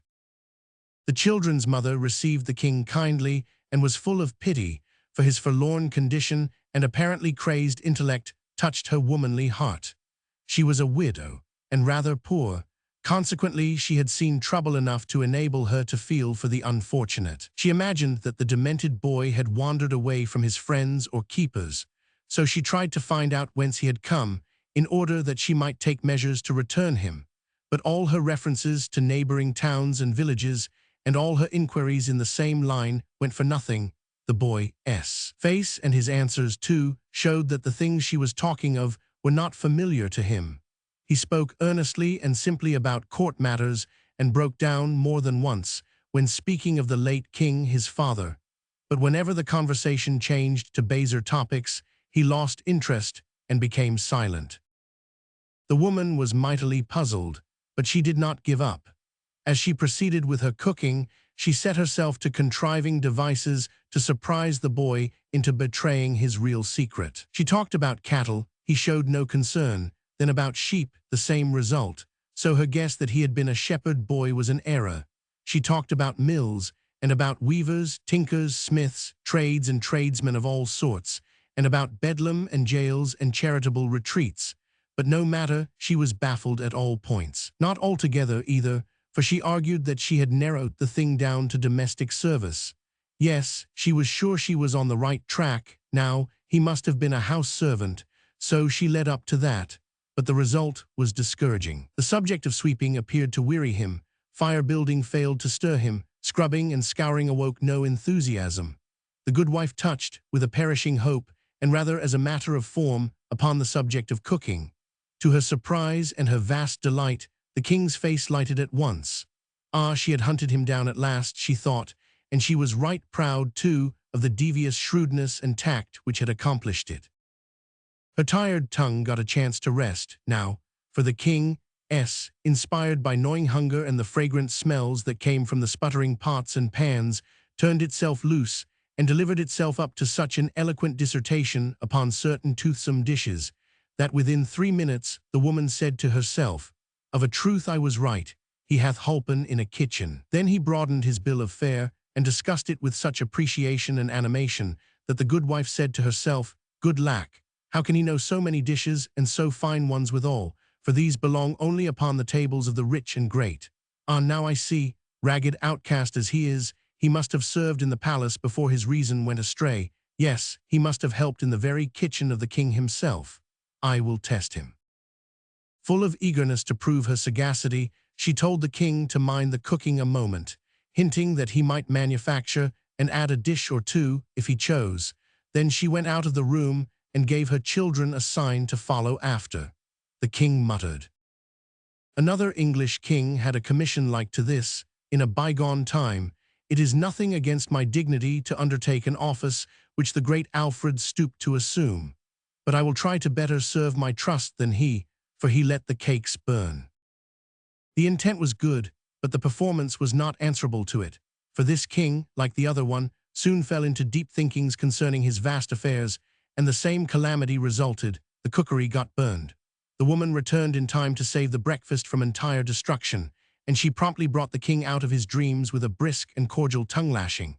Then, seeing how troubled he was over his violated trust, she softened at once, and was all goodness and gentleness toward him. The boy made a hearty and satisfying meal, and was greatly refreshed and gladdened by it. It was a meal which was distinguished by this curious feature, that rank was waived on both sides, yet neither recipient of the favor was aware that it had been extended. The good wife had intended to feed this young tramp with broken victuals in a corner, like any other tramp or like a dog. But she was so remorseful for the scolding she had given him, that she did what she could to atone for it by allowing him to sit at the family table and eat with his betters, on ostensible terms of equality with them. And the king, on his side, was so remorseful for having broken his trust, after the family had been so kind to him, that he forced himself to atone for it by humbling himself to the family level, instead of requiring the woman and her children to stand and wait upon him, while he occupied their table in the solitary state due to his birth and dignity. It does us all good to unbend sometimes. This good woman was made happy all the day long by the applauses which she got out of herself for her magnanimous condescension to a tramp, and the king was just as self-complacent over his gracious humility toward a humble peasant woman. When breakfast was over, the housewife told the king to wash up the dishes. This command was a staggerer for a moment, and the king came near rebelling, but then he said to himself, Alfred the Great watched the cakes, doubtless he would have washed the dishes too, therefore will I essay it.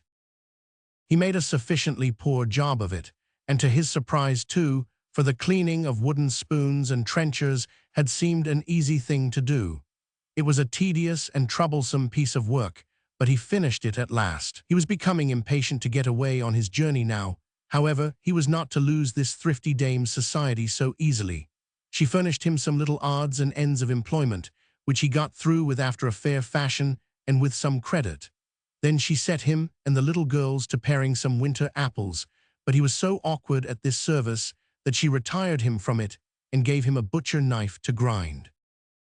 Afterwards she kept him carding wool, until he began to think he had laid the good King Alfred about far enough in the shade for the present in the matter of showy menial heroisms that would read picturesquely in storybooks and histories, and so he was half-minded to resign. And when, just after the noonday dinner, the good wife gave him a basket of kittens to drown, he did resign.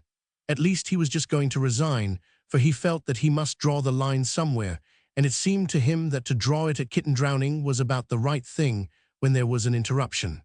The interruption was John Canty, with a peddler's pack on his back, and Hugo. The king discovered these rascals approaching the front gate before they had had a chance to see him, so he said nothing about drawing the line, but took up his basket of kittens and stepped quietly out the back way without a word. He left the creatures in an outhouse and hurried on into a narrow lane at the rear. Chapter 20. The Prince and the Hermit. The high hedge hid him from the house now, and so, under the impulse of a deadly fright, he let out all his forces and sped toward a wood in the distance. He never looked back until he had almost gained the shelter of the forest. Then he turned and descried two figures in the distance. That was sufficient. He did not wait to scan them critically, but hurried on and never abated his pace till he was far within the twilight depths of the wood. Then he stopped, being persuaded that he was now tolerably safe. He listened intently, but the stillness was profound and solemn, awful, even and depressing to the spirits. At wide intervals his straining ear did detect sounds, but they were so remote and hollow and mysterious that they seemed not to be real sounds, but only the moaning and complaining ghosts of departed ones. So the sounds were yet more dreary than the silence which they interrupted.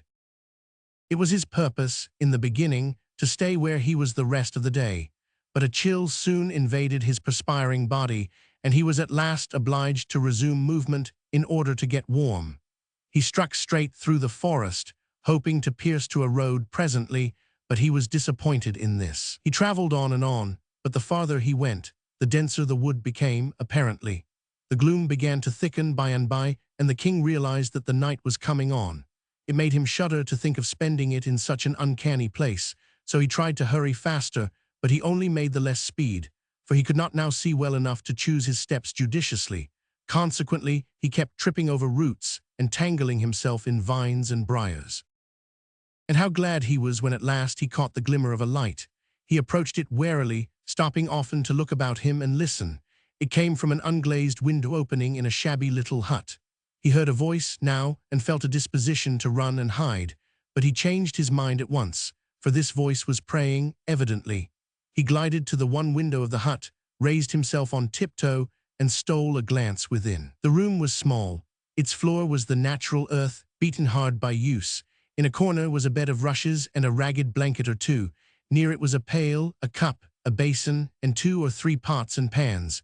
There was a short bench and a 3-legged stool.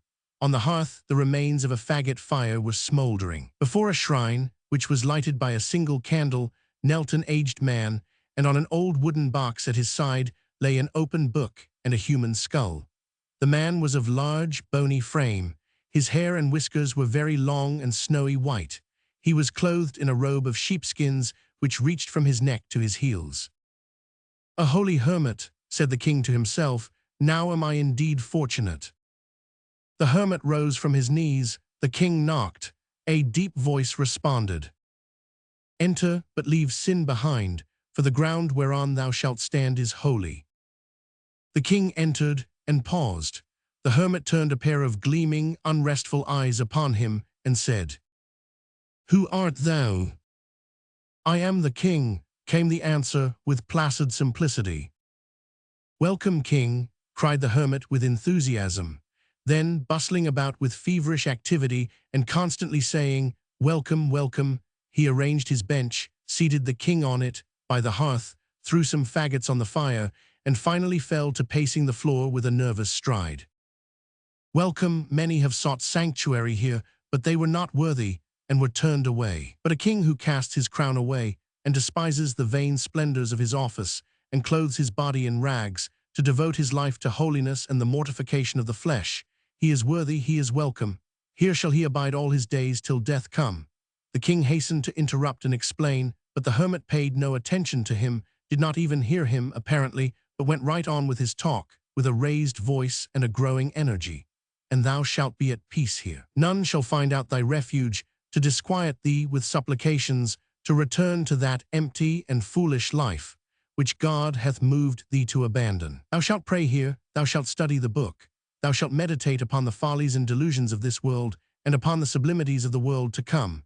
Thou shalt feed upon crusts and herbs, and scourge thy body with whips daily to the purifying of thy soul.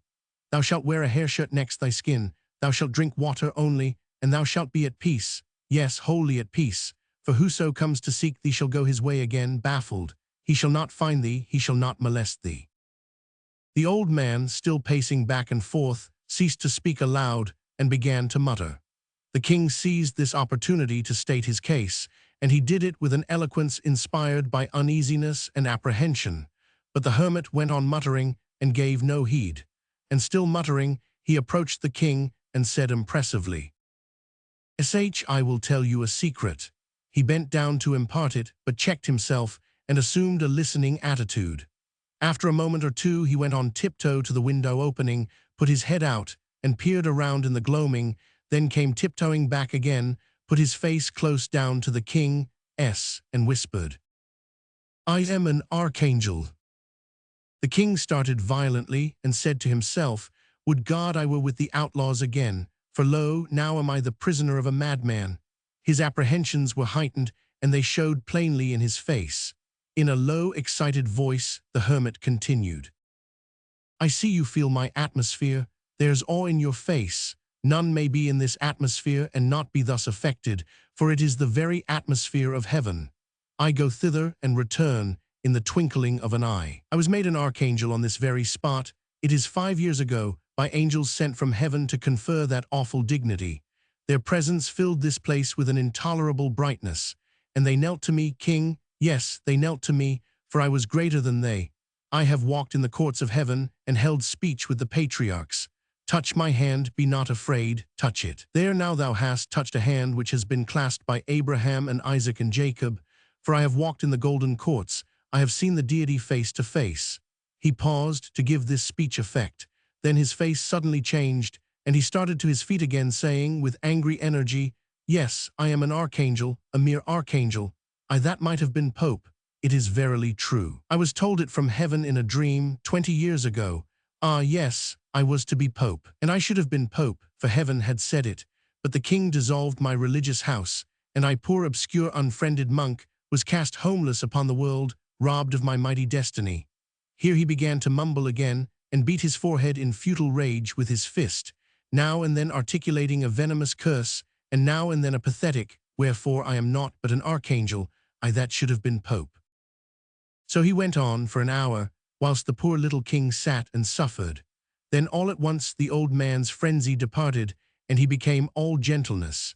His voice softened, he came down out of his clouds, and fell to prattling along so simply and so humanly that he soon won the king's heart completely. The old devotee moved the boy nearer to the fire and made him comfortable, doctored his small bruises and abrasions with a deft and tender hand, and then set about preparing and cooking a supper, chatting pleasantly all the time, and occasionally stroking the lad's cheek or patting his head, in such a gently caressing way that in a little while all the fear and repulsion inspired by the archangel were changed to reverence and affection for the man.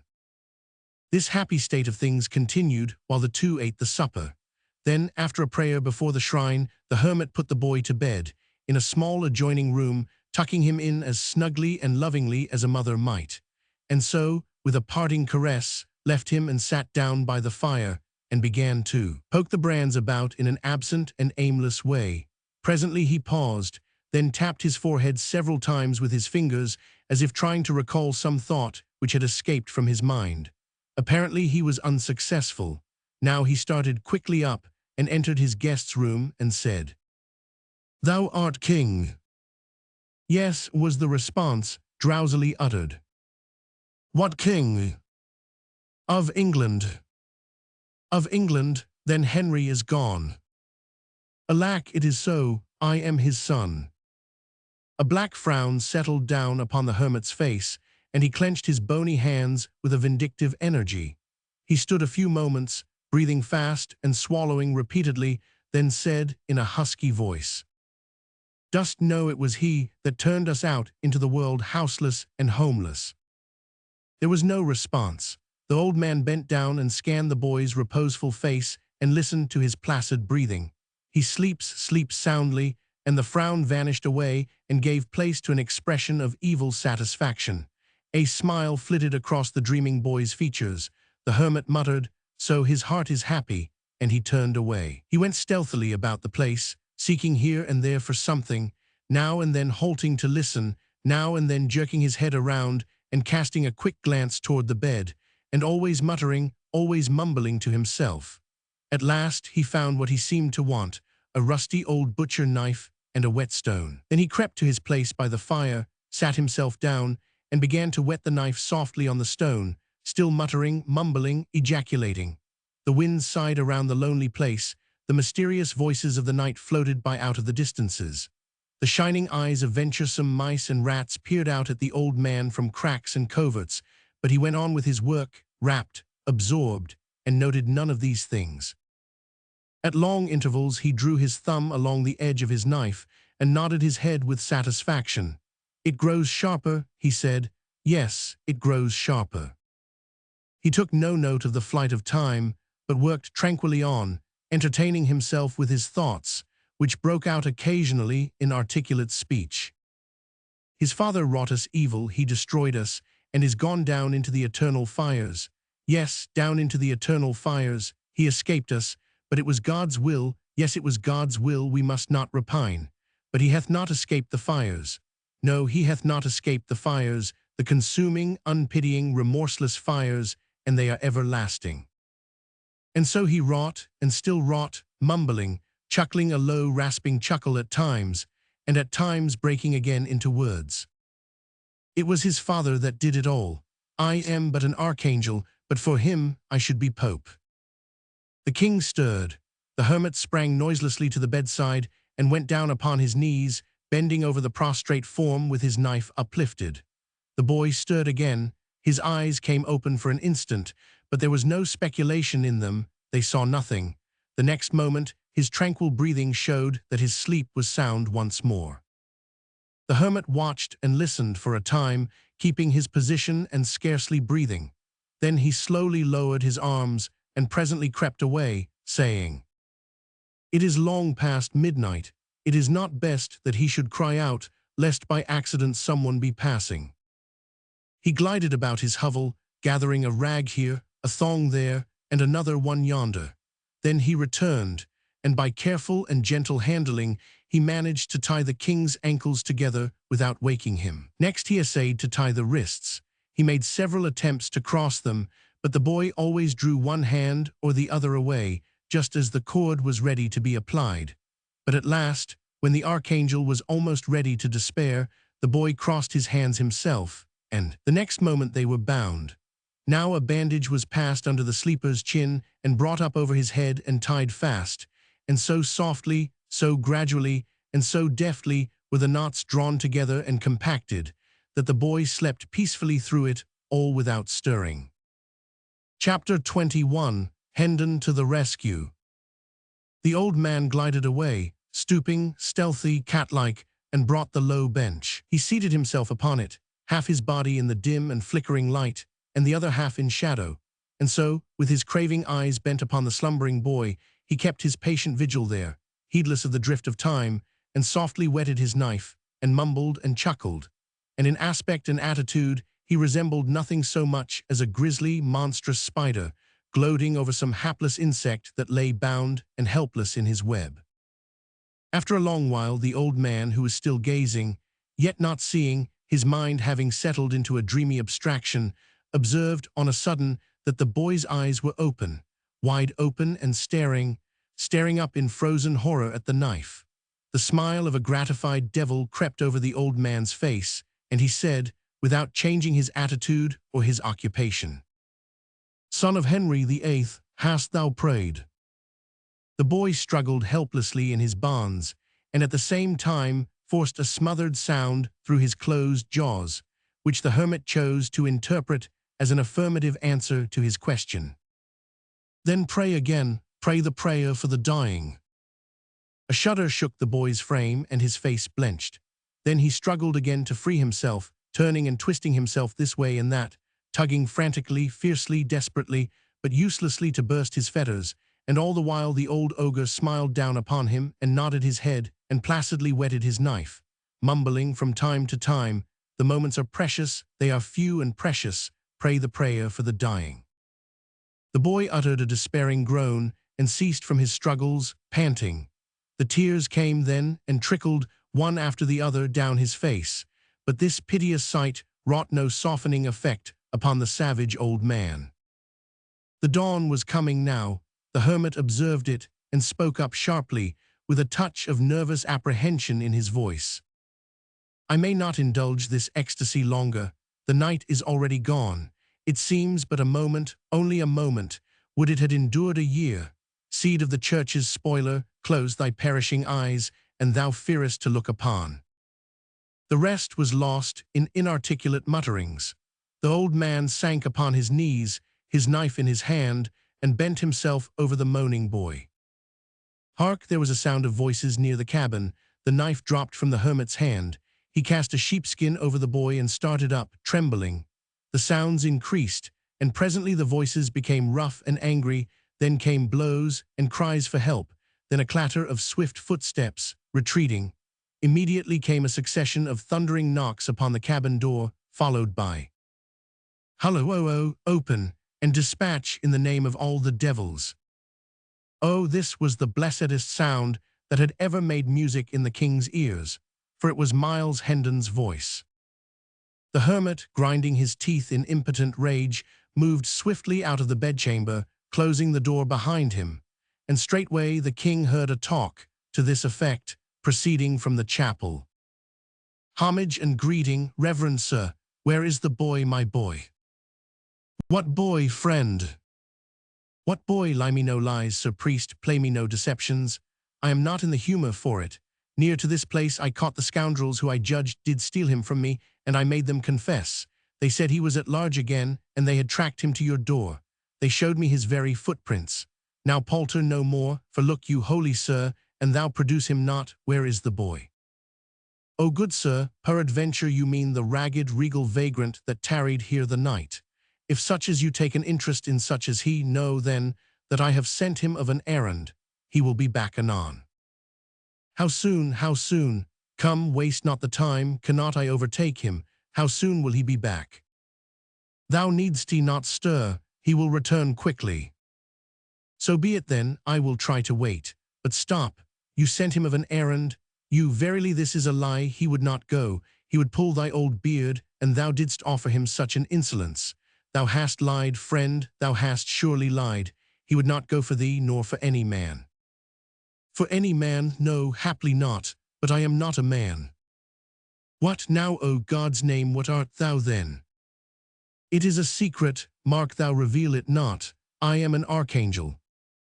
There was a tremendous ejaculation from Miles Hendon, not altogether unprofane, followed by, "This doth well and truly account for his complaisance. Right well I knew he would budge nor hand nor foot in the menial service of any mortal. But Lord, even a king must obey when an archangel gives the word o command. Let me, what noise was that?" All this while the little king had been yonder, alternately quaking with terror and trembling with hope. And all the while, too, he had thrown all the strength he could into his anguished moanings, constantly expecting them to reach Hendon's ear, but always realizing with bitterness that they failed, or at least made no impression. So this last remark of his servant came as comes a reviving breath from fresh fields to the dying, and he exerted himself once more, and with all his energy, just as the hermit was saying.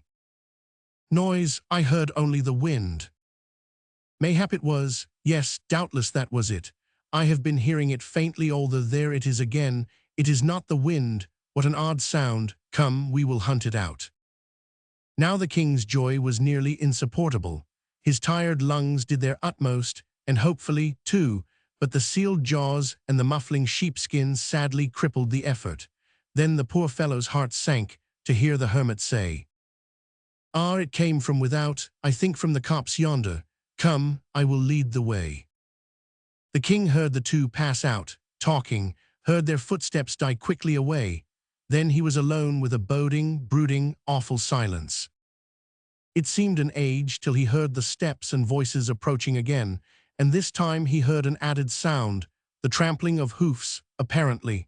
Then he heard Hendon say, "I will not wait longer, I cannot wait longer. He has lost his way in this thick wood. Which direction took he? Quick, point it out to me." "He but wait, I will go with thee." "Good, good, why truly thou art better than thy looks. Marry, I do not think there's not another archangel with so right a heart as thine. Wilt ride?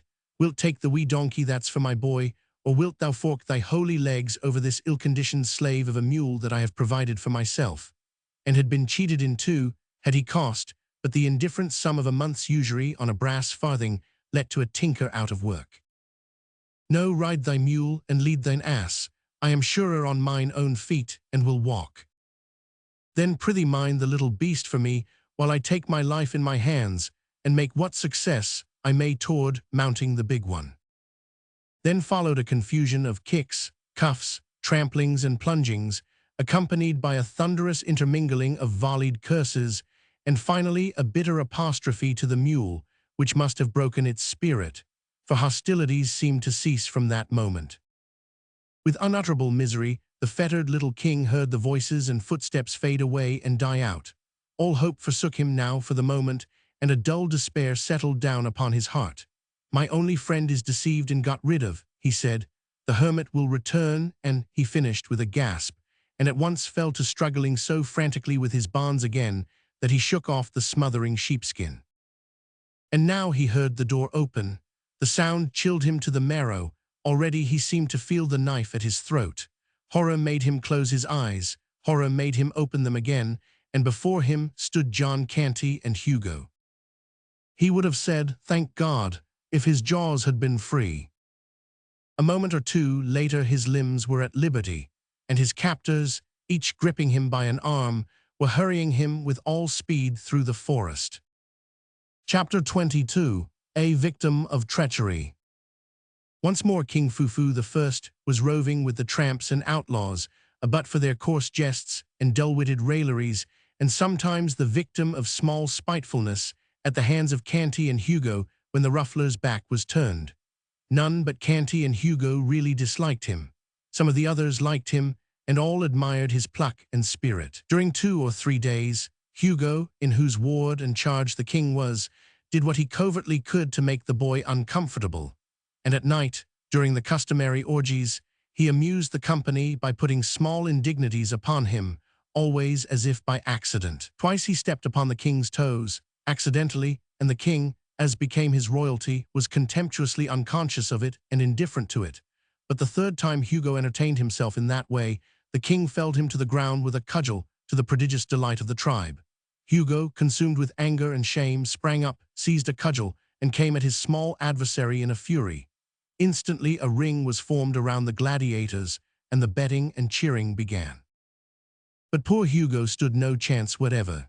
His frantic and lubberly prentice-work found but a poor market for itself when pitted against an arm, which had been trained by the first masters of Europe in single-stick, quarterstaff, and every art and trick of swordsmanship. The little king stood, alert but at graceful ease, and caught and turned aside the thick rain of blows with a facility and precision which set the motley onlookers wild with admiration.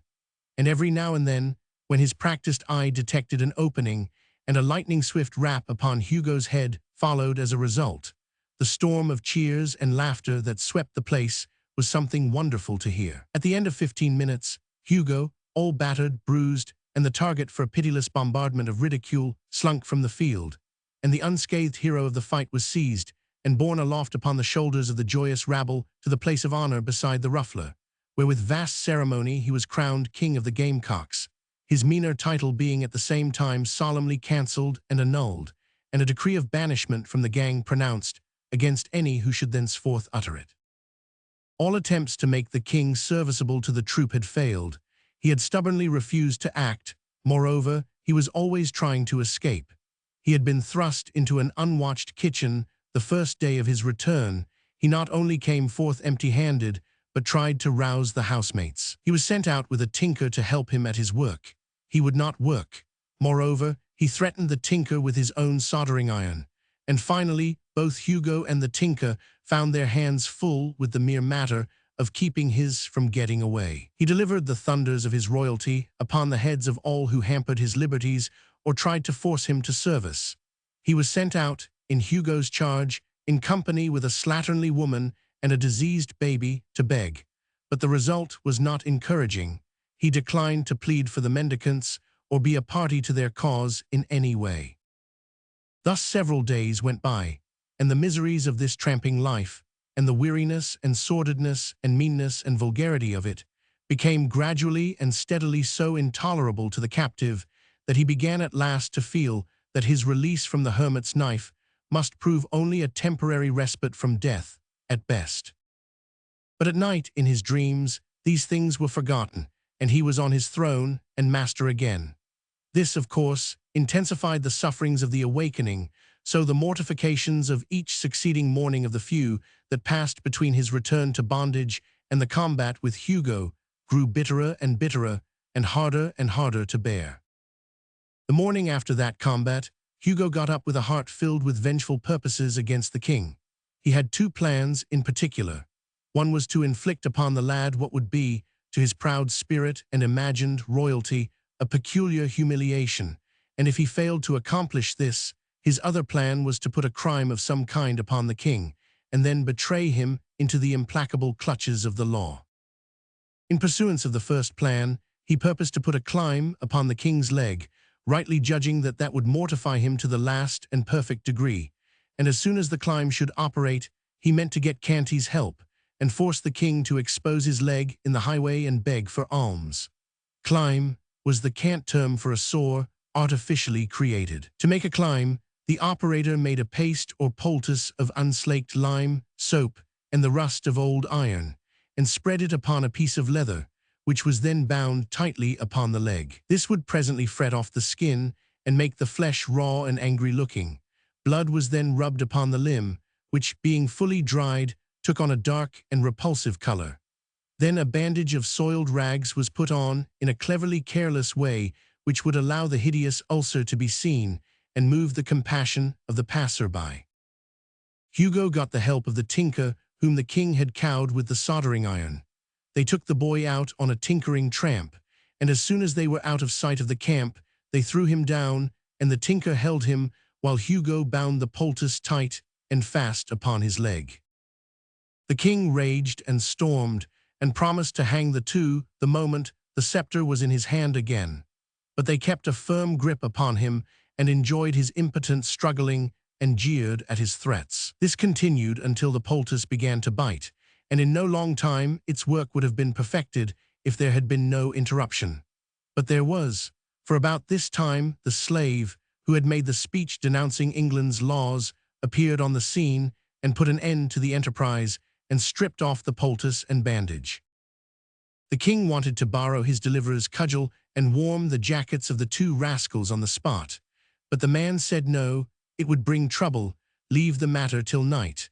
The whole tribe being together, then, the outside world would not venture to interfere or interrupt. He marched the party back to camp and reported the affair to the ruffler, who listened, pondered, and then decided that the king should not be again detailed to beg, since it was plain he was worthy of something higher and better. Wherefore, on the spot, he promoted him from the mendicant rank and appointed him to steal. Hugo was overjoyed. He had already tried to make the king steal and failed, but there would be no more trouble of that sort now, for of course the king would not dream of defying a distinct command delivered directly from headquarters. So he planned a raid for that very afternoon, purposing to get the king in the law's grip in the course of it, and to do it, too, with such ingenious strategy that it should seem to be accidental and unintentional. For the king of the gamecocks was popular now, and the gang might not deal over gently with an unpopular member who played so serious a treachery upon him as the delivering him over to the common enemy, the law.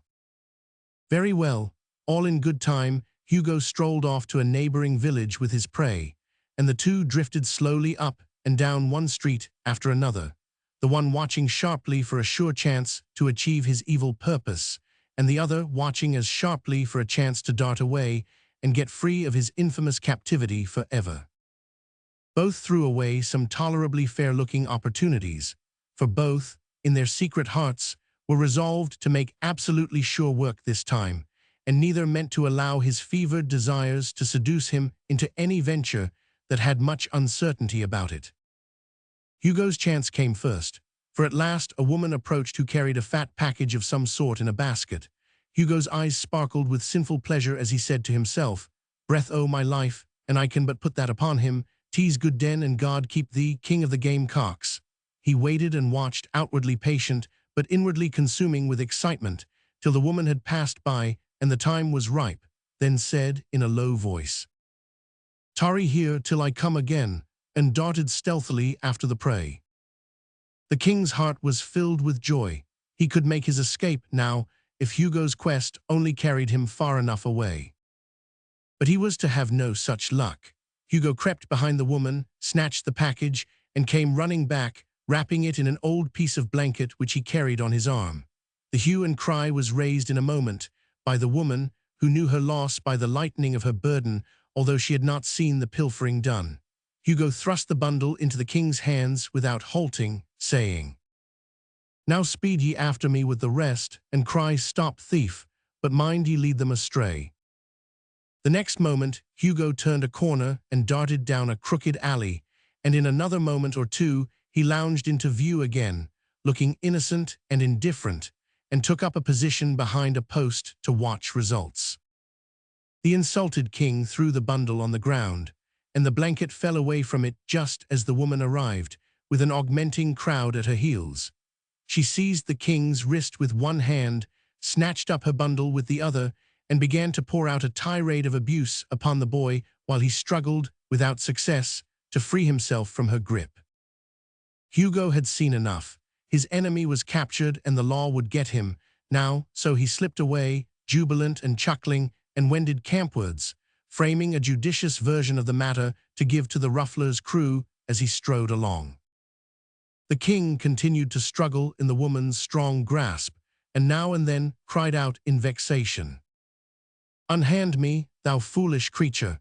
It was not I that bereaved thee of thy paltry goods." The crowd closed around, threatening the king and calling him names. A brawny blacksmith in leather apron and sleeves rolled to his elbows made a reach for him, saying he would trounce him well for a lesson. But just then a long sword flashed in the air and fell with convincing force upon the man's arm, flat side down, the fantastic owner of it remarking pleasantly at the same time, "Marry, good souls, let us proceed gently, not with ill blood and uncharitable words. This is matter for the law's consideration, not private and unofficial handling. Loose thy hold from the boy, good wife." The blacksmith averaged the stalwart soldier with a glance, then went muttering away, rubbing his arm. The woman released the boy's wrist reluctantly. The crowd eyed the stranger unlovingly, but prudently closed their mouths. The king sprang to his deliverer's side, with flushed cheeks and sparkling eyes, exclaiming, "Thou hast lagged sorely, but thou comest in good season now, Sir Miles. Carve me this rabble to rags." Chapter 23. The Prince a Prisoner. Hendon forced back a smile, and bent down and whispered in the king's ear, "Softly, softly, my prince, wag thy tongue warily, nay, suffer it not to wag at all. Trust in me, all shall go well in the end." Then he added to himself, "Sir Miles, bless me, I had totally forgot I was a knight. Lord, how marvellous a thing it is, the grip his memory doth take upon his quaint and crazy fancies. An empty and foolish title is mine, and yet it is something to have deserved it. For I think it is more honour to be held worthy to be a spectre knight in his kingdom of dreams and shadows, than to be held base enough to be an earl in some of the real kingdoms of this world. The crowd fell apart to admit a constable, who approached and was about to lay his hand upon the king's shoulder, when Hendon said, "Gently, good friend, withhold your hand. He shall go peaceably. I am responsible for that. Laid on, we will follow." The officer led, with the woman and her bundle. Miles and the king followed after, with the crowd at their heels. The king was inclined to rebel, but Hendon said to him in a low voice, "Reflect, sire, your laws are the wholesome breath of your own royalty. Shall their source resist them, yet require the branches to respect them? Apparently one of these laws has been broken.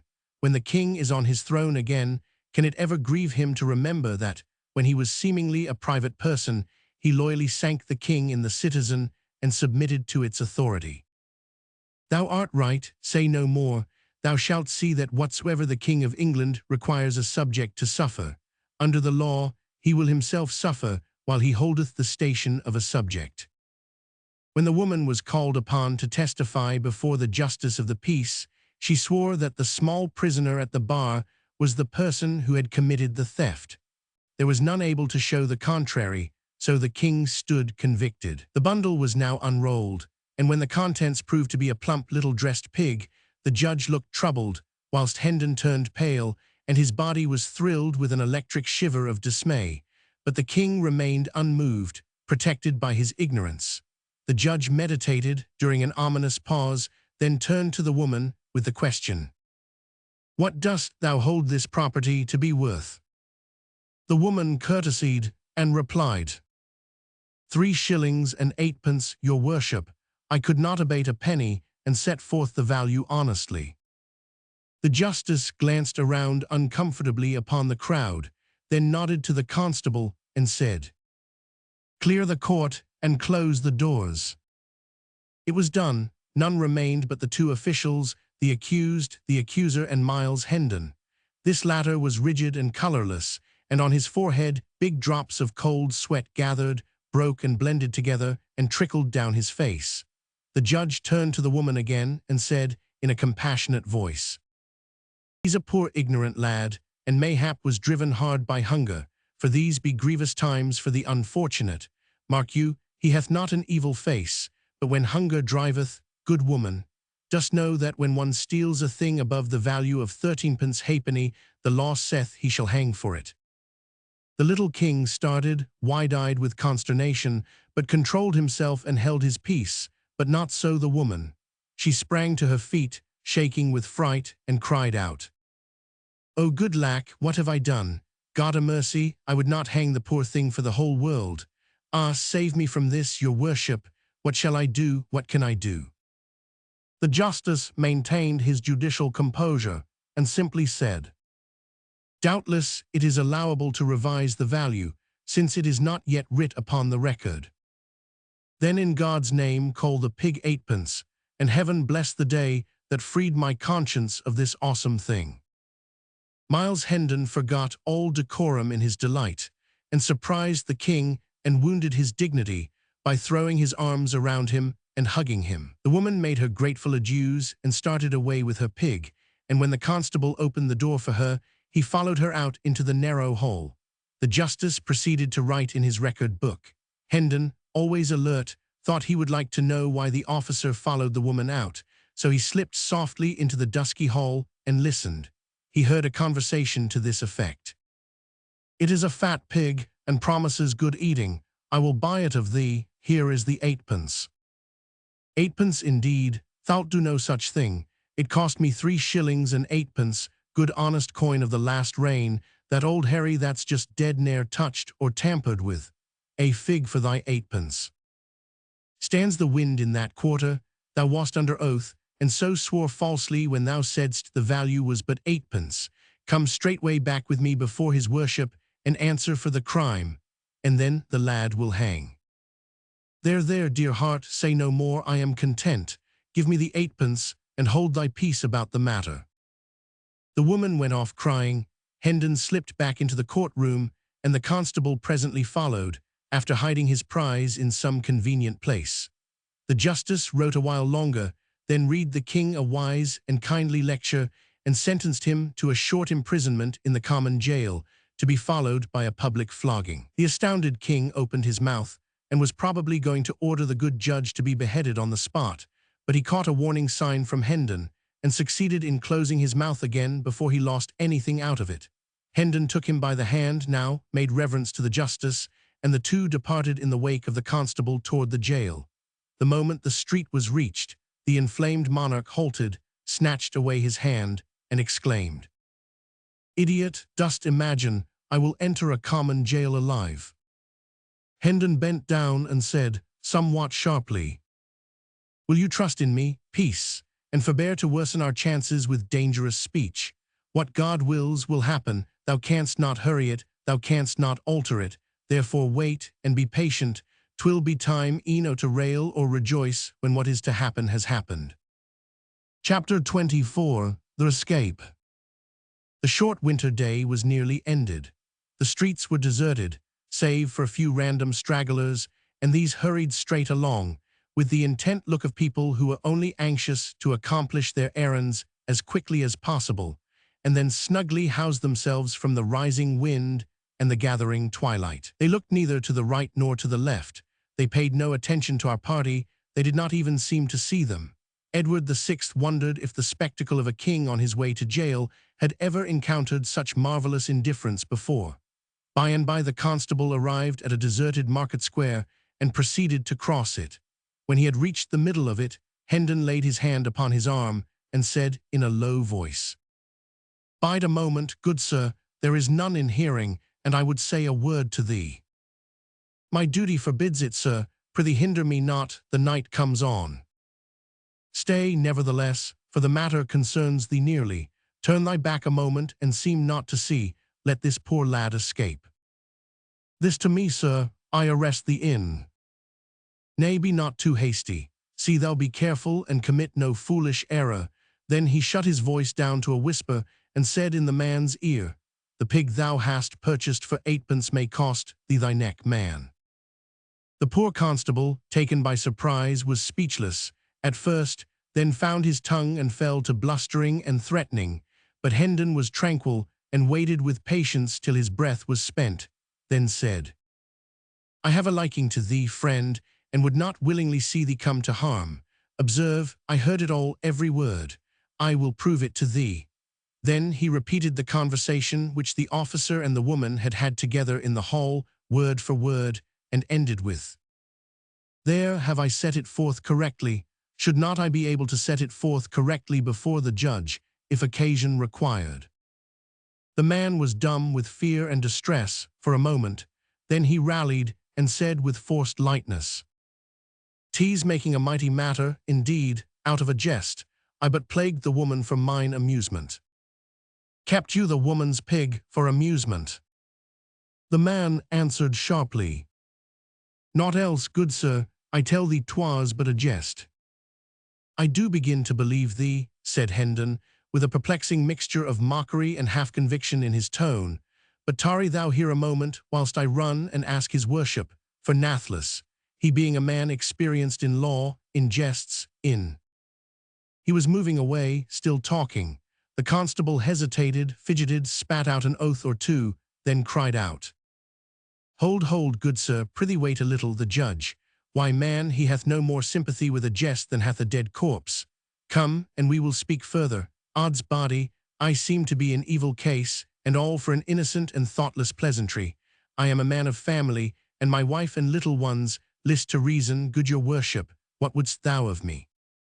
"Only that thou be blind and dumb and paralytic, whilst one may count 100,000, counting slowly," said Hendon, with the expression of a man who asks but a reasonable favor, and that a very little one. "It is my destruction," said the constable despairingly. "Ah, be reasonable, good sir. Only look at this matter on all its sides, and see how mere a jest it is, how manifestly and how plainly it is so. And even if one granted it were not a jest, It is a fault so small that e'en the grimmest penalty it could call forth would be but a rebuke and warning from the judge's lips. Hendon replied with a solemnity which chilled the air about him. This jest of thine hath a name in law, wot you what it is? I knew it not, peradventure I have been unwise. I never dreamed it had a name. Ah, sweet heaven, I thought it was original. Yes, it hath a name. In the law this crime is called non compos mentis, lex talionis sic transit gloria mundi.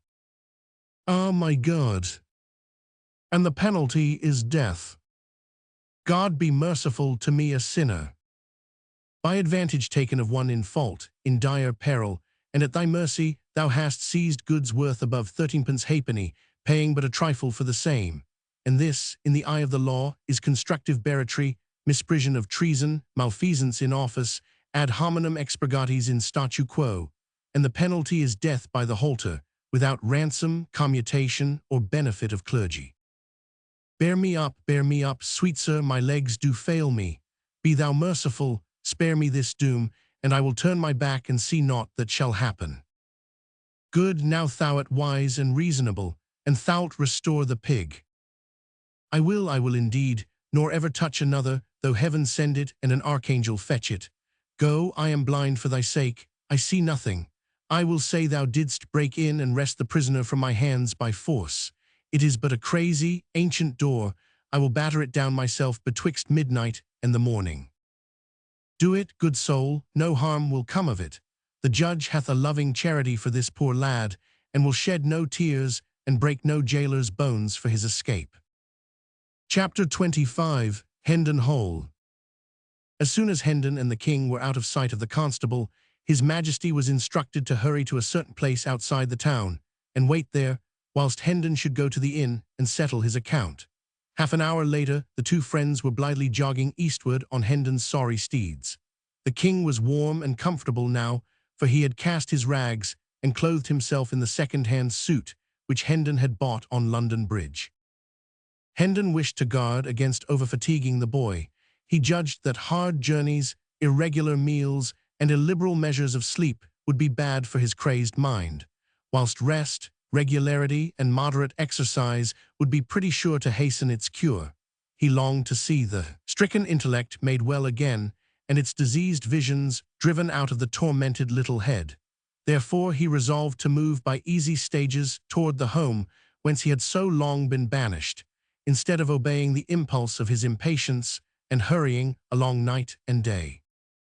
When he and the king had journeyed about 10 miles, they reached a considerable village and halted there for the night at a good inn.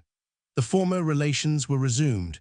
Hendon stood behind the king's chair while he dined and waited upon him, undressed him when he was ready for bed, then took the floor for his own quarters and slept athwart the door, rolled up in a blanket.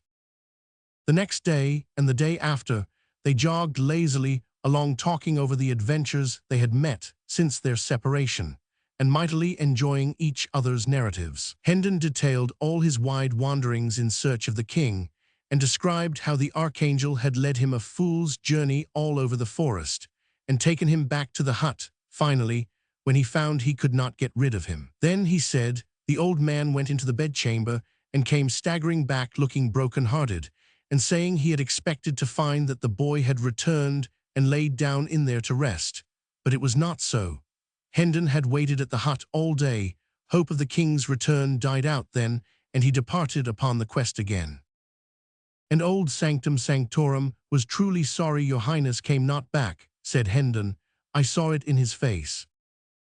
Marry, I will never doubt that, said the king, and then told his own story, after which Hendon was sorry he had not destroyed the archangel. During the last day of the trip, Hendon's spirits were soaring. His tongue ran constantly. He talked about his old father and his brother Arthur, and told of many things which illustrated their high and generous characters. He went into loving frenzies over his Edith, and was so glad-hearted that he was even able to say some gentle and brotherly things about Hugh. He dwelt a deal on the coming meeting at Hendon Hall. What a surprise it would be to everybody, and what an outburst of thanksgiving and delight there would be. It was a fair region, dotted with cottages and orchards, and the road led through broad pasture lands whose receding expanses, marked with gentle elevations and depressions, suggested the swelling and subsiding undulations of the sea. In the afternoon, the returning prodigal made constant deflections from his course to see if by ascending some hillock he might not pierce the distance and catch a glimpse of his home. At last he was successful, and cried out excitedly, "There is the village, my prince, and there is the hall close by. You may see the towers from here, and that wood there, that is my father's park. Ah, now thou'lt know what state and grandeur be, a house with 70 rooms, think of that, and 27 servants, a brave lodging for such as we, is it not so? Come, let us speed, my impatience will not brook further delay." All possible hurry was made. Still, it was after 3 o'clock before the village was reached. The travelers scampered through it, Hendon's tongue going all the time. "Here is the church, covered with the same ivy, none gone, none added. Yonder is the inn, the old Red Lion, and yonder is the marketplace. Here is the maypole, and here the pump. Nothing is altered, nothing but the people, at any rate. 10 years make a change in people. Some of these I seem to know, but none know me." So his chat ran on. The end of the village was soon reached. Then the travelers struck into a crooked, narrow road, walled in with tall hedges, and hurried briskly along it for half a mile, then passed into a vast flower garden through an imposing gateway, whose huge stone pillars bore sculptured armorial devices. A noble mansion was before them. "Welcome to Hendon Hall, my king," exclaimed Miles. "Ah, 'tis a great day. My father and my brother and the Lady Edith will be so mad with joy that they will have eyes and tongue for none but me in the first transports of the meeting. And so thou'lt seem but coldly welcomed. But mind it not. 'Twill soon seem otherwise. For when I say thou art my ward, and tell them how costly is my love for thee, thou'lt see them take thee to their breasts for Miles Hendon's sake, and make their house and hearts thy home for ever after." The next moment Hendon sprang to the ground before the great door, helped the king down, then took him by the hand and rushed within. A few steps brought him to a spacious apartment. He entered, seated the king with more hurry than ceremony, then ran toward a young man who sat at a writing table in front of a generous fire of logs.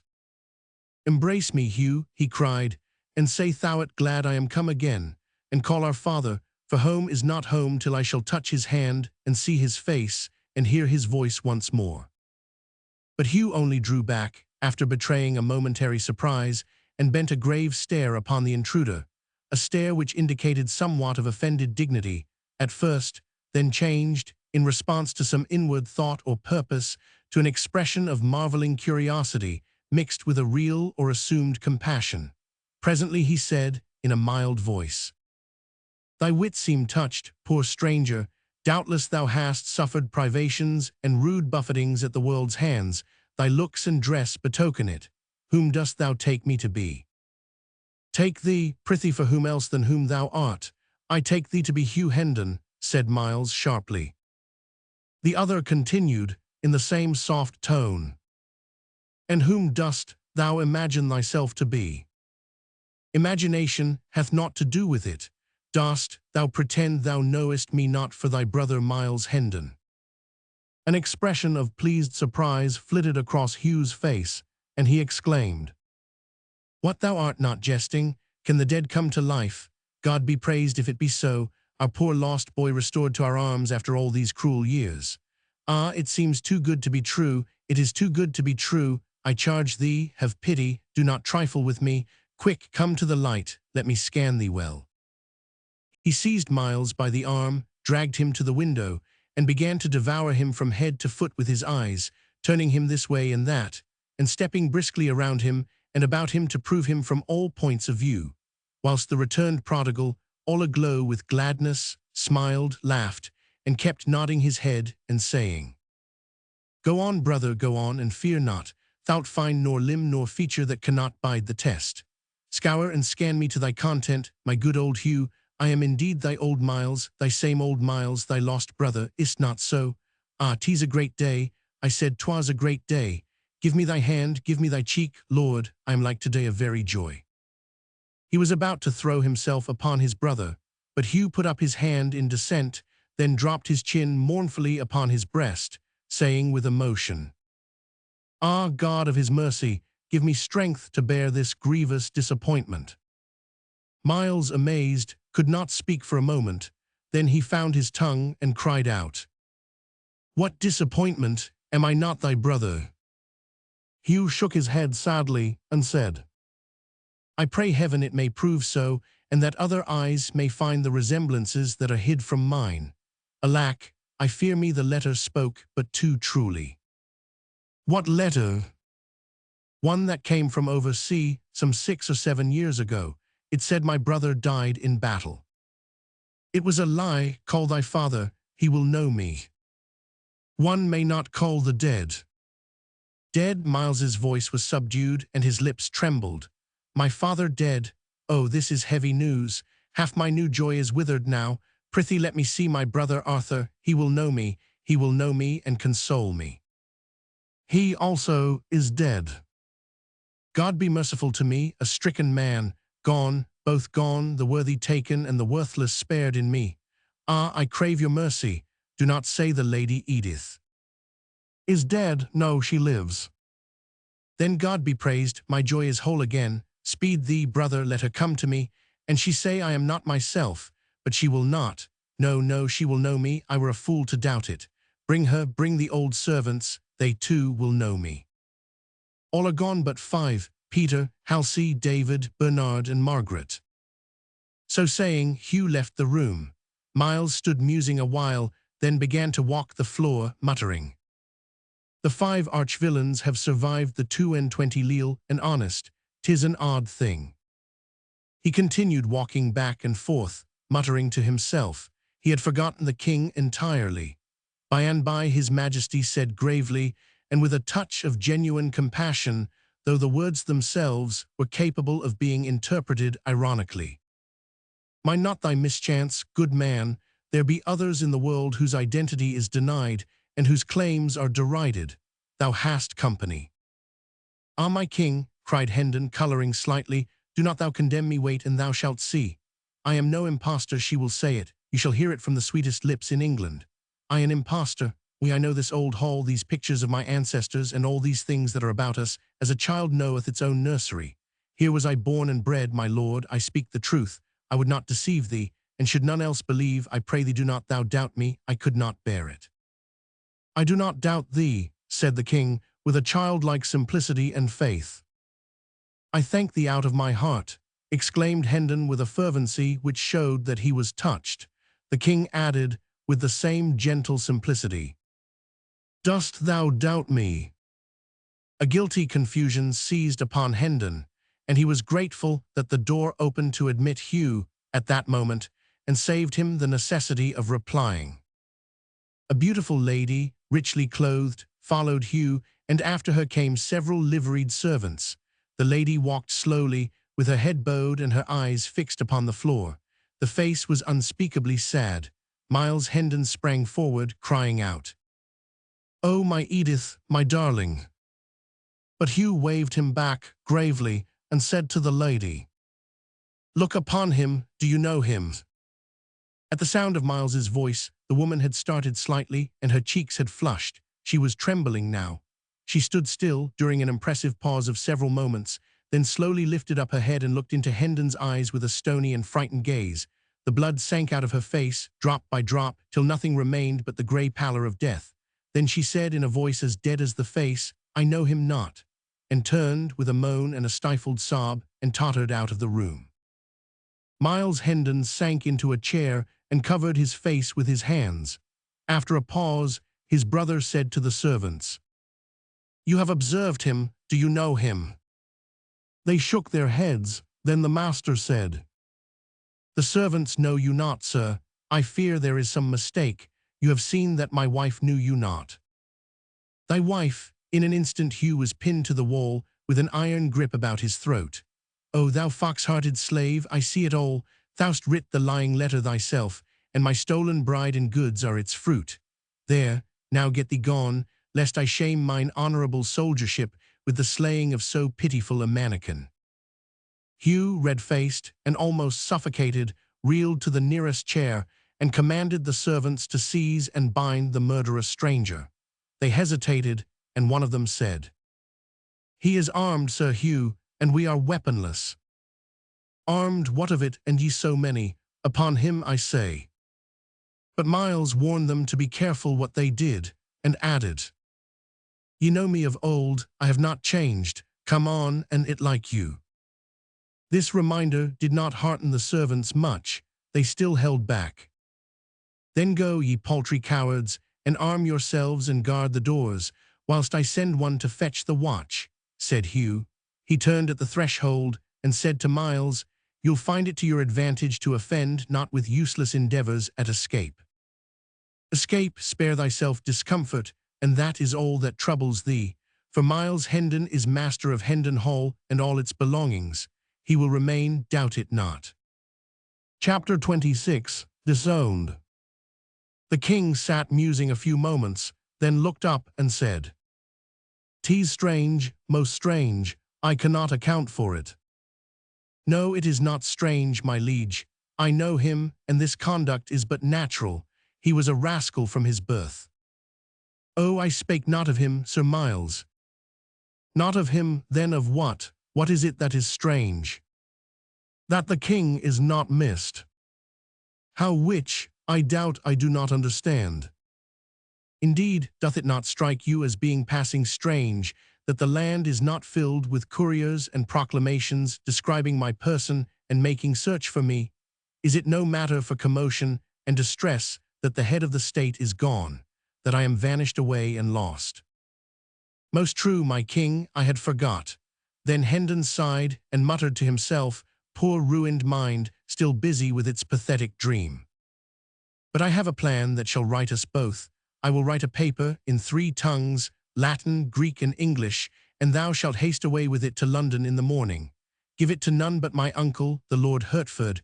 When he shall see it, he will know and say I wrote it. Then he will send for me. Might it not be best, my prince, that we wait here until I prove myself and make my rights secure to my domains?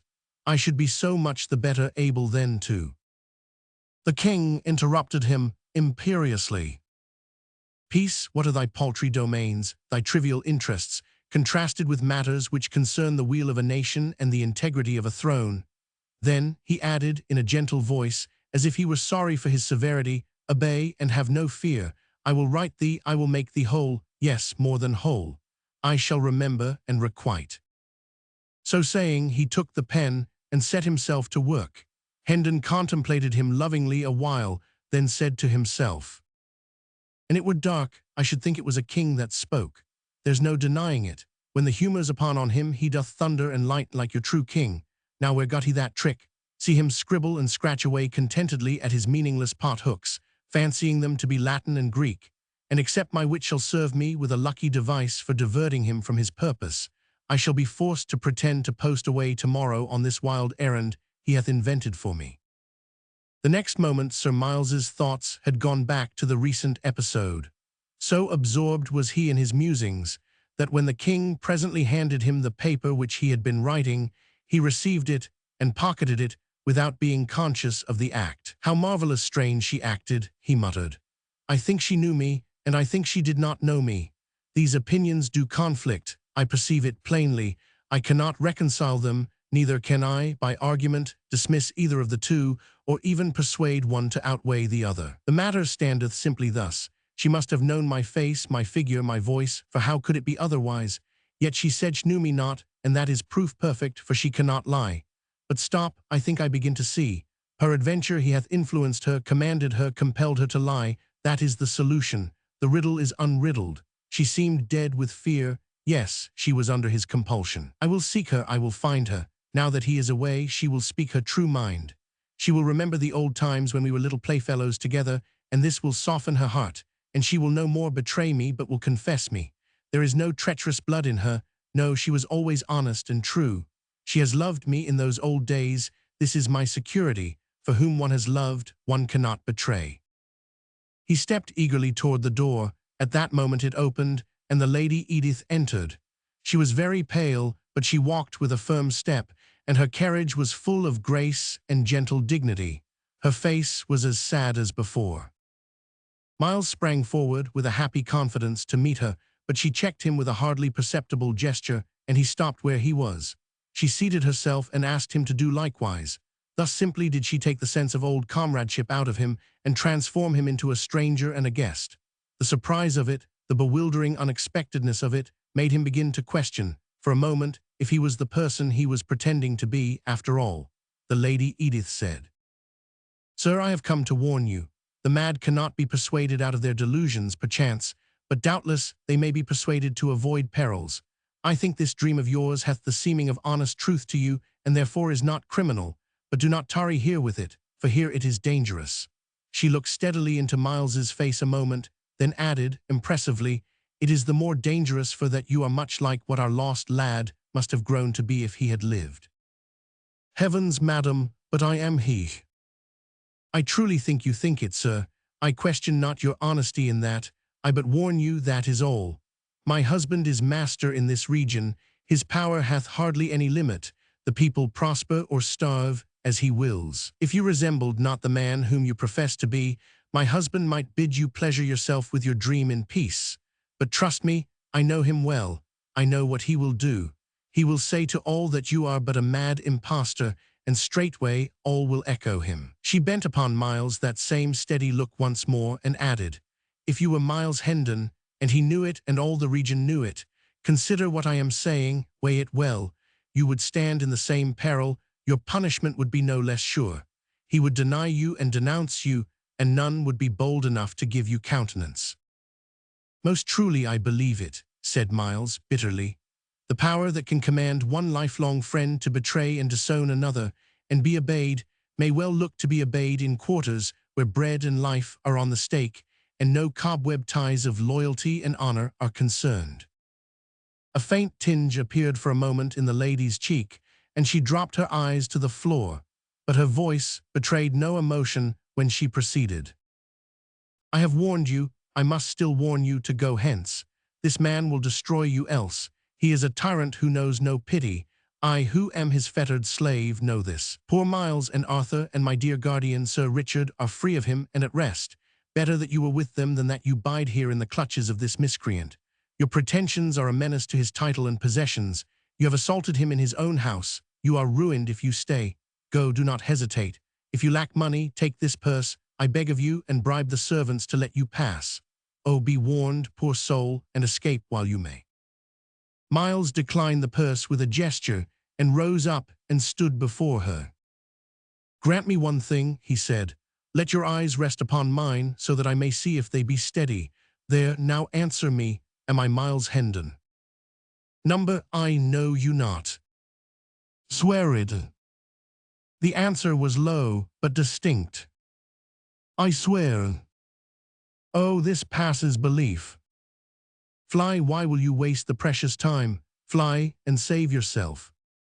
At that moment the officers burst into the room, and a violent struggle began, but Hendon was soon overpowered and dragged away. The king was taken also, and both were bound and led to prison. Chapter 27. In Prison. The cells were all crowded, so the two friends were chained in a large room where persons charged with trifling offenses were commonly kept. They had company, for there were some 20 manacled and fettered prisoners here, of both sexes and of varying ages, an obscene and noisy gang. The king chafed bitterly over the stupendous indignity thus put upon his royalty, but Hendon was moody and taciturn. He was pretty thoroughly bewildered. He had come home, a jubilant prodigal, expecting to find everybody wild with joy over his return, and instead had got the cold shoulder and a jail. The promise and the fulfillment differed so widely that the effect was stunning. He could not decide whether it was most tragic or most grotesque. He felt much as a man might who had danced blithely out to enjoy a rainbow and got struck by lightning. But gradually his confused and tormenting thoughts settled down into some sort of order, and then his mind centered itself upon Edith. He turned her conduct over and examined it in all lights, but he could not make anything satisfactory out of it. Did she know him or didn't she know him? It was a perplexing puzzle and occupied him a long time, but he ended, finally, with the conviction that she did know him and had repudiated him for interested reasons. He wanted to load her name with curses now, but this name had so long been sacred to him that he found he could not bring his tongue to profane it. Wrapped in prison blankets of a soiled and tattered condition, Hendon and the king passed a troubled night. For a bribe, the jailer had furnished liquor to some of the prisoners. Singing of ribald songs, fighting, shouting, and carousing was the natural consequence. At last, a while after midnight, a man attacked a woman and nearly killed her by beating her over the head with his manacles before the jailer could come to the rescue. The jailer restored peace by giving the man a sound clubbing about the head and shoulders. Then the carousing ceased, and after that, all had an opportunity to sleep, who did not mind the annoyance of the moanings and groanings of the two wounded people. During the ensuing week, the days and nights were of a monotonous sameness as to events. Men whose faces Hendon remembered more or less distinctly came by day to gaze at the impostor and repudiate and insult him, and by night the carousing and brawling went on with symmetrical regularity. However, there was a change of incident at last. The jailer brought in an old man and said to him, "The villain is in this room. Cast thy old eyes about and see if thou canst say which is he." Hendon glanced up and experienced a pleasant sensation for the first time since he had been in the jail. He said to himself, "This is Blake Andrews, a servant all his life in my father's family, a good honest soul with a right heart in his breast. That is, formerly, but none are true now, all are liars. This man will know me and will deny me too like the rest." The old man gazed around the room, glanced at each face in turn, and finally said, "I see none here but paltry knaves, scum o' the streets. Which is he?" The jailer laughed. "Here," he said, "scan this big animal and grant me an opinion." The old man approached and looked Hendon over long and earnestly, then shook his head and said, "Marry, this is no Hendon, nor ever was. Right, thy old eyes are sound yet. An I were Sir Hugh, I would take the shabby carl and—" The jailer finished by lifting himself a tiptoe with an imaginary halter, at the same time making a gurgling noise in his throat, suggestive of suffocation. The old man said, vindictively, "Let him bless God and he fare no worse. And I had the handling o' the villain he should roast, or I am no true man." The jailer laughed a pleasant hyena laugh and said, "Give him a piece of thy mind, old man, they all do it. Thou'lt find it good diversion." Then he sauntered toward his anteroom and disappeared. The old man dropped upon his knees and whispered, "God be thanked thou art come again, my master. I believed thou wert dead these 7 years, and lo, here thou art alive. I knew thee the moment I saw thee, and main hard work it was to keep a stony countenance, and seem to see none here but tuppenny knaves and rubbish o' the streets.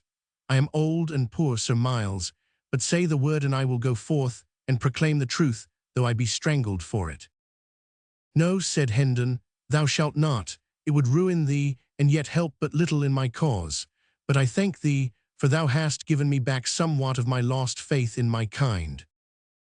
The old servant became very valuable to Hendon and the king, for he dropped in several times a day to abuse the former, and always smuggled in a few delicacies to help out the prison bill of fare. He also furnished the current news. Hendon reserved the dainties for the king. Without them, his majesty might not have survived, for he was not able to eat the coarse and wretched food provided by the jailer. Andrews was obliged to confine himself to brief visits in order to avoid suspicion, but he managed to impart a fair degree of information each time, information delivered in a low voice for Hendon's benefit and interlarded with insulting epithets delivered in a louder voice for the benefit of other hearers. So little by little, the story of the family came out. Arthur had been dead 6 years. This loss, with the absence of news from Hendon, impaired the father's health. He believed he was going to die, and he wished to see Hugh and Edith settled in life before he passed away. But Edith begged hard for delay, hoping for Miles's return. Then the letter came which brought the news of Miles's death. The shock prostrated Sir Richard. He believed his end was very near, and he and Hugh insisted upon the marriage. Edith begged for and obtained a month's respite, then another, and finally a third. The marriage then took place by the deathbed of Sir Richard. It had not proved a happy one. It was whispered about the country that shortly after the nuptials, the bride found among her husband's papers several rough and incomplete drafts of the fatal letter, and had accused him of precipitating the marriage and Sir Richard's death, too, by a wicked forgery. Tales of cruelty to the Lady Edith and the servants were to be heard on all hands, and since the father's death, Sir Hugh had thrown off all soft disguises and become a pitiless master toward all who in any way depended upon him and his domains for bread. There was a bit of Andrew's gossip, which the king listened to with a lively interest. There is rumor that the king is mad, but in charity forbear to say I mentioned it, for 'tis death to speak of it, they say. His Majesty glared at the old man and said, "The king is not mad, good man, and thou'lt find it to thy advantage to busy thyself with matters that nearer concern thee than this seditious prattle." "What doth the lad mean?" said Andrews, surprised at this brisk assault from such an unexpected quarter. Hendon gave him a sign, and he did not pursue his question, but went on with his budget. "The late king is to be buried at Windsor in a day or two, the 16th of the month, and the new king will be crowned at Westminster the 20th. "Methinks they must needs find him first," muttered his Majesty, then added confidently, "but they will look to that, and so also shall I. In the name of—" But the old man got no further. A warning sign from Hendon checked his remark. He resumed the thread of his gossip. "Sir Hugh goeth to the coronation, and with grand hopes. He confidently looketh to come back a peer, for he is high in favour with the Lord Protector." "What Lord Protector?" asked his Majesty. "His Grace the Duke of Somerset." "What Duke of Somerset?" "Marry, there is but one Seymour, Earl of Hertford." The king asked sharply, "Since when is he a duke and Lord Protector?" "Since the last day of January." "And prithee, who made him so?" "Himself and the Great Council, with help of the king." His Majesty started violently. "The king," he cried, "what king, good sir?" "What king indeed? God a mercy, what aileth the boy? Sith we have but one, 'tis not difficult to answer. His most sacred Majesty King Edward the Sixth, whom God preserve. Yea, and a dear and gracious little urchin is he too, and whether he be mad or no, and they say he mendeth daily, his praises are on all men's lips, and all bless him likewise, and offer prayers that he may be spared to reign long in England. For he began humanely with saving the old Duke of Norfolk's life, and now is he bent on destroying the cruelest of the laws that harry and oppress the people." This news struck his Majesty dumb with amazement, and plunged him into so deep and dismal a reverie that he heard no more of the old man's gossip. He wondered if the little urchin was the beggar boy whom he left dressed in his own garments in the palace. It did not seem possible that this could be, for surely his manners and speech would betray him if he pretended to be the Prince of Wales. Then he would be driven out, and search made for the true prince. Could it be that the court had set up some sprig of the nobility in his place? No, for his uncle would not allow that. He was all-powerful, and could and would crush such a movement, of course. The boy's musings profited him nothing. The more he tried to unriddle the mystery, the more perplexed he became, the more his head ached, and the worse he slept. His impatience to get to London grew hourly, and his captivity became almost unendurable. Hendon's arts all failed with the king. He could not be comforted, but a couple of women who were chained near him succeeded better. Under their gentle ministrations, he found peace and learned a degree of patience. He was very grateful, and came to love them dearly and to delight in the sweet and soothing influence of their presence. He asked them why they were in prison, and when they said they were Baptists, he smiled and inquired, "Is that a crime to be shut up for in a prison? Now I grieve, for I shall lose ye. They will not keep ye long for such a little thing." They did not answer, and something in their faces made him uneasy. He said eagerly, "You do not speak. Be good to me and tell me there will be no other punishment. Prithee tell me there is no fear of that." They tried to change the topic, but his fears were aroused, and he pursued it. "Will they scourge thee? No, no, they would not be so cruel. Say they would not. Come, they will not, will they?" The women betrayed confusion and distress, but there was no avoiding an answer, so one of them said, in a voice choked with emotion, "O thou'lt break our hearts, thou gentle spirit, God will help us to bear our." "It is a confession," the king broke in. "Then they will scourge thee, the stony-hearted wretches, but oh, thou must not weep, I cannot bear it. Keep up thy courage, I shall come to my own in time to save thee from this bitter thing, and I will do it." When the king awoke in the morning, the women were gone. "They are saved," he said joyfully, then added despondently, "but woe is me, for they were my comforters." Each of them had left a shred of ribbon pinned to his clothing in token of remembrance. He said he would keep these things always, and that soon he would seek out these dear good friends of his and take them under his protection. Just then the jailer came in with some subordinates and commanded that the prisoners be conducted to the jail yard. The king was overjoyed. It would be a blessed thing to see the blue sky and breathe the fresh air once more. He fretted and chafed at the slowness of the officers, but his turn came at last, and he was released from his staple and ordered to follow the other prisoners with Hendon. The court or quadrangle was stone-paved and open to the sky. The prisoners entered it through a massive archway of masonry and were placed in file, standing, with their backs against the wall. A rope was stretched in front of them, and they were also guarded by their officers. It was a chill and lowering morning, and a light snow which had fallen during the night whitened the great empty space and added to the general dismalness of its aspect. Now and then a wintry wind shivered through the place and sent the snow eddying hither and thither. In the center of the court stood two women chained to posts. A glance showed the king that these were his good friends. He shuddered and said to himself, "Alack, they are not gone free as I had thought. To think that such as these should know the lash in England, aye, there's the shame of it, not in heathenish Christian England. They will be scourged, and I, whom they have comforted and kindly entreated, must look on and see the great wrong done. It is strange, so strange, that I, the very source of power in this broad realm, am helpless to protect them. But let these miscreants look well to themselves, for there is a day coming when I will require of them a heavy reckoning for this work. For every blow they strike now, they shall feel 100 then." A great gate swung open, and a crowd of citizens poured in. They flocked around the two women and hid them from the king's view. A clergyman entered and passed through the crowd, and he also was hidden. The king now heard talking, back and forth, as if questions were being asked and answered, but he could not make out what was said. Next, there was a deal of bustle and preparation, and much passing and repassing of officials through that part of the crowd that stood on the further side of the women, and whilst this proceeded, a deep hush gradually fell upon the people.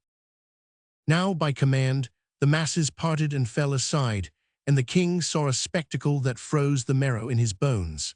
Faggots had been piled about the two women, and a kneeling man was lighting them. The women bowed their heads and covered their faces with their hands. The yellow flames began to climb upward among the snapping and crackling faggots, and wreaths of blue smoke to stream away on the wind. The clergyman lifted his hands and began a prayer. Just then 2 young girls came flying through the great gate, uttering piercing screams, and threw themselves upon the women at the stake. Instantly they were torn away by the officers, and one of them was kept in a tight grip, but the other broke loose, saying she would die with her mother, and before she could be stopped, she had flung her arms about her mother's neck again. She was torn away once more, and with her gown on fire. 2 or 3 men held her, and the burning portion of her gown was snatched off and thrown flaming aside, she struggling all the while to free herself, and saying she would be alone in the world now, and begging to be allowed to die with her mother. Both the girls screamed continually and fought for freedom. But suddenly this tumult was drowned under a volley of heart-piercing shrieks of mortal agony. The king glanced from the frantic girls to the stake, then turned away and leaned his ashen face against the wall and looked no more. He said, "That which I have seen in that one little moment will never go out from my memory, but will abide there, and I shall see it all the days and dream of it all the nights till I die. Would God I had been blind." Hendon was watching the king. He said to himself with satisfaction, "His disorder mendeth, he hath changed and groweth gentler."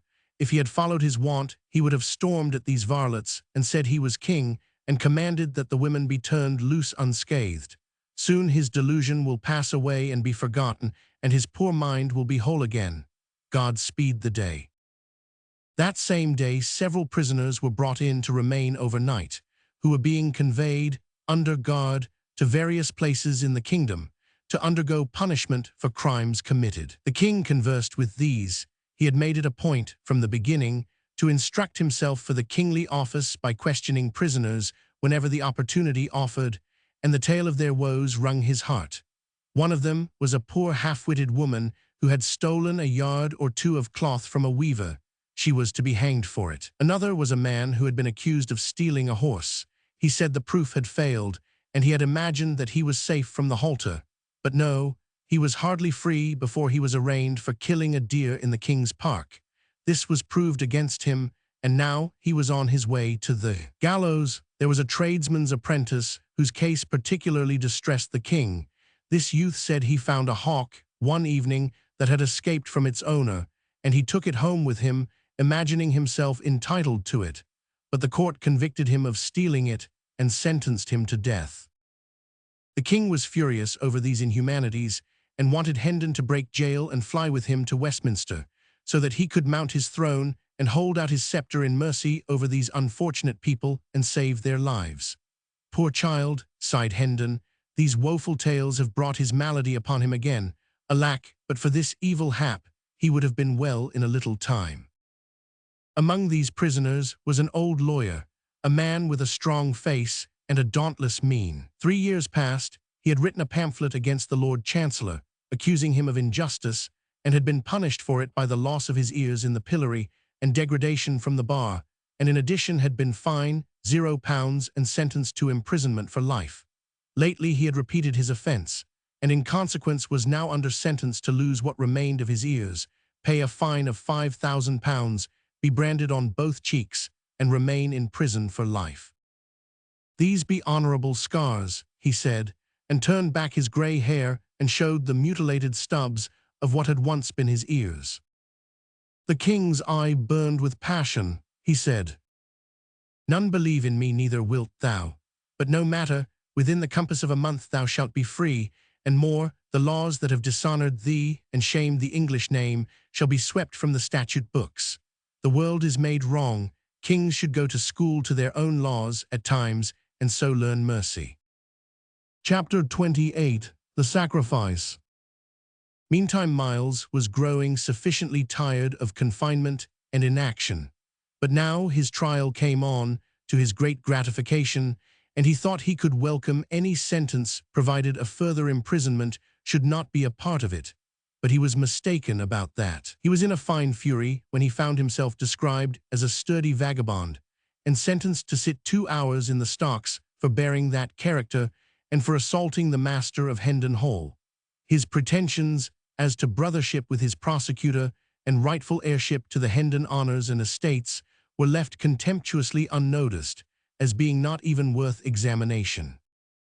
He raged and threatened on his way to punishment, but it did no good. He was snatched roughly along by the officers and got an occasional cuff, besides, for his irreverent conduct.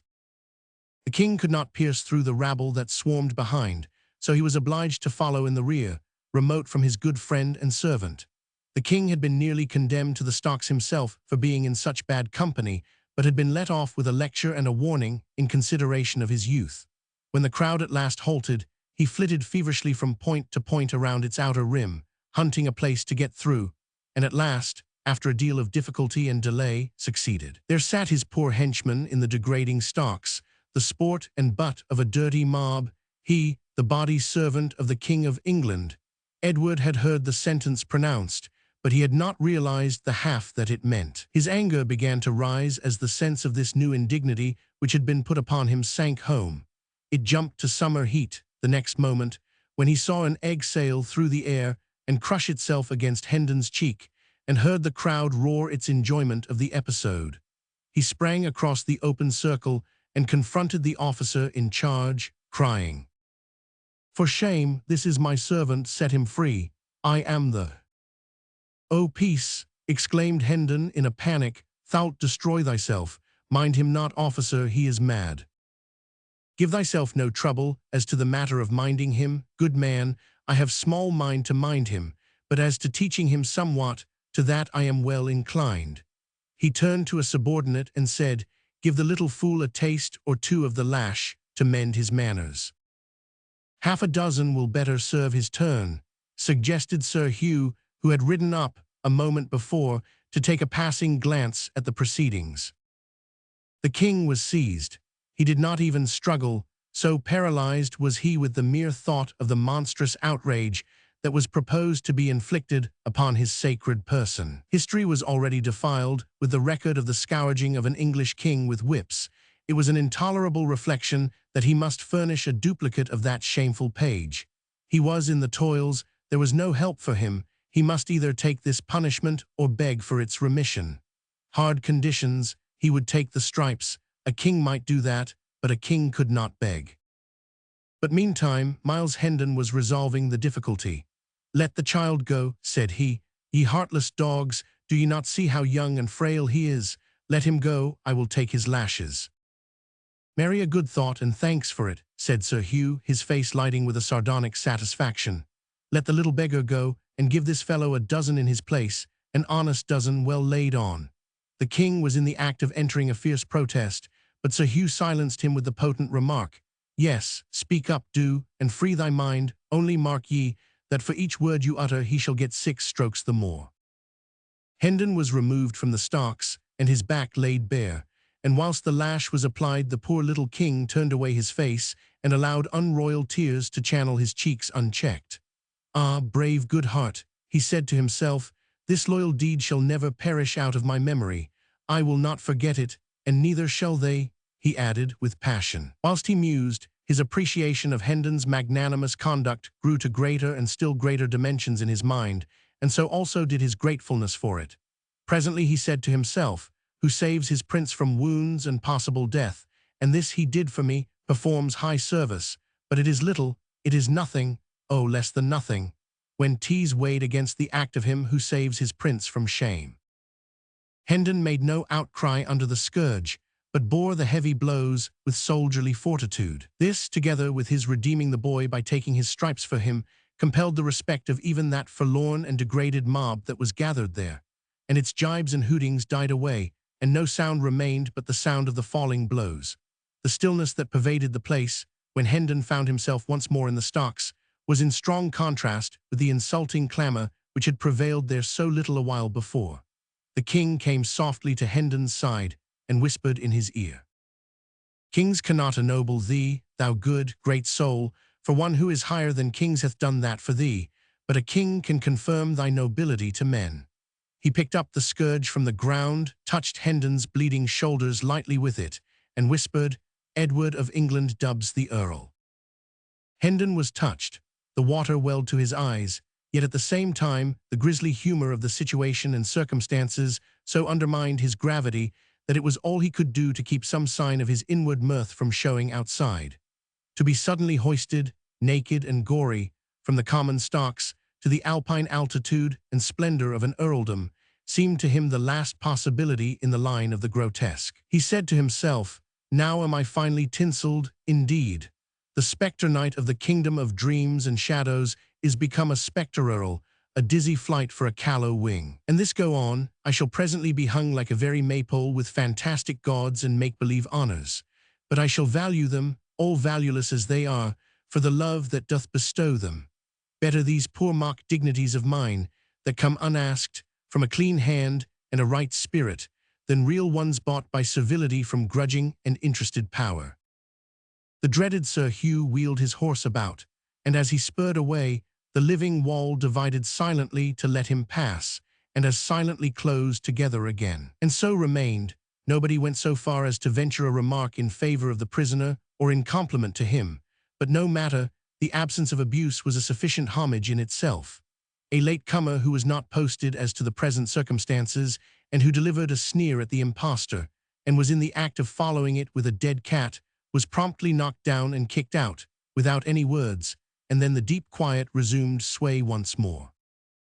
Chapter 29. To London. When Hendon's term of service in the stocks was finished, He was released and ordered to quit the region and come back no more. His sword was restored to him, and also his mule and his donkey. He mounted and rode off, followed by the king, the crowd opening with quiet respectfulness to let them pass, and then dispersing when they were gone. Hendon was soon absorbed in thought. There were questions of high import to be answered.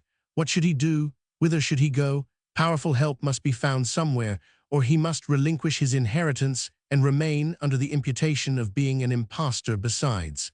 Where could he hope to find this powerful help? Where, indeed, it was a knotty question. By and by a thought occurred to him which pointed to a possibility. The slenderest of slender possibilities, certainly, but still worth considering, for lack of any other that promised anything at all. He remembered what old Andrews had said about the young king's goodness and his generous championship of the wronged and unfortunate. Why not go and try to get speech of him and beg for justice? Ah, yes, but could so fantastic a pauper get admission to the august presence of a monarch? Never mind, let that matter take care of itself. It was a bridge that would not need to be crossed till he should come to it. He was an old campaigner, and used to inventing shifts and expedients. No doubt he would be able to find a way. Yes, he would strike for the capital. Maybe his father's old friend Sir Humphrey Marlowe would help him. Good old Sir Humphrey, head lieutenant of the late King's kitchen, or stables, or something. Miles could not remember just what or which. Now that he had something to turn his energies to, a distinctly defined object to accomplish, the fog of humiliation and depression which had settled down upon his spirits lifted and blew away, and he raised his head and looked about him. He was surprised to see how far he had come.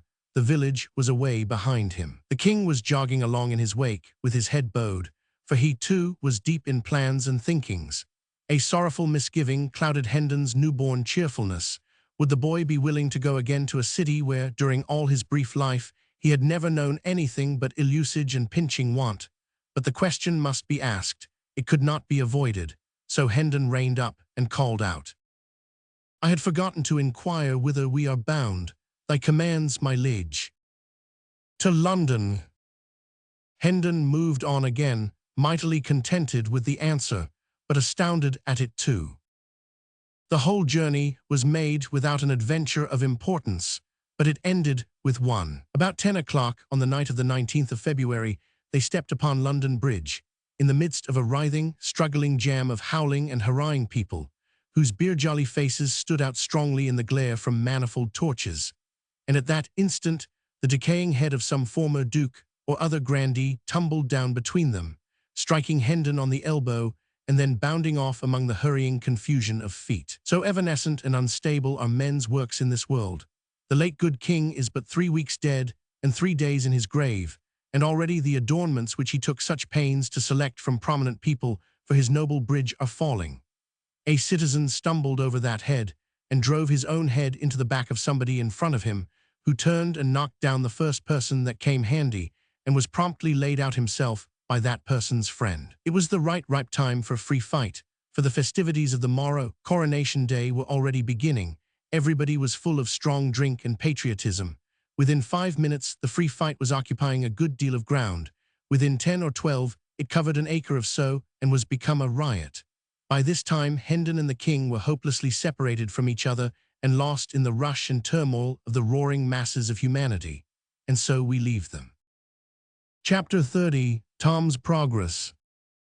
Whilst the true king wandered about the land poorly clad, poorly fed, cuffed, and derided by tramps one while, herding with thieves and murderers in a jail another, and called idiot and impostor by all impartially, the mock King Tom Canty enjoyed quite a different experience.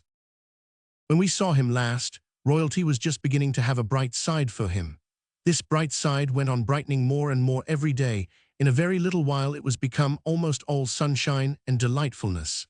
He lost his fears, his misgivings faded out and died, his embarrassments departed, and gave place to an easy and confident bearing. He worked the whipping boy mind to ever-increasing profit. He ordered my Lady Elizabeth and my Lady Jane Grey into his presence when he wanted to play or talk, and dismissed them when he was done with them, with the air of one familiarly accustomed to such performances. It no longer confused him to have these lofty personages kiss his hand at parting. He came to enjoy being conducted to bed in state at night, and dressed with intricate and solemn ceremony in the morning. It came to be a proud pleasure to march to dinner, attended by a glittering procession of officers of state and gentlemen at arms, insomuch, indeed, that he doubled his guard of gentlemen at arms and made them 100. He liked to hear the bugles sounding down the long corridors, and the distant voices responding, "Way for the king." He even learned to enjoy sitting in throned state in council, and seeming to be something more than the Lord Protector's mouthpiece. He liked to receive great ambassadors and their gorgeous trains, and listen to the affectionate messages they brought from illustrious monarchs who called him brother. Oh, happy Tom Canty, late of awful court! He enjoyed his splendid clothes and ordered more. He found his 400 servants too few for his proper grandeur and trebled them. The adulation of salaaming courtiers came to be sweet music to his ears. He remained kind and gentle, and a sturdy and determined champion of all that were oppressed, and he made tireless war upon unjust laws. Yet upon occasion, being offended, he could turn upon an earl or even a duke, and give him a look that would make him tremble. Once when his royal sister, the grimly holy Lady Mary, set herself to reason with him against the wisdom of his course, in pardoning so many people who would otherwise be jailed, or hanged, or burned, and reminded him that their august late father's prisons had sometimes contained as high as 60,000 convicts at one time, and that during his admirable reign he had delivered 72,000 thieves and robbers over to death by the executioner. The boy was filled with generous indignation, and commanded her to go to her closet, and beseech God to take away the stone that was in her breast, and give her a human heart.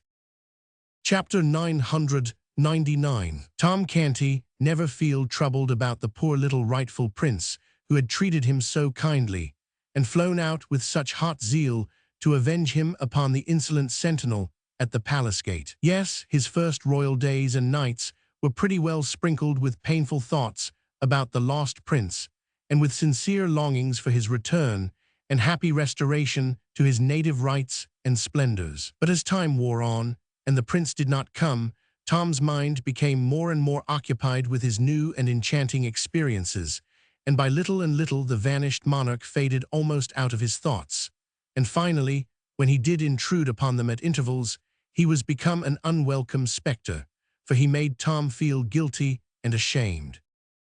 Tom's poor mother and sisters traveled the same road out of his mind. At first he pined for them, sorrowed for them, longed to see them, but later, the thought of their coming some day in their rags and dirt, and betraying him with their kisses, and pulling him down from his lofty place, and dragging him back to penury and degradation and the slums, made him shudder.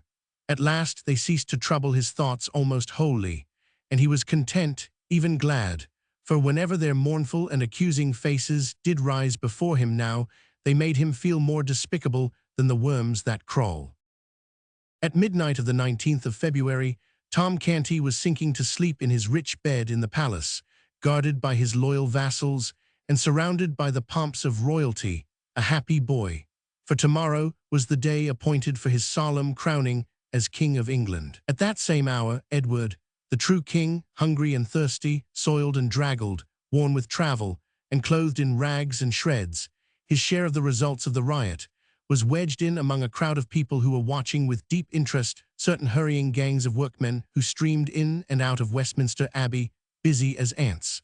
They were making the last preparation for the royal coronation. Chapter 31. The Recognition Procession. When Tom Canty awoke the next morning, the air was heavy with a thunderous murmur. All the distances were charged with it. It was music to him, for it meant that the English world was out in its strength to give loyal welcome to the great day.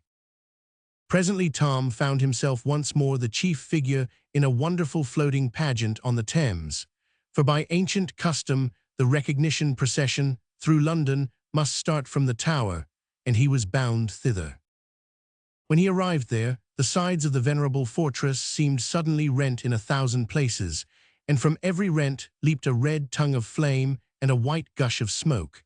A deafening explosion followed, which drowned the shoutings of the multitude and made the ground tremble, The flame jets, the smoke, and the explosions were repeated over and over again with marvelous celerity, so that in a few moments the old tower disappeared in the vast fog of its own smoke, all but the very top of the tall pile called the White Tower. This, with its banners, stood out above the dense bank of vapor as a mountain peak projects above a cloud rack. Tom Canty, splendidly arrayed, mounted a prancing war steed, whose rich trappings almost reached to the ground. His uncle, the Lord Protector Somerset, similarly mounted, took place in his rear. The king's guard formed in single ranks on either side, clad in burnished armor. After the Protector followed a seemingly interminable procession of resplendent nobles attended by their vassals.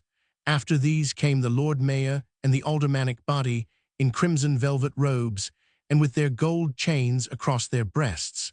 And after these, the officers and members of all the guilds of London, in rich raiment and bearing the showy banners of the several corporations. Also in the procession, as a special guard of honor through the city, was the Ancient and Honorable Artillery Company, an organization already 300 years old at that time, and the only military body in England possessing the privilege, which it still possesses in our day, of holding itself independent of the commands of Parliament. It was a brilliant spectacle, and was hailed with acclamations all along the line, as it took its stately way through the packed multitudes of citizens. The chronicler says, "The king, as he entered the city, was received by the people with prayers, welcomings, cries, and tender words, and all signs which argue an earnest love of subjects toward their sovereign. And the king, by holding up his glad countenance to such as stood afar off, and most tender language to those that stood nigh his grace, showed himself no less thankful to receive the people's goodwill than they to offer it. To all that wished him well he gave thanks. To such as bade God save his grace, he said in return, God save you all, and added that he thanked them with all his heart. Wonderfully transported were the people with the loving answers and gestures of their king." In Fenchurch Street, a fair child, in costly apparel, stood on a stage to welcome His Majesty to the city. The last verse of his greeting was in these words: "Welcome, O King, as much as hearts can think. Welcome again, as much as tongue can tell. Welcome to joyous tongues and hearts that will not shrink.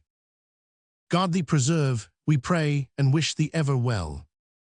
The people burst forth in a glad shout, repeating with one voice what the child had said. Tom Canty gazed abroad over the surging sea of eager faces, and his heart swelled with exultation, and he felt that the one thing worth living for in this world was to be a king and a nation's idol. Presently he caught sight, at a distance, of a couple of his ragged, awful court comrades, one of them the Lord High Admiral in his late mimic court, the other the First Lord of the Bedchamber in the same pretentious fiction, and his pride swelled higher than ever. Oh, if they could only recognize him now! What unspeakable glory it would be if they could recognize him and realize that the derided mock king of the slums and back alleys was become a real king, with illustrious dukes and princes for his humble menials, and the English world at his feet. But he had to deny himself and choke down his desire, for such a recognition might cost more than it would come to. So he turned away his head and left the two soiled lads to go on with their shoutings and glad adulations, unsuspicious of whom it was they were lavishing them upon. Every now and then rose the cry, "A largess, a largess," and Tom responded by scattering a handful of bright new coins abroad for the multitude to scramble for. The chronicler says, at the upper end of Gracechurch Street, before the sign of the Eagle, the city had erected a gorgeous arch, beneath which was a stage, which stretched from one side of the street to the other. This was an historical pageant, representing the king's immediate progenitors. There sat Elizabeth of York in the midst of an immense white rose, whose petals formed elaborate furbelows around her. By her side was Henry Roman VII. Issuing out of a vast red rose, disposed in the same manner, the hands of the royal pair were locked together, and the wedding ring ostentatiously displayed. From the red and white roses proceeded a stem, which reached up to a second stage, occupied by Henry Roman VIII. Issuing from a red and white rose, with the effigy of the new king's mother, Jane Seymour, represented by his side. One branch sprang from this pair, which mounted to a third stage, where sat the effigy of Edward Roman VI, himself enthroned in royal majesty, and the whole pageant was framed with wreaths of roses, red and white. This quaint and gaudy spectacle so wrought upon the rejoicing people that their acclamations utterly smothered the small voice of the child, whose business it was to explain the thing in eulogistic rhymes. But Tom Canty was not sorry, for this loyal uproar was sweeter music to him than any poetry, no matter what its quality might be. Whithersoever Tom turned his happy young face, the people recognized the exactness of his effigy's likeness to himself, the flesh and blood counterpart, and new whirlwinds of applause burst forth. The great pageant moved on, and still on, under one triumphal arch after another, and past a bewildering succession of spectacular and symbolical tableaus, each of which typified and exalted some virtue or talent or merit of the little kings. Throughout the whole of Cheapside, from every penthouse and window, hung banners and streamers, and the richest carpets, stuffs, and cloth of gold tapestried the streets, specimens of the great wealth of the stores within, and the splendor of this thoroughfare was equaled in the other streets, and in some even surpassed. "And all these wonders and these marvels are to welcome me," murmured Tom Canty. The mock king's cheeks were flushed with excitement, his eyes were flashing, his senses swam in a delirium of pleasure. At this point, just as he was raising his hand to fling another rich largesse, he caught sight of a pale, astounded face, which was strained forward out of the second rank of the crowd, its intense eyes riveted upon him. A sickening consternation struck through him. He recognized his mother, and up flew his hand, palm outward, before his eyes, that old involuntary gesture, born of a forgotten episode and perpetuated by habit. In an instant more she had torn her way out of the press and past the guards and was at his side. She embraced his leg, she covered it with kisses, she cried, "Oh, my child, my darling," lifting toward him a face that was transfigured with joy and love. The same instant an officer of the king's guard snatched her away with a curse and sent her reeling back, whence she came with a vigorous impulse from his strong arm. The words, "I do not know you, woman," were falling from Tom Canty's lips when this piteous thing occurred, but it smote him to the heart to see her treated so, and as she turned for a last glimpse of him, whilst the crowd was swallowing her from his sight, she seemed so wounded, so broken-hearted, that a shame fell upon him which consumed his pride to ashes and withered his stolen royalty. His grandeurs were stricken valueless. They seemed to fall away from him like rotten rags. The procession moved on, and still on, through ever-augmenting splendors and ever-augmenting tempests of welcome, but to Tom Canty they were as if they had not been. He neither saw nor heard. Royalty had lost its grace and sweetness, its pomps were become a reproach. Remorse was eating his heart out. He said, "Would God I were free of my captivity." He had unconsciously dropped back into the phraseology of the first days of his compulsory greatness. The shining pageant still went winding like a radiant and interminable serpent down the crooked lanes of the quaint old city and through the huzzing hosts. But still, the king rode with bowed head and vacant eyes, seeing only his mother's face and that wounded look in it. "Largesse, largesse," the cry fell upon an unheeding ear. "Long live Edward of England." It seemed as if the earth shook with the explosion, but there was no response from the king. He heard it only as one hears the thunder of the surf when it is blown to the ear out of a great distance, for it was smothered under another sound which was still nearer, in his own breast, in his accusing conscience, a voice which kept repeating those shameful words, "I do not know you, woman." The words smote upon the king's soul as the strokes of a funeral bell smite upon the soul of a surviving friend, when they remind him of secret treacheries suffered at his hands by him that is gone. New glories were unfolded at every turning. New wonders, new marvels sprang into view. The pent clamors of waiting batteries were released. New raptures poured from the throats of the waiting multitudes. But the king gave no sign, and the accusing voice that went moaning through his comfortless breast was all the sound he heard. By and by the gladness in the faces of the populace changed a little, and became touched with a something like solicitude or anxiety. An abatement in the volume of the applause was observable too. The Lord Protector was quick to notice these things. He was as quick to detect the cause. He spurred to the king's side, bent low in his saddle, uncovered, and said, "My liege, it is an ill time for dreaming. The people observe thy downcast head, thy clouded mien, and they take it for an omen. Be advised, unveil the sun of royalty, and let it shine upon these boding vapors, and disperse them. Lift up thy face, and smile upon the people." So saying, the Duke scattered a handful of coins to right and left, then retired to his place. The mock king did mechanically as he had been bidden. His smile had no heart in it, but few eyes were near enough or sharp enough to detect that. The noddings of his plumed head as he saluted his subjects were full of grace and graciousness. The largesse which he delivered from his hand was royally liberal. So the people's anxiety vanished, and the acclamations burst forth again in as mighty a volume as before. Still once more, a little before the progress was ended, the Duke was obliged to ride forward and make remonstrance. He whispered, "O dread sovereign, shake off these fatal humours, the eyes of the world are upon thee." Then he added with sharp annoyance, "Perdition catch that crazy pauper, 'twas she that hath disturbed your highness." The gorgeous figure turned a lustreless eye upon the Duke, and said in a dead voice, "She was my mother." "My God," groaned the Protector as he reined his horse backward to his post, "the omen was pregnant with prophecy. He is gone mad again." Chapter 32, Coronation Day.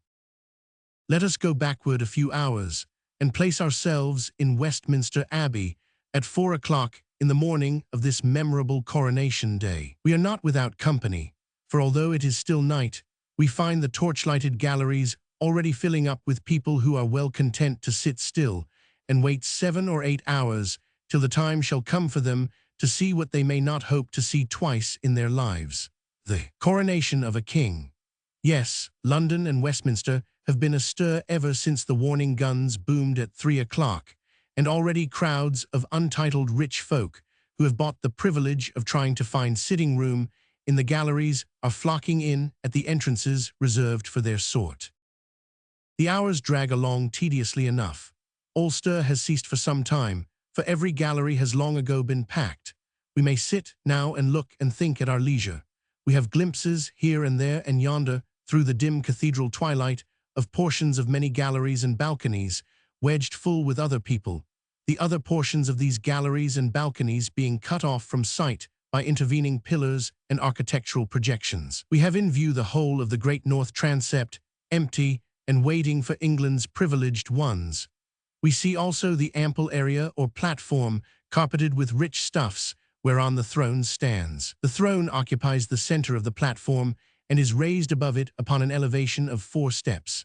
Within the seat of the throne is enclosed a rough flat rock, the stone of Scone, which many generations of Scottish kings sat on to be crowned, and so it in time became holy enough to answer a like purpose for English monarchs. Both the throne and its footstool are covered with cloth of gold. Stillness reigns, the torches blink dully, the time drags heavily, but at last the lagging daylight asserts itself, the torches are extinguished, and a mellow radiance suffuses the great spaces. All features of the noble building are distinct now, but soft and dreamy, for the sun is lightly veiled with clouds. At 7 o'clock the first break in the drowsy monotony occurs, for on the stroke of this hour the first peeress enters the transept, clothed like Solomon for splendor, and is conducted to her appointed place by an official clad in satins and velvets, whilst a duplicate of him gathers up the ladies. Long train follows after, and when the lady is seated, arranges the train across her lap for her. He then places her footstool according to her desire, after which he puts her coronet where it will be convenient to her hand when the time for the simultaneous coroneting of the nobles shall arrive. By this time the peeresses are flowing in a glittering stream, and the satin-clad officials are flitting and glinting everywhere, seating them and making them comfortable. The scene is animated enough now. There is stir and life and shifting color everywhere. After a time, quiet reigns again, for the peeresses are all come and are all in their places, a solid acre or such a matter of human flowers, resplendent in variegated colors and frosted like a Milky Way with diamonds. There are all ages here. Brown, wrinkled, white-haired dowagers who are able to go back, and still back, down the stream of time, and recall the crowning of Richard Roman III, and the troublous days of that old forgotten age. And there are handsome middle-aged dames, and lovely and gracious young matrons, and gentle and beautiful young girls, with beaming eyes and fresh complexions, who may possibly put on their jeweled coronets awkwardly when the great time comes, for the matter will be new to them, and their excitement will be a sore hindrance.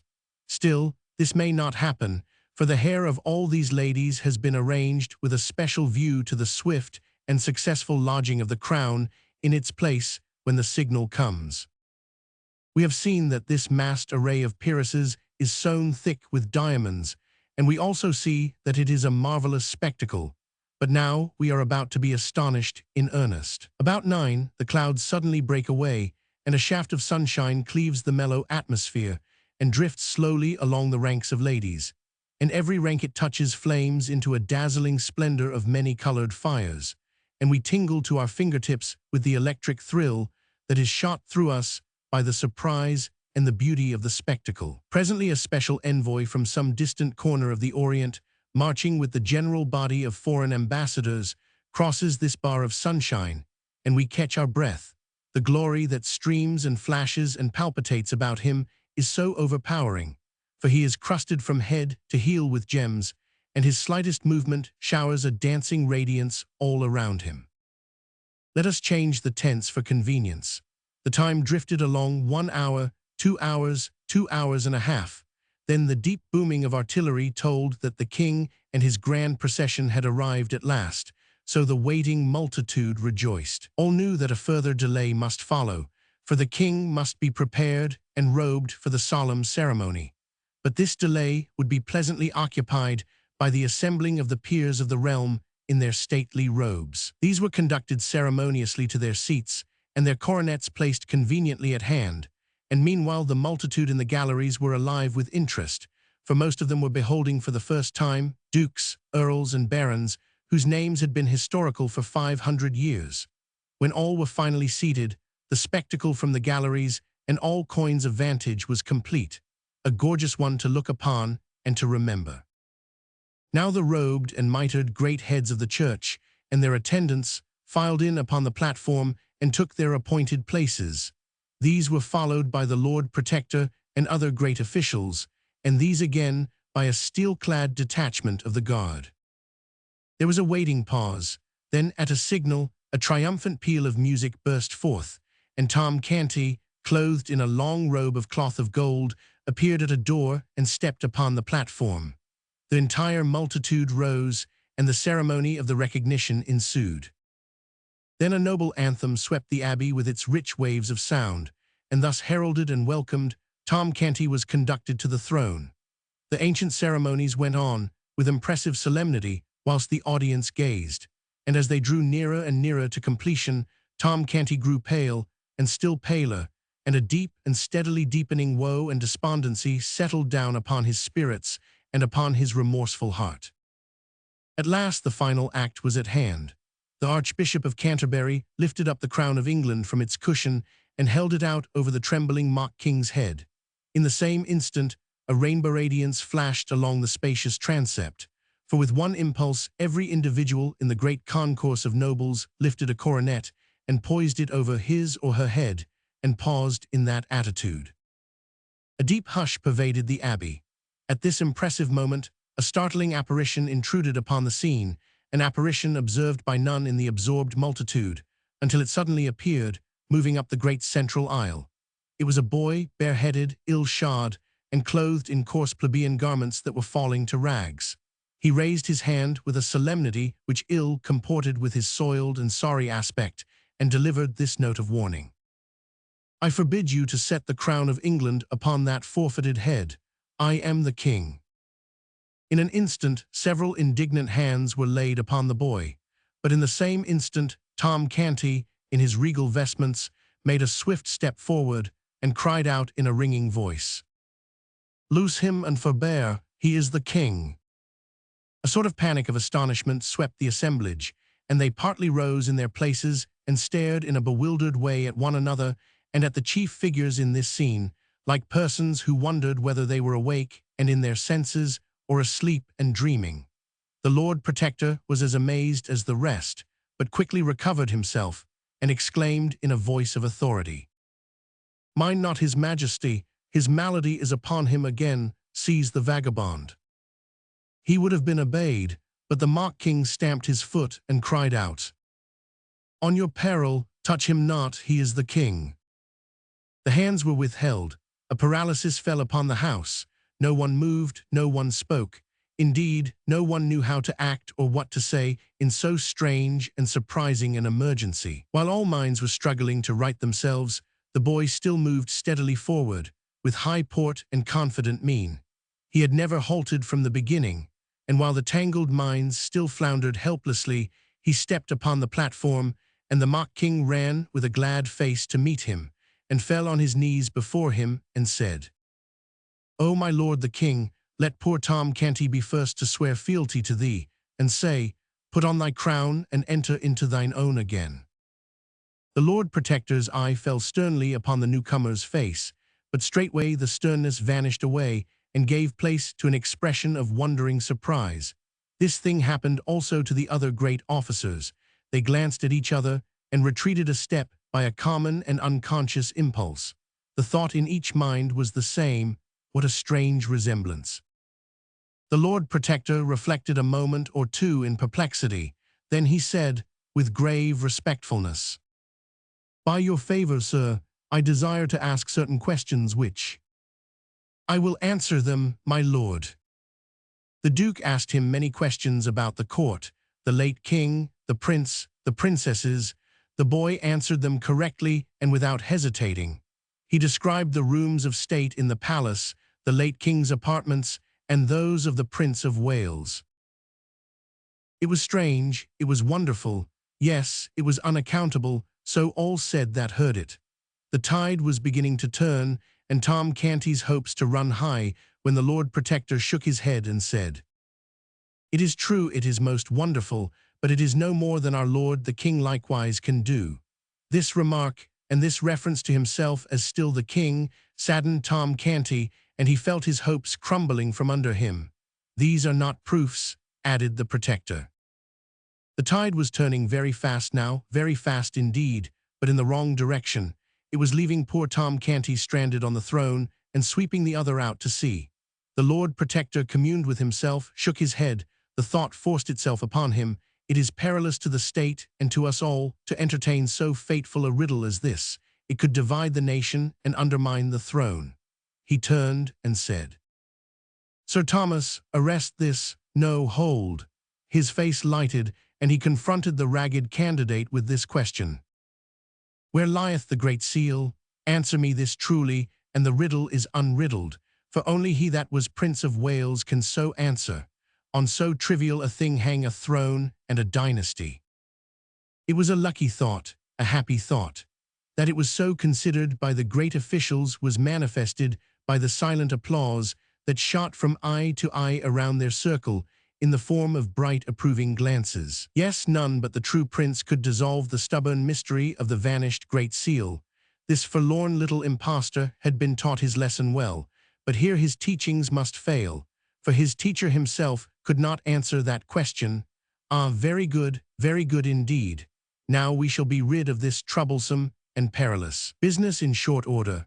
And so they nodded invisibly and smiled inwardly with satisfaction, and looked to see this foolish lad stricken with a palsy of guilty confusion.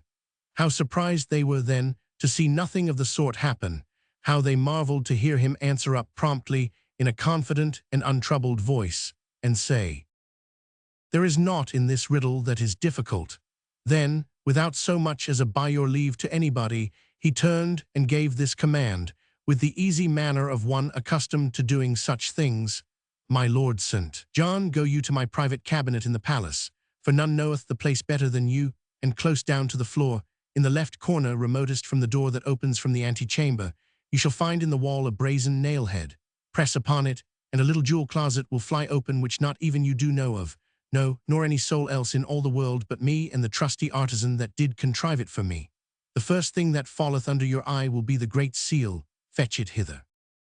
All the company wondered at this speech, and wondered still more to see the little mendicant pick out this peer without hesitancy or apparent fear of mistake, and call him by name with such a placidly convincing air of having known him all his life.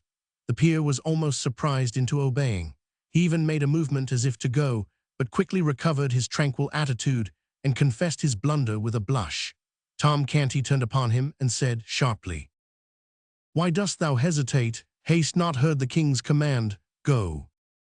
The Lord St. John made a deep obeisance, and it was observed that it was a significantly cautious and noncommittal one, it not being delivered at either of the kings, but at the neutral ground about halfway between the two, and took his leave.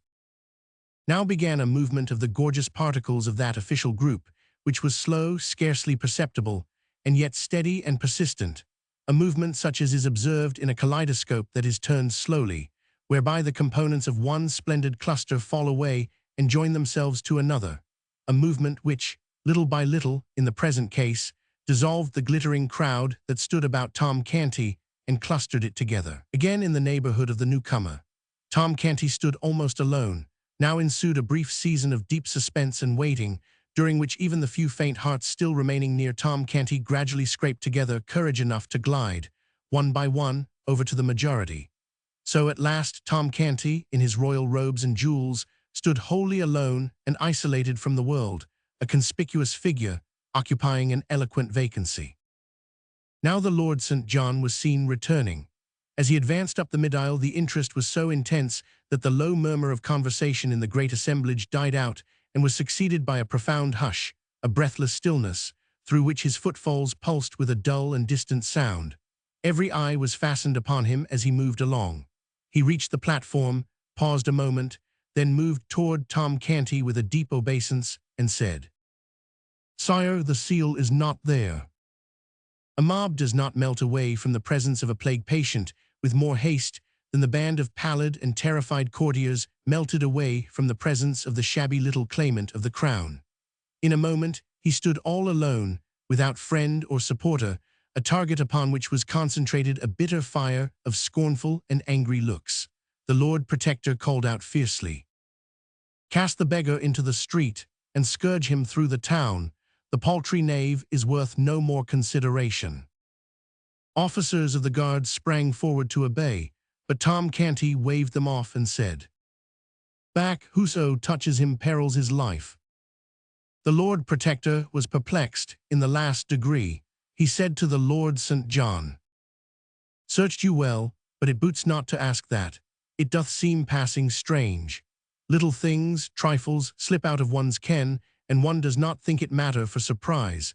But how so bulky a thing as the seal of England can vanish away, and no man be able to get track of it again, a massy golden disk."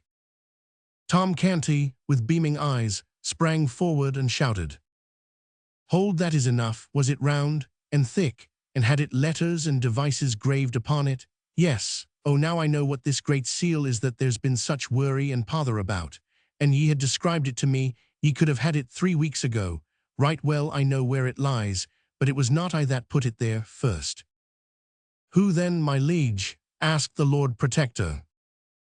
"He that stands there, the rightful King of England, and he shall tell you himself where it lies, then you will believe he knew it of his own knowledge. Bethink thee, my king, spur thy memory, it was the very last thing thou didst that day before thou didst rush forth from the palace, clothed in my rags, to punish the soldier that insulted me." A silence ensued, undisturbed by a movement or a whisper, and all eyes were fixed upon the newcomer, who stood, with bent head and corrugated brow, groping in his memory among a thronging multitude of valueless recollections for one single little elusive fact, which found would seat him upon a throne, unfound would leave him as he was, for good and all a pauper and an outcast. Moment after moment passed, the moments built themselves into minutes. Still the boy struggled silently on and gave no sign. But at last he heaved a sigh, shook his head slowly, and said, with a trembling lip and in a despondent voice, "I call the scene back, all of it, but the seal hath no place in it." He paused, then looked up, and said with gentle dignity, "My lords and gentlemen, if you will rob your rightful sovereign of his own for lack of this evidence which he is not able to furnish, I may not stay ye, being powerless, but— "O folly, O madness, my king," cried Tom Canty in a panic. "Wait, think, do not give up. The cause is not lost, nor shall be neither. List to what I say, follow every word. I am going to bring that morning back again, every hap just as it happened. We talked, I told you, of my sisters, Nan and Bet. Ah, yes, you remember that. And about mine old grandam, and the rough games of the lads of Awful Court. Yes, you remember these things also. Very well, follow me still, you shall recall everything. You gave me food and drink, and did with princely courtesy send away the servants, so that my low breeding might not shame me before them. Ah, yes, this also you remember." As Tom checked off his details, and the other boy nodded his head in recognition of them, the great audience and the officials stared in puzzled wonderment. The tale sounded like true history, yet how could this impossible conjunction between a prince and a beggar boy have come about? Never was a company of people so perplexed, so interested, and so stupefied before. "For a jest, my prince, we did exchange garments. Then we stood before a mirror, and so alike were we that both said it seemed as if there had been no change made. Yes, you remember that. Then you noticed that the soldier had hurt my hand. Look, here it is, I cannot yet even write with it, the fingers are so stiff." At this your highness sprang up, vowing vengeance upon that soldier, and ran towards the door. You passed a table. That thing you call the seal lay on that table. You snatched it up and looked eagerly about, as if for a place to hide it. Your eye caught sight of— "There 'tis sufficient, and the good God be thanked," exclaimed the ragged claimant in a mighty excitement. "Go, my good St. John, in an arm-piece of the Milanese armor that hangs on the wall, thou'lt find the seal." "Right, my king, right," cried Tom Canty. "Now the sceptre of England is thine own, and it were better for him that would dispute it that he had been born dumb. Go, my Lord St. John, give thy feet wings."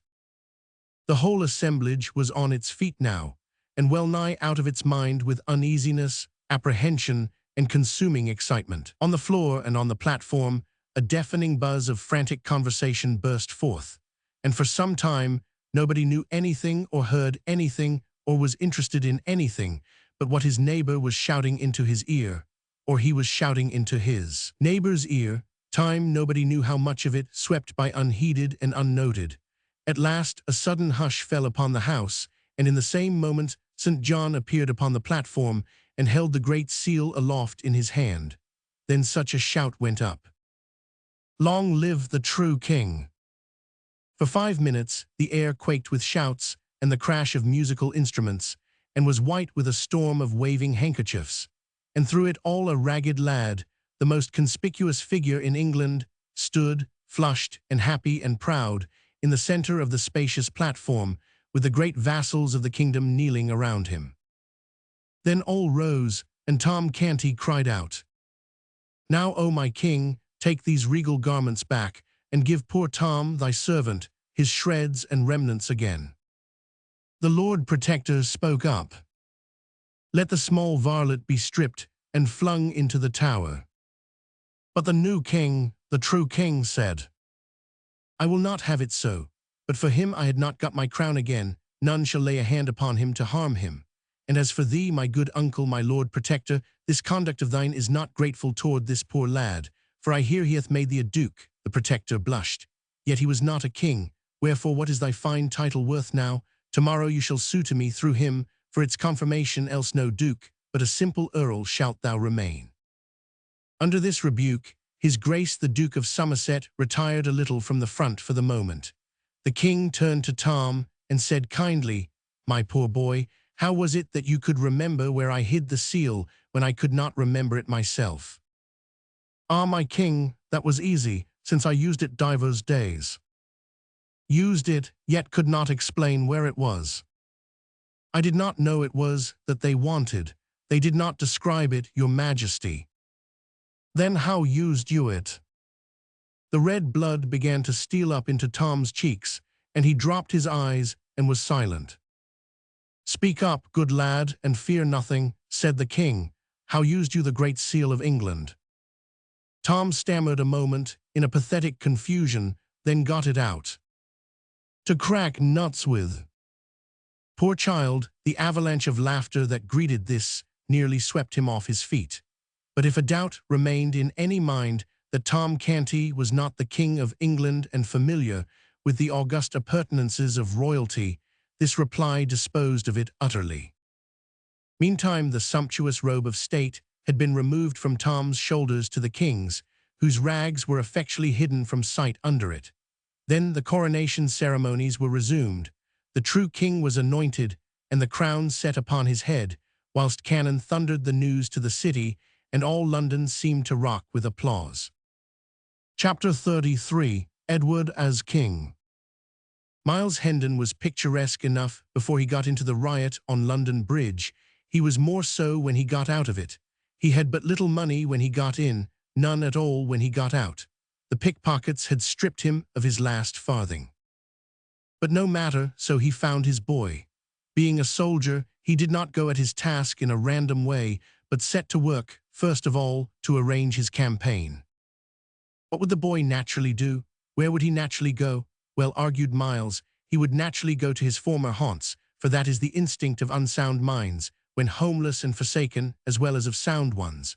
Whereabouts were his former haunts? His rags, taken together with the low villain who seemed to know him, and who even claimed to be his father, indicated that his home was in one or another of the poorest and meanest districts of London. Would the search for him be difficult or long?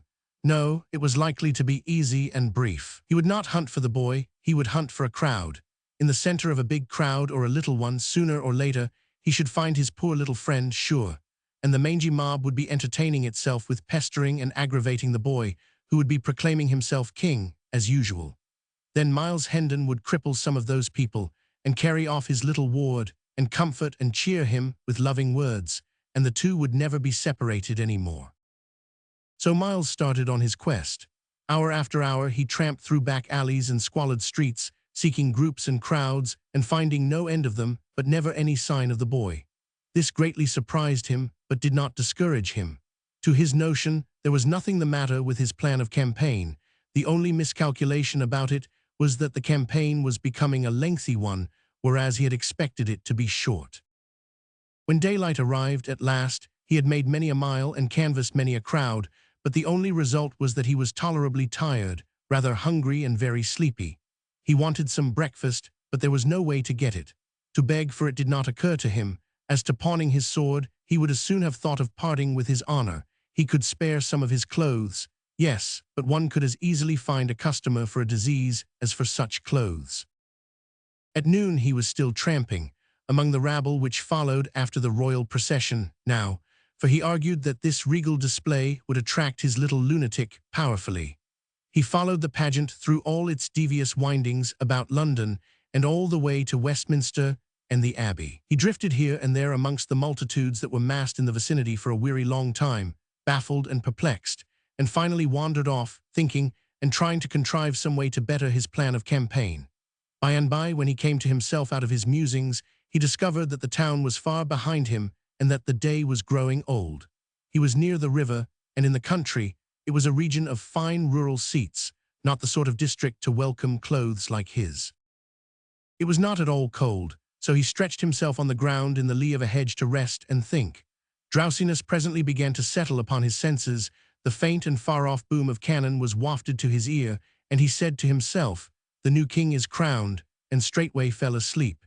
He had not slept or rested before for more than 30 hours. He did not wake again until near the middle of the next morning. He got up lame, stiff, and half-famished, washed himself in the river, stayed his stomach with a pint or two of water, and trudged off toward Westminster, grumbling at himself for having wasted so much time. Hunger helped him to a new plan now. He would try to get speech with old Sir Humphrey Marlowe and borrow a few marks, but that was enough of a plan for the present. It would be time enough to enlarge it when this first stage should be accomplished. Toward 11 o'clock he approached the palace, and although a host of showy people were about him, moving in the same direction, he was not inconspicuous. His costume took care of that. He watched these people's faces narrowly, hoping to find a charitable one whose possessor might be willing to carry his name to the old lieutenant. As to trying to get into the palace himself, that was simply out of the question. Presently our whipping boy passed him, then wheeled about and scanned his figure well, saying to himself, "And that is not the very vagabond his majesty is in such a worry about. Then am I an ass, though belike I was that before. He answereth the description to a rag, that God should make two such would be to cheapen miracles by wasteful repetition. I would I could contrive an excuse to speak with him. Miles Hendon saved him the trouble, for he turned about, then, as a man generally will when somebody mesmerizes him by gazing hard at him from behind, and observing a strong interest in the boy's eyes, he stepped toward him and said, "You have just come out from the palace. Do you belong there?" "Yes, your worship." "Know you Sir Humphrey Marlowe?" The boy started and said to himself, "Lord, mine old departed father." Then he answered aloud, "Right well, your worship." "Good is he within?" "Yes," said the boy, and added to himself, "within his grave." "Might I crave your favor to carry my name to him, and say, I beg to say a word in his ear?" "I will dispatch the business right willingly, fair sir." "Then say Miles Hendon, son of Sir Richard, is here without. I shall be greatly bounden to you, my good lad." The boy looked disappointed. The king did not name him so, he said to himself, but it mattereth not, this is his twin brother, and can give his majesty news of t'other Sir Rodsandens, I warrant. So he said to Miles, "Step in there a moment, good sir, and wait till I bring you word." Hendon retired to the place indicated. It was a recess sunk in the palace wall, with a stone bench in it, a shelter for sentinels in bad weather. He had hardly seated himself when some halberdiers, in charge of an officer, passed by. The officer saw him, halted his men, and commanded Hendon to come forth. He obeyed, and was promptly arrested as a suspicious character prowling within the precincts of the palace. Things began to look ugly. Poor Miles was going to explain, but the officer roughly silenced him and ordered his men to disarm him and search him. "God of his mercy grant that they find somewhat," said poor Miles. "I have searched e'en and failed, yet is my need greater than theirs." Nothing was found but a document. The officer tore it open, and Hendon smiled when he recognized the pot hooks made by his lost little friend that black day at Hendon Hall. The officer's face grew dark as he read the English paragraph, and Miles blenched to the opposite color as he listened. "Another new claimant of the crown," cried the officer. "Verily they breed like rabbits today. Seize the rascal, men, and see ye keep him fast, whilst I convey this precious paper within and send it to the king." He hurried away, leaving the prisoner in the grip of the halberdiers. "Now is my evil luck ended at last," muttered Hendon, "for I shall dangle at a rope's end for a certainty by reason of that bit of writing, and what will become of my poor lad? Ah, only the good God knoweth." By and by he saw the officer coming again in a great hurry, so he plucked his courage together, purposing to meet his trouble as became a man. The officer ordered the men to loose the prisoner and return his sword to him, then bowed respectfully and said, "Please you, sir, to follow me." Hendon followed, saying to himself, "An I were not traveling to death and judgment, and so must needs economize in sin, I would throttle this knave for his mock courtesy." The two traversed a populous court, and arrived at the grand entrance of the palace, where the officer, with another bow, delivered Hendon into the hands of a gorgeous official, who received him with profound respect and led him forward through a great hall, lined on both sides with rows of splendid flunkies, who made reverential obeisance as the two passed along, but fell into death throes of silent laughter at our stately scarecrow the moment his back was turned, and up a broad staircase, among flocks of fine folk, and finally conducted him into a vast room, clove a passage for him through the assembled nobility of England, then made a bow, reminded him to take his hat off, and left him standing in the middle of the room, a mark for all eyes, for plenty of indignant frowns, and for a sufficiency of amused and derisive smiles. Miles Hendon was entirely bewildered. There sat the young king, under a canopy of state, 5 steps away, with his head bent down and aside, speaking with a sort of human bird of paradise, a duke maybe. Hendon observed to himself that it was hard enough to be sentenced to death in the full vigor of life, without having this peculiarly public humiliation added. He wished the king would hurry about it. Some of the gaudy people nearby were becoming pretty offensive. At this moment, the king raised his head slightly, and Hendon caught a good view of his face. The sight nearly took his breath away. He stood gazing at the fair young face like one transfixed, then presently ejaculated, "Lo, the lord of the kingdom of dreams and shadows on his throne." He muttered some broken sentences, still gazing and marveling, then turned his eyes around and about, scanning the gorgeous throng and the splendid saloon, murmuring, "But these are real. Verily these are real. Surely it is not a dream." He stared at the king again and thought, is it a dream? Or is he the veritable sovereign of England, and not the friendless poor Tom O' Bedlam I took him for? Who shall solve me this riddle? A sudden idea flashed in his eye, and he strode to the wall, gathered up a chair, brought it back, planted it on the floor, and sat down in it. A buzz of indignation broke out, a rough hand was laid upon him, and a voice exclaimed, "Up, thou mannerless clown! Wouldst he sit in the presence of the king?" The disturbance attracted his majesty's attention, who stretched forth his hand and cried out, "Touch him not, it is his right." The throng fell back, stupefied. The king went on, "Learn ye all, ladies, lords, and gentlemen, that this is my trusty and well-beloved servant, Miles Hendon, who interposed his good sword and saved his prince from bodily harm and possible death. And for this he is a knight by the king's voice. Also learn that for a higher service, in that he saved his sovereign stripes and shame, taking these upon himself, he is a peer of England, Earl of Kent, and shall have gold and lands meet for the dignity. More, the privilege which he hath just exercised is his by royal grant, for we have ordained that the chiefs of his line shall have and hold the right to sit in the presence of the majesty of England henceforth, age after age, so long as the crown shall endure. Molest him not." Two persons who, through delay, had only arrived from the country during this morning, and had now been in this room only 5 minutes, stood listening to these words and looking at the king, then at the scarecrow, then at the king again, in a sort of torpid bewilderment. These were Sir Hugh and the Lady Edith, but the new earl did not see them. He was still staring at the monarch in a dazed way and muttering, "O body o' me, this my pauper, this my lunatic, this is he whom I would show what grandeur was, in my house of 70 rooms and 27 servants. This is he who had never known aught but rags for raiment, kicks for comfort, and offal for diet. This is he whom I adopted and would make respectable. Would God I had a bag to hide my head in." Then his manners suddenly came back to him, and he dropped upon his knees, with his hands between the king's, and swore allegiance and did homage for his lands and titles. Then he rose and stood respectfully aside, a mark still for all eyes, and much envy too.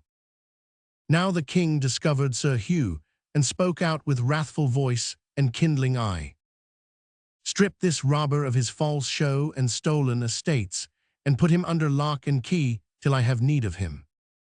The late Sir Hugh was led away. There was a stir at the other end of the room now. The assemblage fell apart, and Tom Canty, quaintly but richly clothed, marched down between these living walls, preceded by an usher. He knelt before the king, who said, "I have learned the story of these past few weeks, and am well pleased with thee. Thou hast governed the realm with right royal gentleness and mercy. Thou hast found thy mother and thy sisters again.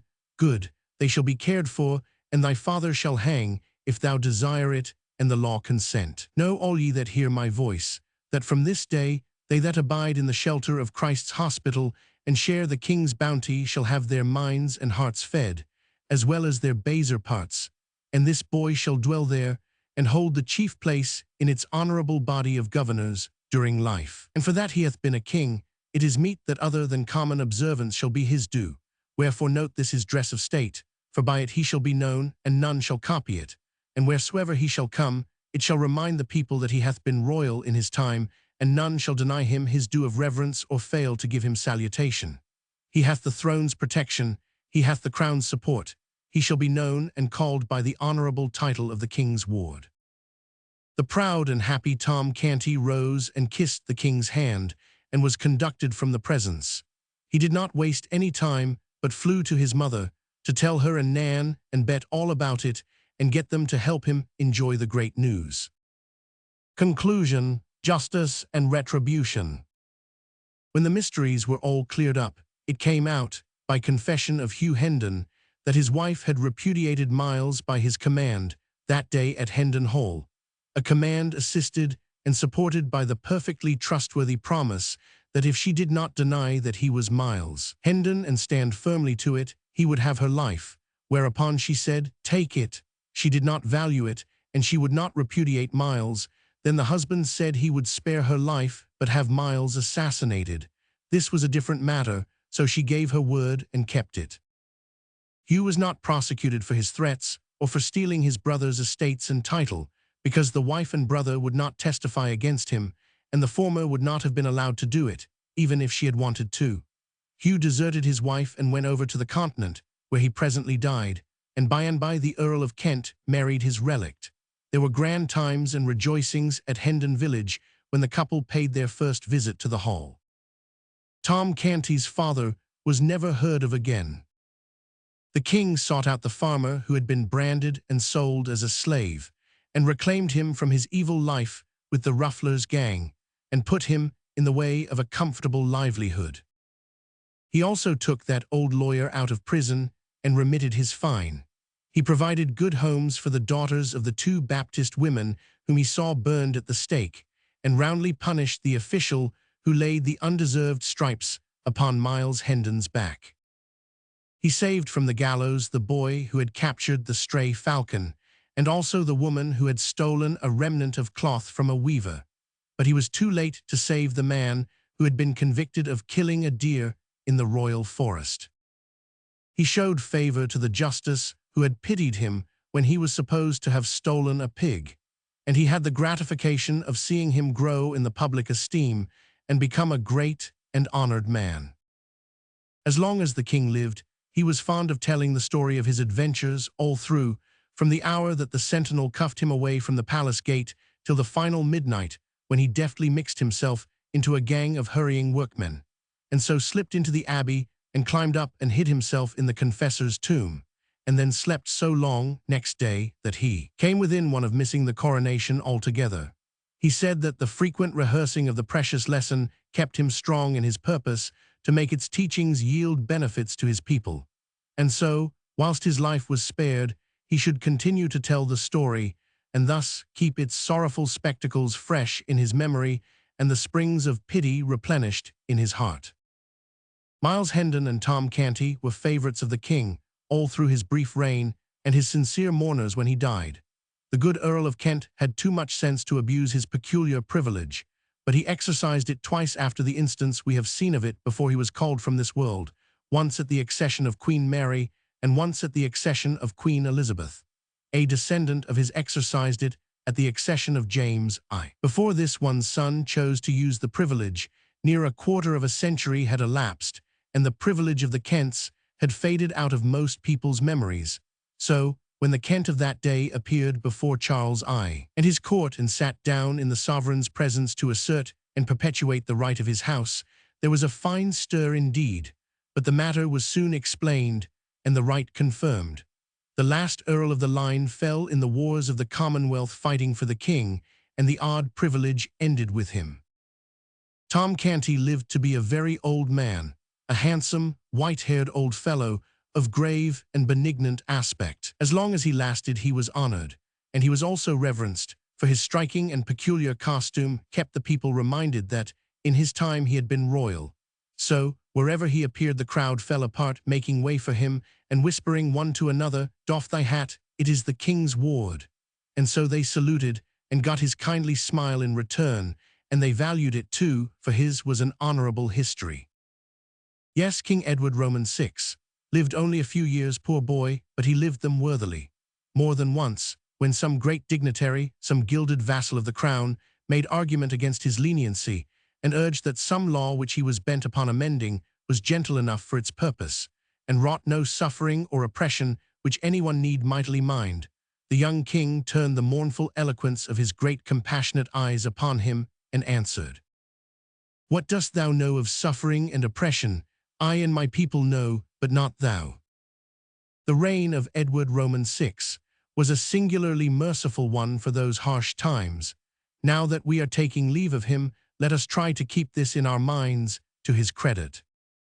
For Mark Twain's note see below under the relevant chapter heading. He refers to the order of baronets or baronets, the barons minors as distinct from the parliamentary barons, not, it need hardly be said, to the baronets of later creation. The lords of Kingsale, descendants of de Courcy, still enjoy this curious privilege. Hume. Iber. Leigh Hunt S. The Town, p. 408, quotation from an early tourist. Canting terms for various kinds of thieves, beggars and vagabonds, and their female companions. From the English Rogue, London, 1665. Hume S. England. See Dr. J. Hammond Trumbull's Blue Laws, True and False, p. 11. Note 1, Chapter Roman 4, Christ's Hospital Costume. It is most reasonable to regard the dress as copied from the costume of the citizens of London of that period, when long blue coats were the common habit of apprentices and serving-men, and yellow stockings were generally worn. The coat fits closely to the body but has loose sleeves, and beneath is worn a sleeveless yellow undercoat. Around the waist is a red leathern girdle, a clerical band around the neck, and a small flat black cap, about the size of a saucer, completes the costume. Tim's Curiosities of London. Note 2, Chapter Roman 4. It appears that Christ's Hospital was not originally founded as a school. Its object was to rescue children from the streets, to shelter, feed, clothe them. Tim's Curiosities of London. Note 3, Chapter V. The Duke of Norfolk's condemnation commanded. The king was now approaching fast towards his end, and fearing lest Norfolk should escape him, he sent a message to the Commons, by which he desired them to hasten the bill, on pretence that Norfolk enjoyed the dignity of Earl Marshal, and it was necessary to appoint another, who might officiate at the ensuing ceremony of installing his son Prince of Wales. Hume, S. History of England, Vol. Roman 3, p. 307. Note 4, Chapter Roman 7. It was not till the end of this reign, Henry Roman 8, that any salads, carrots, turnips, or other edible roots were produced in England. The little of these vegetables that was used was formerly imported from Holland and Flanders. Queen Catherine, when she wanted a salad, was obliged to dispatch a messenger thither on purpose. Hume, S. History of England, Vol. Roman 3, p. 314. Note 5, Chapter Roman 8, Attainder of Norfolk. The House of Peers, without examining the prisoner, without trial or evidence, passed a bill of attainder against him and sent it down to the Commons. The obsequious Commons obeyed the king's directions, and the king, having affixed the royal assent to the bill by commissioners, issued orders for the execution of Norfolk on the morning of January 29, the next day. Hume's History of England, Vol. Roman 3, p. 306. Note 6, Chapter X, The Loving Cup. The loving cup and the peculiar ceremonies observed in drinking from it are older than English history. It is thought that both are Danish importations. As far back as knowledge goes, the loving cup has always been drunk at English banquets. Tradition explains the ceremonies in this way. In the rude ancient times, it was deemed a wise precaution to have both hands of both drinkers employed, lest while the pledger pledged his love and fidelity to the pledgee take that opportunity to slip a dirk into him. Note 7, Chapter I, The Duke of Norfolk's Narrow Escape. Had Henry Roman 8 survived a few hours longer, his order for the Duke's execution would have been carried into effect. But news being carried to the Tower that the king himself had expired that night, the lieutenant deferred obeying the warrant, and it was not thought advisable by the council to begin a new reign by the death of the greatest nobleman in the kingdom, who had been condemned by a sentence so unjust and tyrannical. Hume's History of England, Vol. Roman 3, p. 307. Note 8, Chapter Roman 14, The Whipping Boy. James I and Charles Roman II had whipping boys when they were little fellows to take their punishment for them when they fell short in their lessons, so I have ventured to furnish my small prince with one for my own purposes. Notes to Chapter Roman 15. Character of Hertford. The young king discovered an extreme attachment to his uncle, who was, in the main, a man of moderation and probity. Hume's History of England, Vol. Roman 3, p. 324. But if he, the protector, gave offence by assuming too much state, he deserves great praise on account of the laws passed this session, by which the rigour of former statutes was much mitigated, and some security given to the freedom of the Constitution. All laws were repealed which extended the crime of treason beyond the statute of the 25th of Edward Roman 3. All laws enacted during the late reign extending the crime of felony, all the former laws against lardy or heresy, together with the statute of the 6 Articles. None were to be accused for words, but within a month after they were spoken. By these repeals, several of the most rigorous laws that ever had passed in England were annulled, and some dawn, both of civil and religious liberty, began to appear to the people. A repeal also passed of that law, the destruction of all laws, by which the king's proclamation was made of equal force with a statute. Ibid. Vol. Roman 3, p. 339. Boiling to death. In the reign of Henry Roman 8, poisoners were, by Act of Parliament, condemned to be boiled to death. This act was repealed in the following reign. In Germany, even in the 17th century, this horrible punishment was inflicted on coiners and counterfeiters. Taylor, the water poet, describes an execution he witnessed in Hamburg in 1616. The judgment pronounced against a coiner of false money was that he should be boiled to death in oil, not thrown into the vessel at once, but with a pulley or rope to be hanged under the armpits, and then let down into the oil by degrees, first the feet and next the legs, and so to boil his flesh from his bones alive. Dr. J. Hammond Trumbull's Blue Laws, True and False, p. 13. The famous stocking case. A woman and her daughter, 9 years old, were hanged in Huntingdon for selling their souls to the devil and raising a storm by pulling off their stockings. Dr. J. Hammond Trumbull's Blue Laws, True and False, p. 20. Note 10, Chapter Roman 17, Enslaving. So young a king and so ignorant a peasant were likely to make mistakes, and this is an instance in point. This peasant was suffering from this law by anticipation. The king was venting his indignation against a law which was not yet in existence, for this hideous statute was to have birth in this little king's own reign. However, we know from the humanity of his character that it could never have been suggested by him. Notes to Chapter Roman 23, Death for Trifling Larcenies.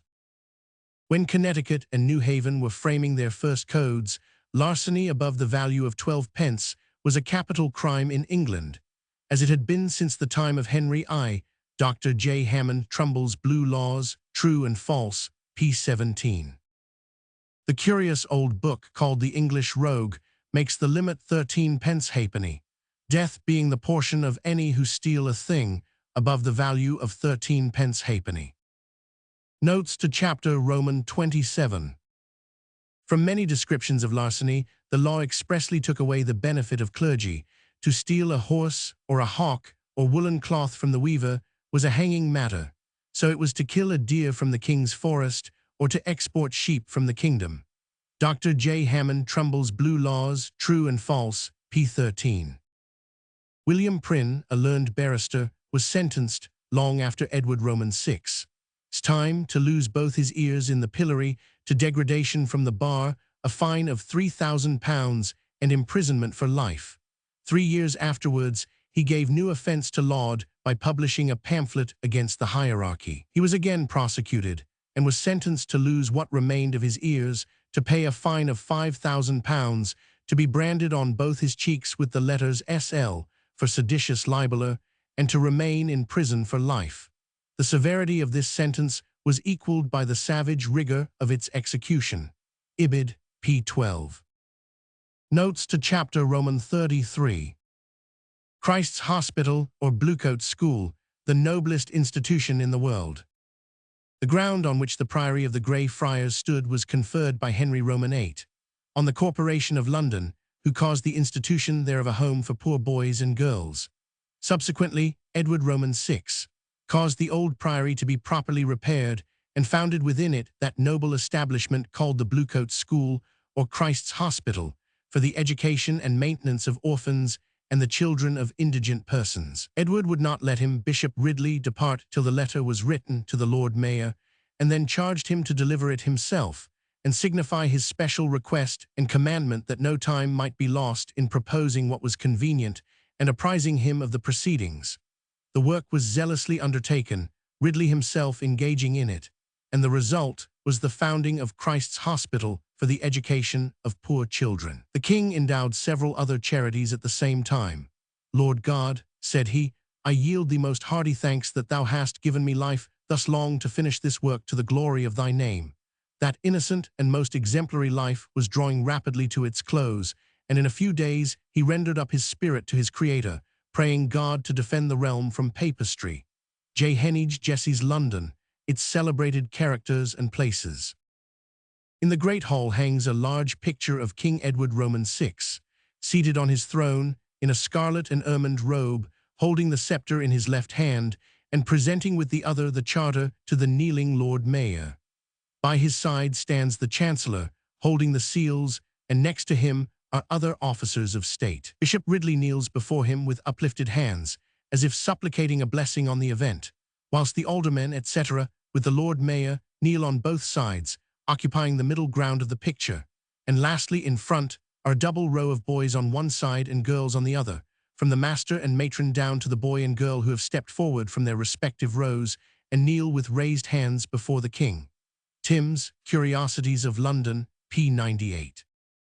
Christ's Hospital, by ancient custom, possesses the privilege of addressing the sovereign on the occasion of his or her coming into the city to partake of the hospitality of the Corporation of London. Ibid. The dining hall, with its lobby and organ gallery, occupies the entire story, which is 187 feet long, 51 feet wide, and feet high. It is lit by 9 large windows, filled with stained glass on the south side, and is, next to Westminster Hall, the noblest room in the metropolis. Here the boys, now about 800 in number, dine, and here are held the suppings in public, to which visitors are admitted by tickets issued by the treasurer and by the governors of Christ's Hospital. The tables are laid with cheese in wooden bowls, beer in wooden piggins, poured from leathern jacks, and bread brought in large baskets. The official company enter. The Lord Mayor or President takes his seat in a state chair made of oak from St. Catherine's Church, by the Tower. A hymn is sung, accompanied by the organ. A Grecian, or head boy, reads the prayers from the pulpit, silence being enforced by 3 drops of a wooden hammer. After prayer, the supper commences, and the visitors walk between the tables. At its close, the trade boys take up the baskets, bowls, jacks, piggins, and candlesticks, and pass in procession, the bowing to the governors being curiously formal. This spectacle was witnessed by Queen Victoria and Prince Albert in 1845. Among the more eminent Bluecoat boys are Joshua Barnes, editor of Anacreon and Euripides; Jeremiah Markland, the eminent critic, particularly in Greek literature; Camden, the antiquary; Bishop Stillingfleet; Samuel Richardson, the novelist; Thomas Mitchell, the translator of Aristophanes; Thomas Barnes, many years editor of the London Times; Coleridge, Charles Lamb, and Leigh Hunt. No boy is admitted before he is 7 years old or after he is 9, and no boy can remain in the school after he is 15, king's boys and Grecians alone excepted. There are about 500 governors, at the head of whom are the sovereign and the Prince of Wales. The qualification for a governor is payment of £500. Ibid. General note. One hears much about the hideous blue laws of Connecticut, and is accustomed to shudder piously when they are mentioned. There are people in America, and even in England, who imagine that they were a very monument of malignity, pitilessness, and inhumanity, whereas in reality they were about the first sweeping departure from judicial atrocity which the civilized world had seen. This humane and kindly blue law code of 240 years ago stands all by itself, with ages of bloody law on the further side of it, and a century and 3/4 of bloody English law on this side of it. There has never been a time, under the blue laws or any other, when above 14 crimes were punishable by death in Connecticut, but in England, Within the memory of men who are still hale in body and mind, 223 crimes were punishable by death. These facts are worth knowing and worth thinking about too.